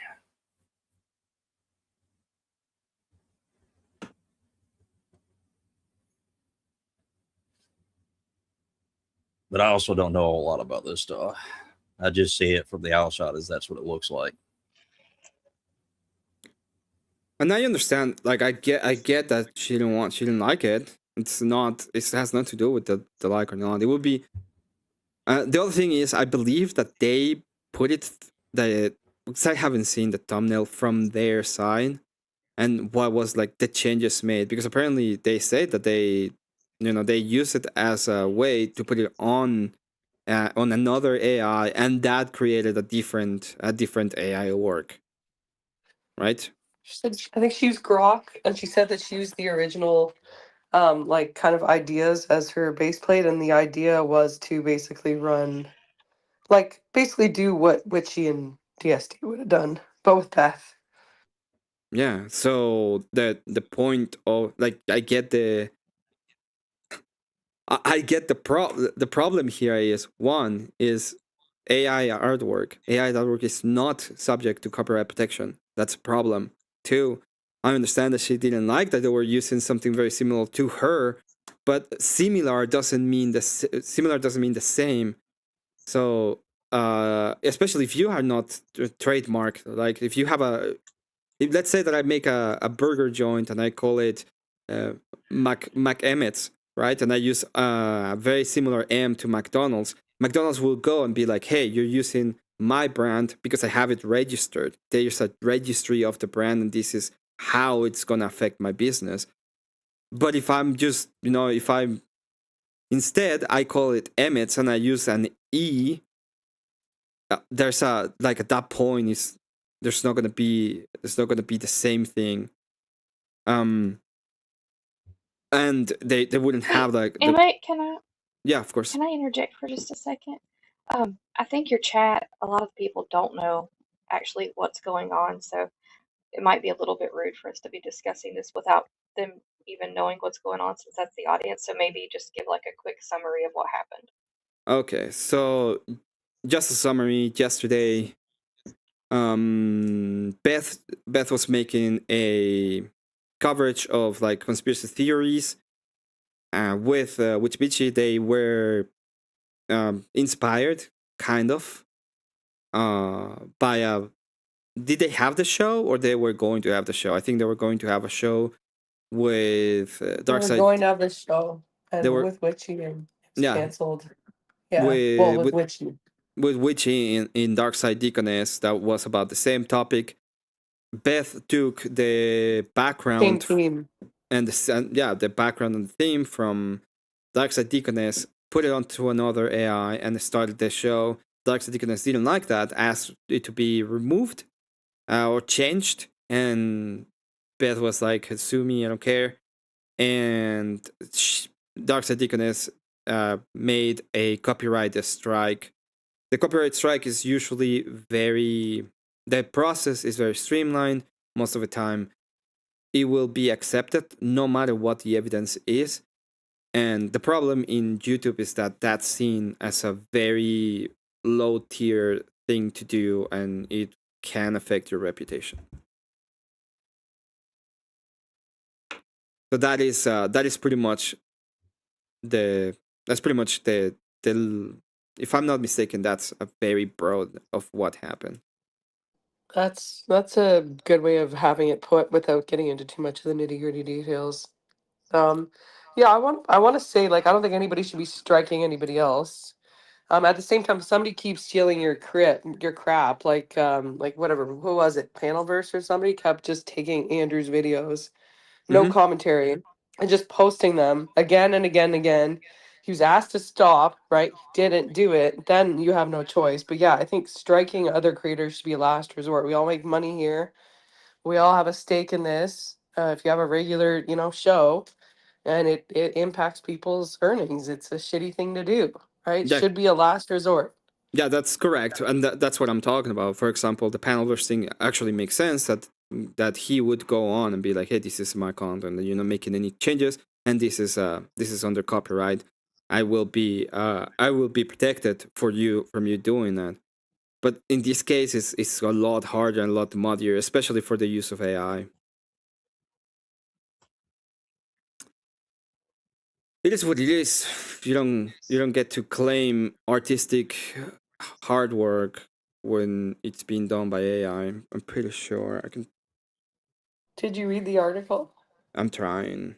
It's a lot of words, and I don't read as fast. And I have So could this situation, like, Beth's response be that, the thumbnail was just inspired by DSD? I don't know the law on this, but I know there are, let's say, for example, there are perfumes or there are like purses that are inspired by designer things.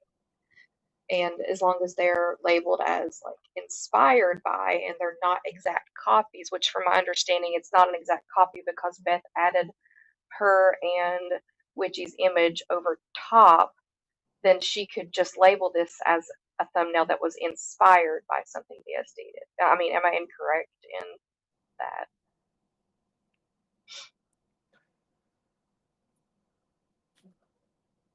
Okay. So, okay, I'm just gonna sorry.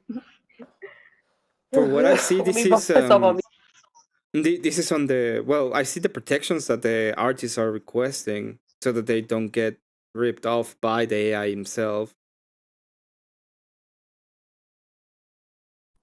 Sorry, this flu is kicking my ass, man. I All know. right. You sound keep going here. You sound great. You can do Sound this. excellent. Let's do this.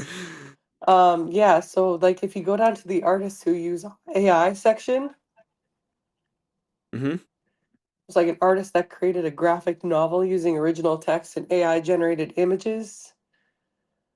She filed for copyright and the Copyright Office granted her copyright.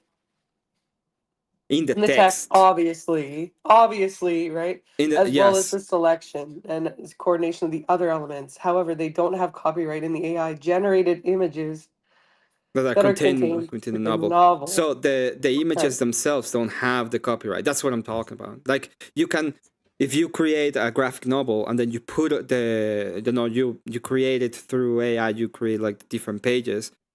Like the story itself, you would get the protection, but the images, you don't get any of the images. None of the, like somebody takes that image and you just post it up, you don't have a copyright claim against that. And then for further context, if you go up one more to fair use in AI, one more, go up a section. There are 4 factors. Artists who fair use in AI. Go up one. Yeah, fair use in AI. Yeah. There are 4 factors. The purpose and character of the use, including whether the use is commercial in nature or for non-profit educational purposes. This is the kind of protection you can get. But this is okay. The nature of copyrighted work, whether the copyrighted work is more factual, more creative. Here we're talking about creative works, the amount of the underlying copyrighted work that has been used, and the effect of the market or potential market for those works.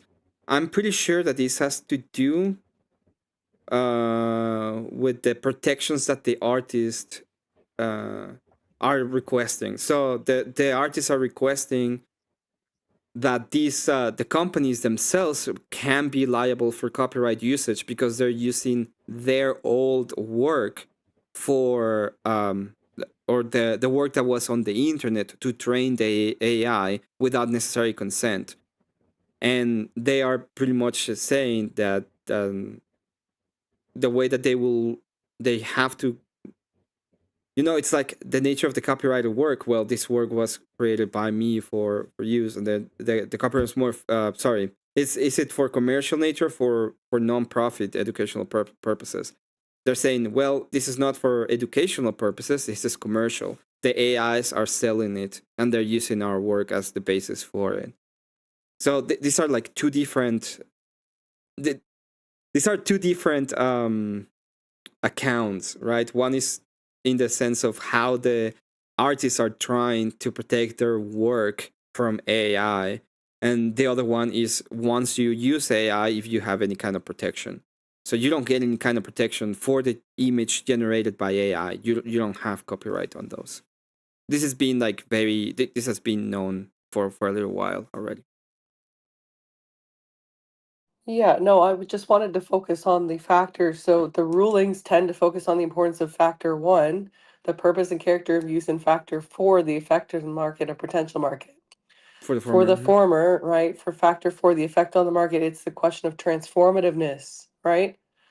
So this is where we're talking about emerging law, right? There are different kind of court decisions over what is considered transformative use, new purpose, new character, new function. Correct. And it says different courts take different approaches. So this is why it's still kind of muddy, right? There might be a judge that will take a look at say a case like this, right? And say, okay, no, that's got 2 things changed. It's not transformative enough. Copyright claim granted. And there might be a judge that says, like you said, Emmett, it's AI. It's black and white, right? Was it produced with AI? Well, go, jump in a lake, bud. But this is for the people. This is because so if you read it just before, McKernan shared examples of this early work provided more constants how they build their career over time. Well, no. McKernan noted that they had been excited for the AI at one time because they believe AI could be ethically created. Where is it? I just read it a moment ago. Which Emmett? Which one?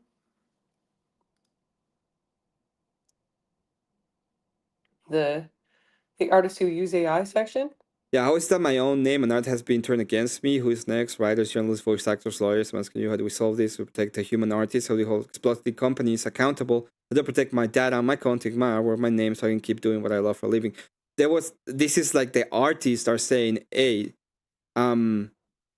there's a class action lawsuit. McKernan is part of the works against Midjourney, DeviantArt, Stability AI, Stable Diffusion.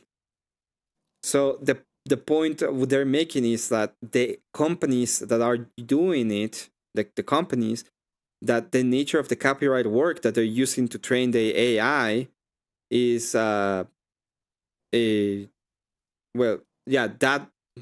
the commercial nature is for commerce. It's not a non-profit, right? And the effect on the market is big because now everybody can just type something and they get the result that these artists that were trained on, they get something similar to them.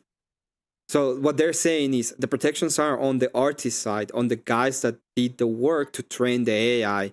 This is the lawsuit that is ongoing, that they're trying to get the AI companies into either paying restitution or figuring out a way that they're going to make it more fair for the artist. When it comes to the artwork itself, you don't get protections, as stated in the case that we saw in here, for the images themselves. So if you use an AI to get an image and you use that image cannot have copyright. It just doesn't have it. That's been settled.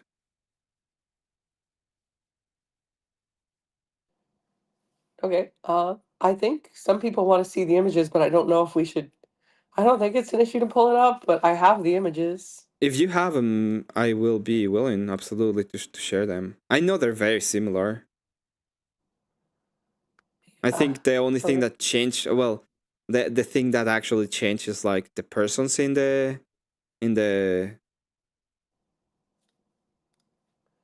I'm gonna send them to you on Discord DM and obviously delete them.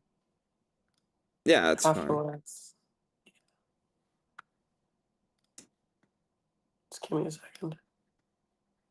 Everybody, do you know how many health tips I've gotten since I got sick? People really care about me. I mean, it really warms my heart, you know? Well, you know, people like you. I get hate mail. You get wishes. Somebody told me to snort salt, though. I think that person hates me. I think we can safely assume that they hate me. Who told you that? Somebody. Somebody. Oh no. I think they underestimate the strength of my my nose. How do I screenshot? Okay. Here.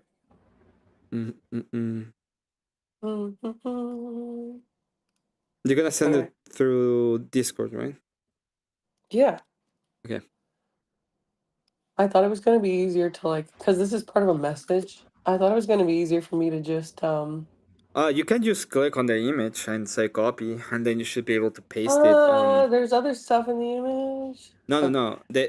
Oh, okay. Yeah. I mean, I can. If you need me to change it, I can. It's not like I don't have Photoshop. it's not like I'm not an artist. That. You're not supposed to ask those questions. All right. You're not supposed to ask those questions. Oh, by the way, did you see? Well, you know, you're super sick, but did you see a little bit of that? Because I think Candence is gonna have a little bit of a problem when it comes to leaving soon. Because my God, the evidence was really powerful. Which thing about Candace? I mean, Candace is doing a lot. Candace is doing a lot right now. Okay. I'm talking about Candace and the yeah. Give me a second. All right. Thanks, guys. See, they're so nice. I'm like Miss Congeniality over here. I'm the Miss Congeniality of the debate community, guys. So this is one. Right? That's the one from Beth, if I'm not mistaken. And this is the one from Darkside. Yeah. Mm-hmm. Now, what is the watermark? Because I'm not entirely sure what the supposed watermark is. If you go to her videos, I didn't see it at first either.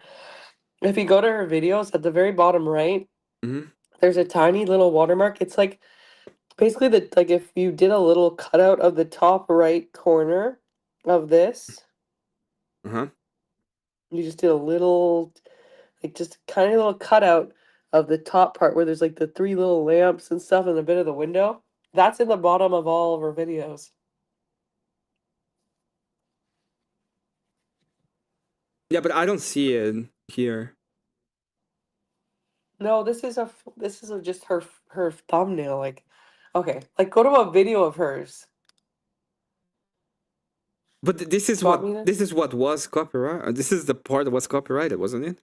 This is the image that was reproduced, but her watermark contains this image. I wish she wasn't sleeping. Oh, we're tired of talking about this. Do you want me to show you? Just give me a second. I'll send you a video in the back chat. You can pull it up.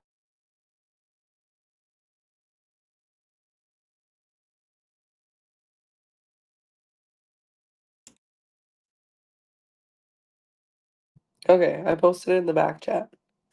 Um, You want to bring it up? 5, 4, 3. you mean this here, See right? this? Yes. Uh-huh. But I mean, If I click on it, it doesn't do it. Why is it giving me the option to click? if I click it, it gets me to Dark Side Deaconess, right? The channel. It should. My Mac has pop-ups blocked. No, it does on my end. But did it Oh, do cool. it on? Did it do it on beds or this is the thing that I'm not. I don't think she was clicking on Darkseid's watermark. No, what I'm asking is, when it came to the bed stuff, did they have that watermark or? I'm not understanding what They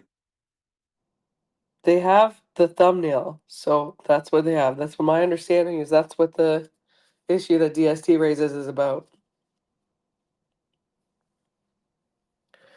It's the Magic Library. It's the background for all her videos. It's her watermark. It's that like scene. I call it the you Magic mean the Library. scene is I get it. I understand that the way that she has made her channel is like, I am this like magical library. It's fine. I get it. You know, when I this is the background that she normally uses. That's fine. I'm not talking about that. I'm talking about the image itself. The image in and of itself, fortunately, unfortunately for her, doesn't have the protection from copyright. I get where she's coming from, but it's not a copyrightable. It's not a copyrightable infringement. That's what I'm saying.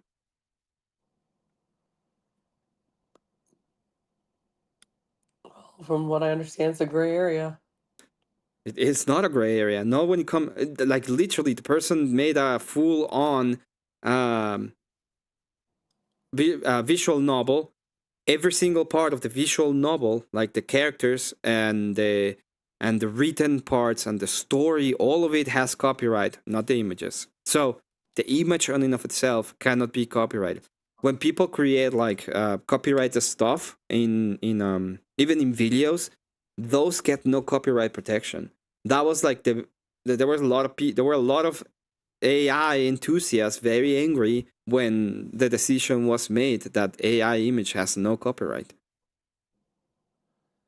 I know we already went over this. I'm telling you, it's like that's what she's saying. She's saying that in the actual source that I gave you, it does say that it's still kind of a within the courts. It can go one of two ways, right? But the general principle is that AI work for the most part, right, cannot be copyrighted for now. The images cannot be copyrighted. They don't have that protection.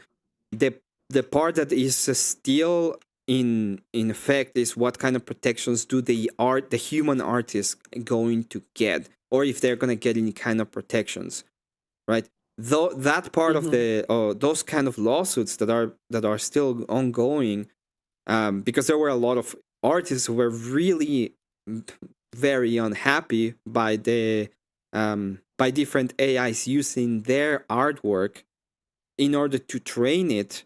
Those are the parts that are still in a gray area. Those lawsuits have not been has still not been resolved.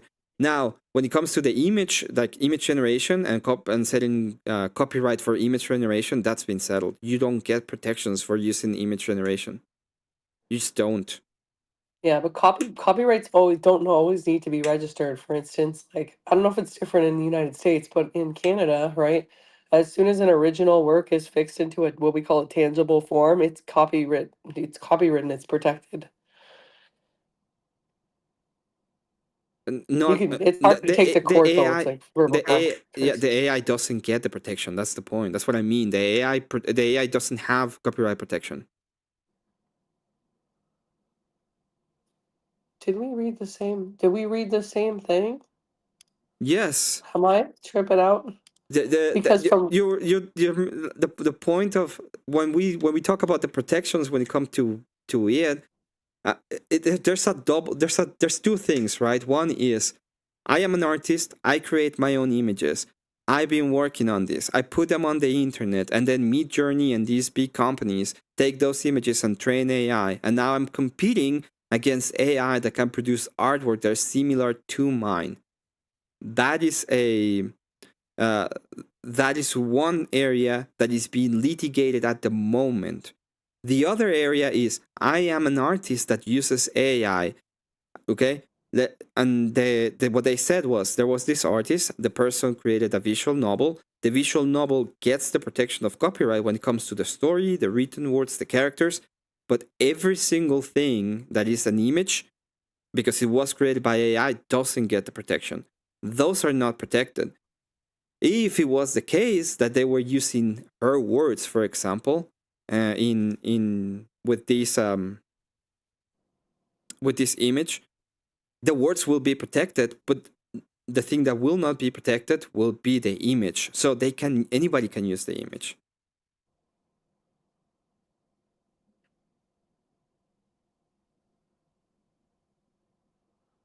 Okay, so but if you read the section on artists who use AI, right? So they say it's pretty clear that whatever is AI generated is not going to cut it. You need to have human authorship. And the Copyright Office is saying things like the prompts that you put in, or if you generate 100 images and you curate or select one or two, that's not what the copyright protects. But if you're doing other things, like adding creative elements to this AI generated work, then you may have something at the end of the day that contains copyrightable creation. You can protect that. But where that line is, I don't know where that'll be. Well, the question is, the question would be like, what kind of changes did, if any, what were the changes made directly by Darkseid Deaconess to that image? You mean Beth?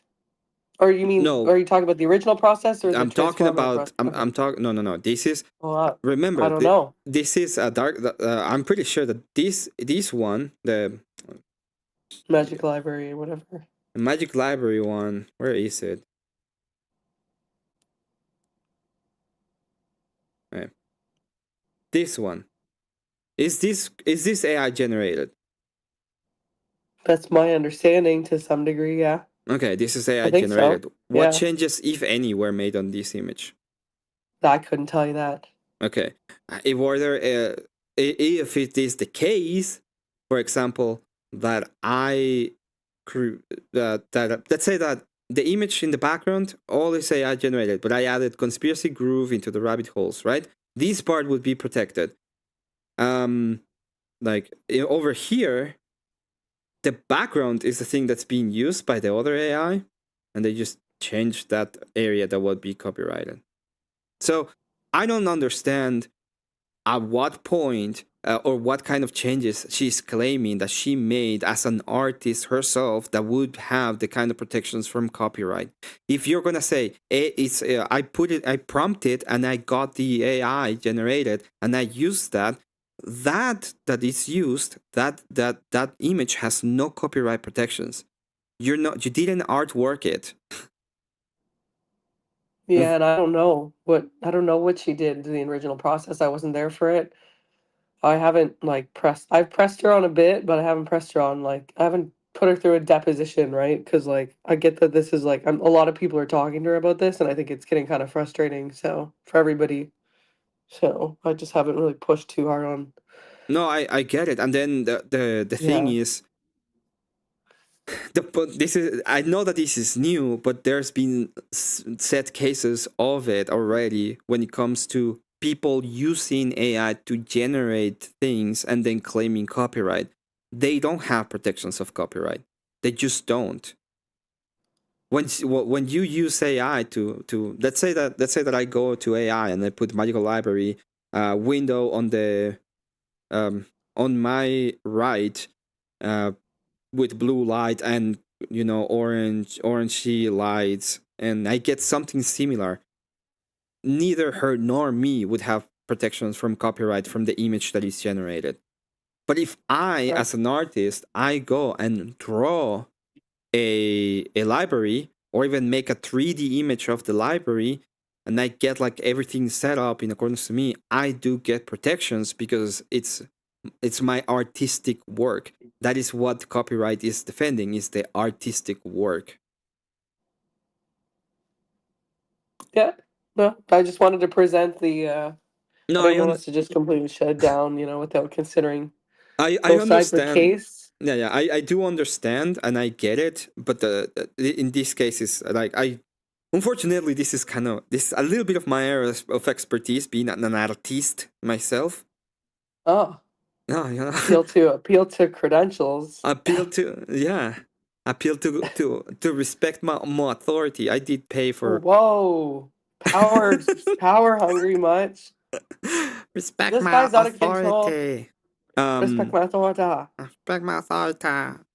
So Yeah, when it that's comes to that, yeah, this specifically doesn't, the background of the image itself doesn't get it. It just doesn't get it. Okay, Elderline, Cat, and I'm finished presenting my case on behalf of the plaintiff. You can go ahead now. You can come back. I have to shower. I have to wash out this hair dye. I'm not trying to like attack or be against her. It's just that it really is this is really bad when it comes to the space, because it has been exploited, it can be exploited, and it will be exploited, especially if we like start opening the floodgates mostly in cases like these, that it's very, if you talk to an artist, they will be very obviously telling you, yeah, you don't get copyright protections for AI generated images. You just don't. This is why you pay artists, by the way. That's the only reason why. Pay Emmett for his art. Pay him. He's poor. The wire transfer's not coming in, darling. He needs your shekels. I'm just kidding. Emmett's not poor. But at the same time, I don't think he's rich, so send him your money. Right, Emmett? You're not loaded. He's not boats and hoes, guys. Okay? Oh my gosh. See, Chatter King is now giving me another sick person tip. Like, guys, don't make me laugh. It makes me cough. All right. I gotta wash out this hair dye. Thank you for allowing me to present my case. Thank you for coming up. Have a great one. Yeah, I might be back, but for now I'm gone. Okay, toodles. Toodles, take care. No,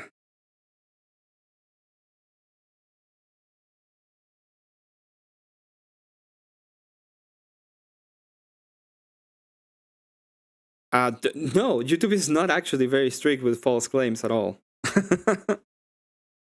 This is why you don't fucking do it. Because it's not necessarily very strict. It also creates problems for the community. It creates there's been a lot of people who do false copyright claims, right? And copyright is such awful to deal with. It's just really bad. But don't do it. Don't copy. If you have a problem with somebody, make a video out of them. I'm sorry.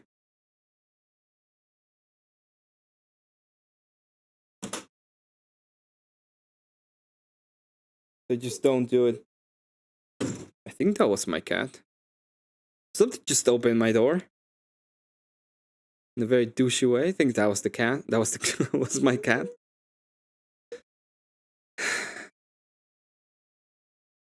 Christofascism. I wouldn't check me there's stuff about branding. I'm not sure. I'm pretty sure that there's no. So I kind of need to learn more on this subject. There's a lot to learn, but there's some. I don't know because I have no wife to do it for me. I've seen more than one child removed from malicious reporting. Yeah, but it's very unlikely.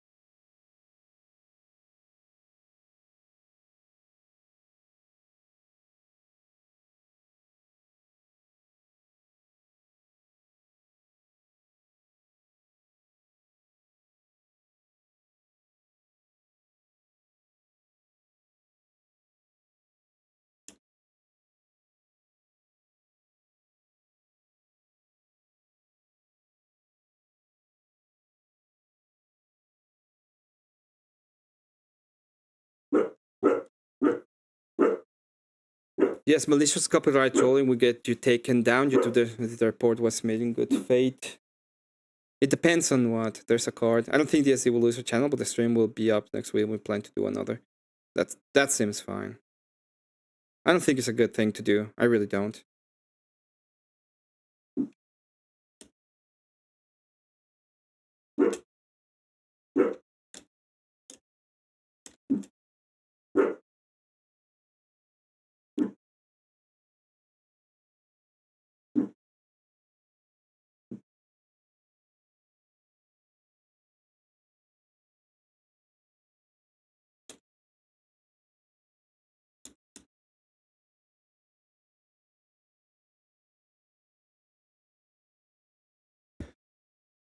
Woman bad? It's not about woman bad. A lot of guys who do this kind of shit are men. I just think there are a lot of shady ways to do this stuff. Yep.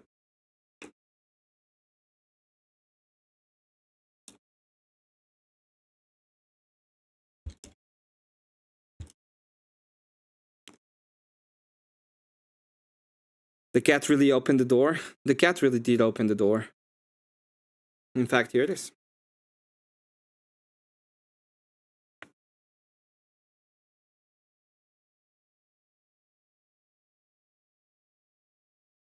Oh, you do.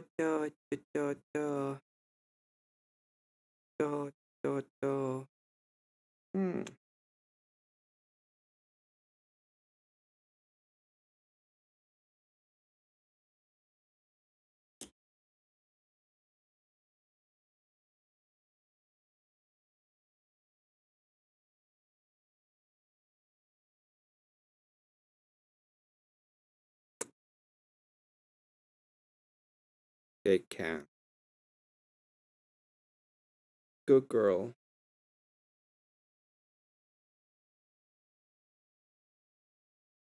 If anybody wants to have final thoughts, I'm probably gonna end up my stream in a bit. I have tuxedo. Yeah, it's a tuxedo cat. There's the cat.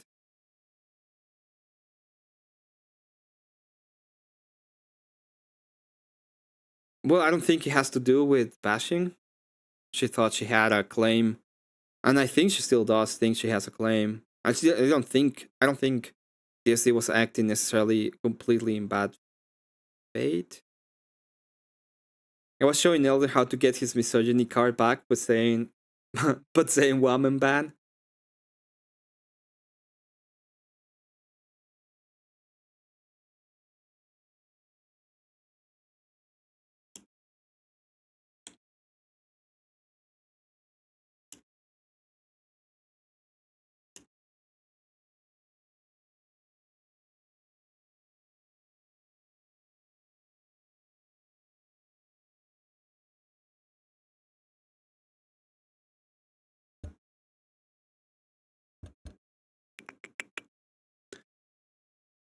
Nationalism. Let's do nationalism. That sounds like a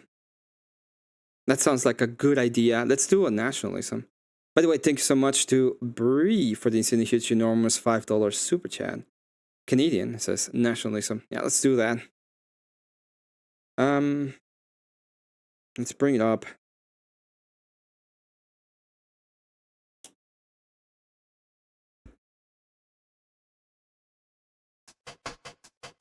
Yeah, that's hit step instead. Let's bring it up.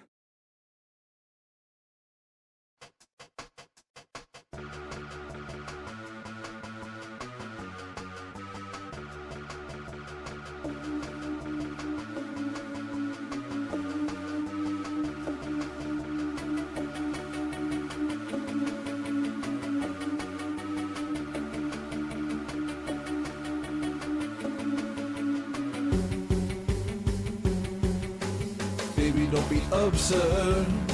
Nationalism's not a bad word. Nationalism. Nationalism. Baby, don't be absurd. Nationalism's not a bad word. Nationalism.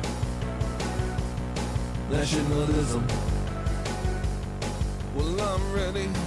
Cashed in my tokens, I'm ready. No longer broken, I'm ready. Thank God I'm found and I'm ready. Drop through the ceiling, I'm ready. Gonna bare my soul and I'm ready. Go toe to toe and I'm ready. Like a midnight show and I'm ready. Burn down the building, I'm done placating to the wisdomless. I got a deep dark shadow when my fingers itch. I'm gonna save this country, gonna save these kids. I'm gonna show these niggas what the white man is. I'm gonna save this country from the lying Jew. Gonna deport these Muslims and I'm coming for you. We'll scrap the whole damn thing, then we'll try it again. And this time you're not allowed in. Baby, don't be absurd. Nationalism's not a bad word. Nationalism. Nationalism. Shout out to Fjord Lord and to Hello Listener. Baby, don't be absurd. Shout out to both of them. They're awesome. Nationalism. Nationalism. The Jews, the Jews, it's the Jews, the Jews, the Jews, it's the Jews, the Jews, the Jews, it's the Jews, the Jews, the Jews, it's the shoes. I like money, and I like shoes.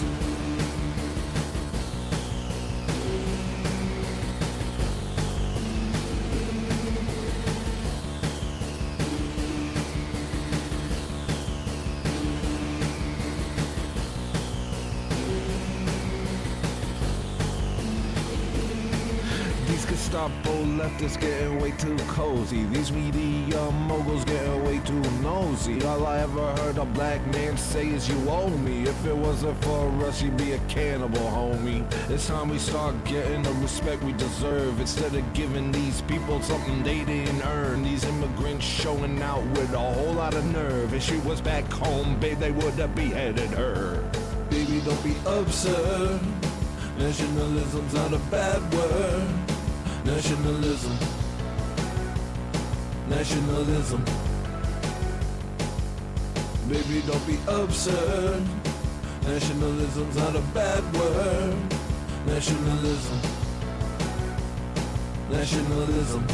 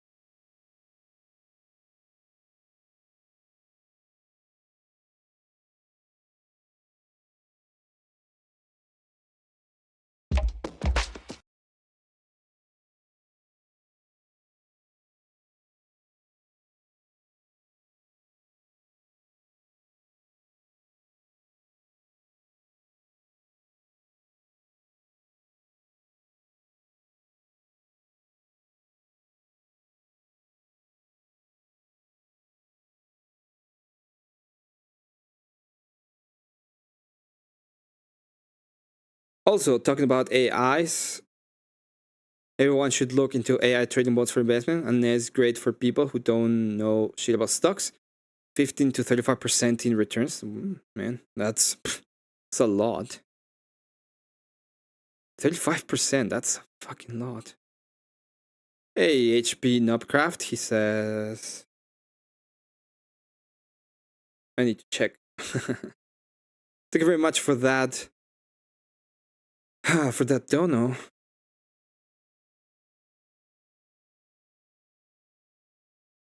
He sends a video. Let's see what this is about. Okay. I'll allow this.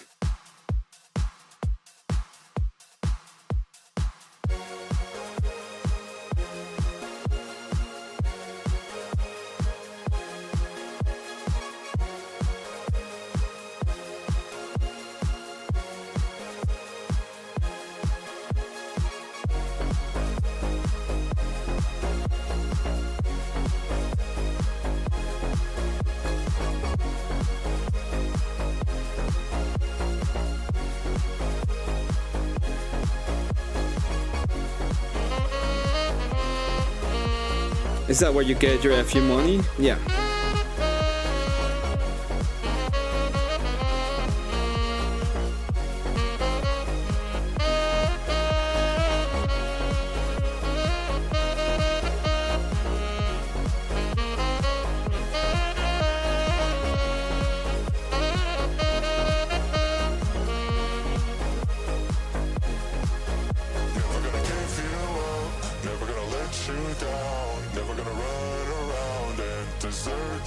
Is that Sasquatch? Could you imagine if that is the Sasquatch?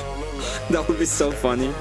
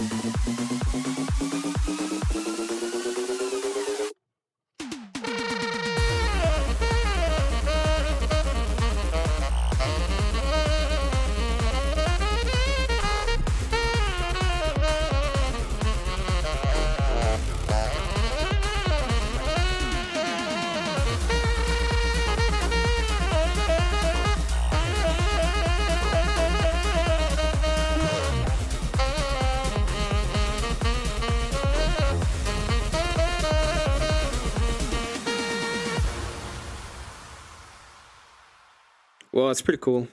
That is actually pretty cool. Sasquatch.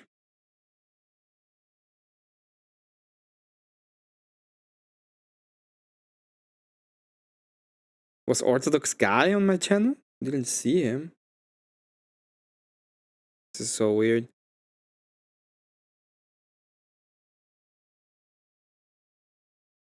That's so much fun. When it came to that debate.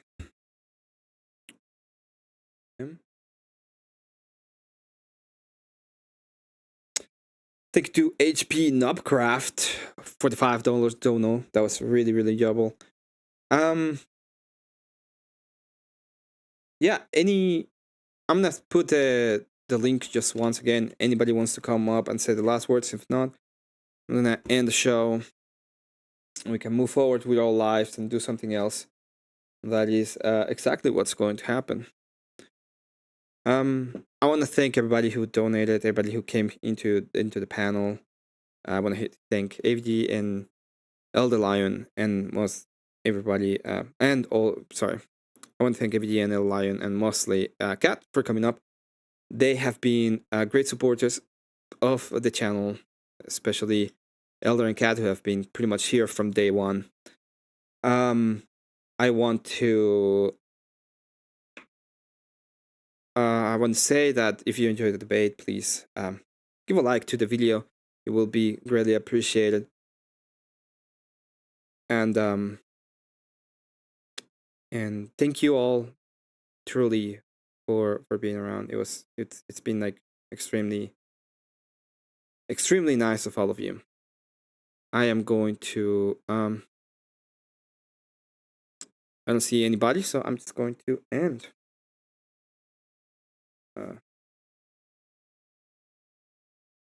I got a mostly. I didn't say most.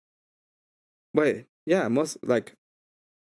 What I said mostly is more than anybody, I guess.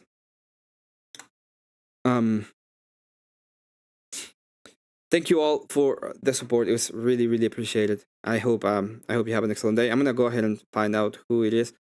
I am. I'm not like in my best. I used too much of my brain talking to a socialist today. So things are replaying in my mind right now.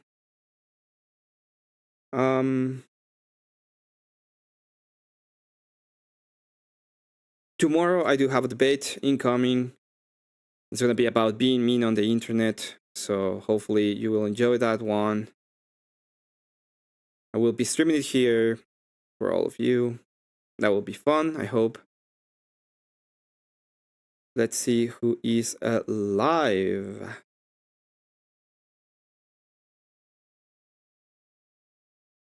Oh, hello listeners live. We'll send you all to hello listener. Yeah, show's over. Pretty good. So once again, thank you all. God bless you. And really thank you.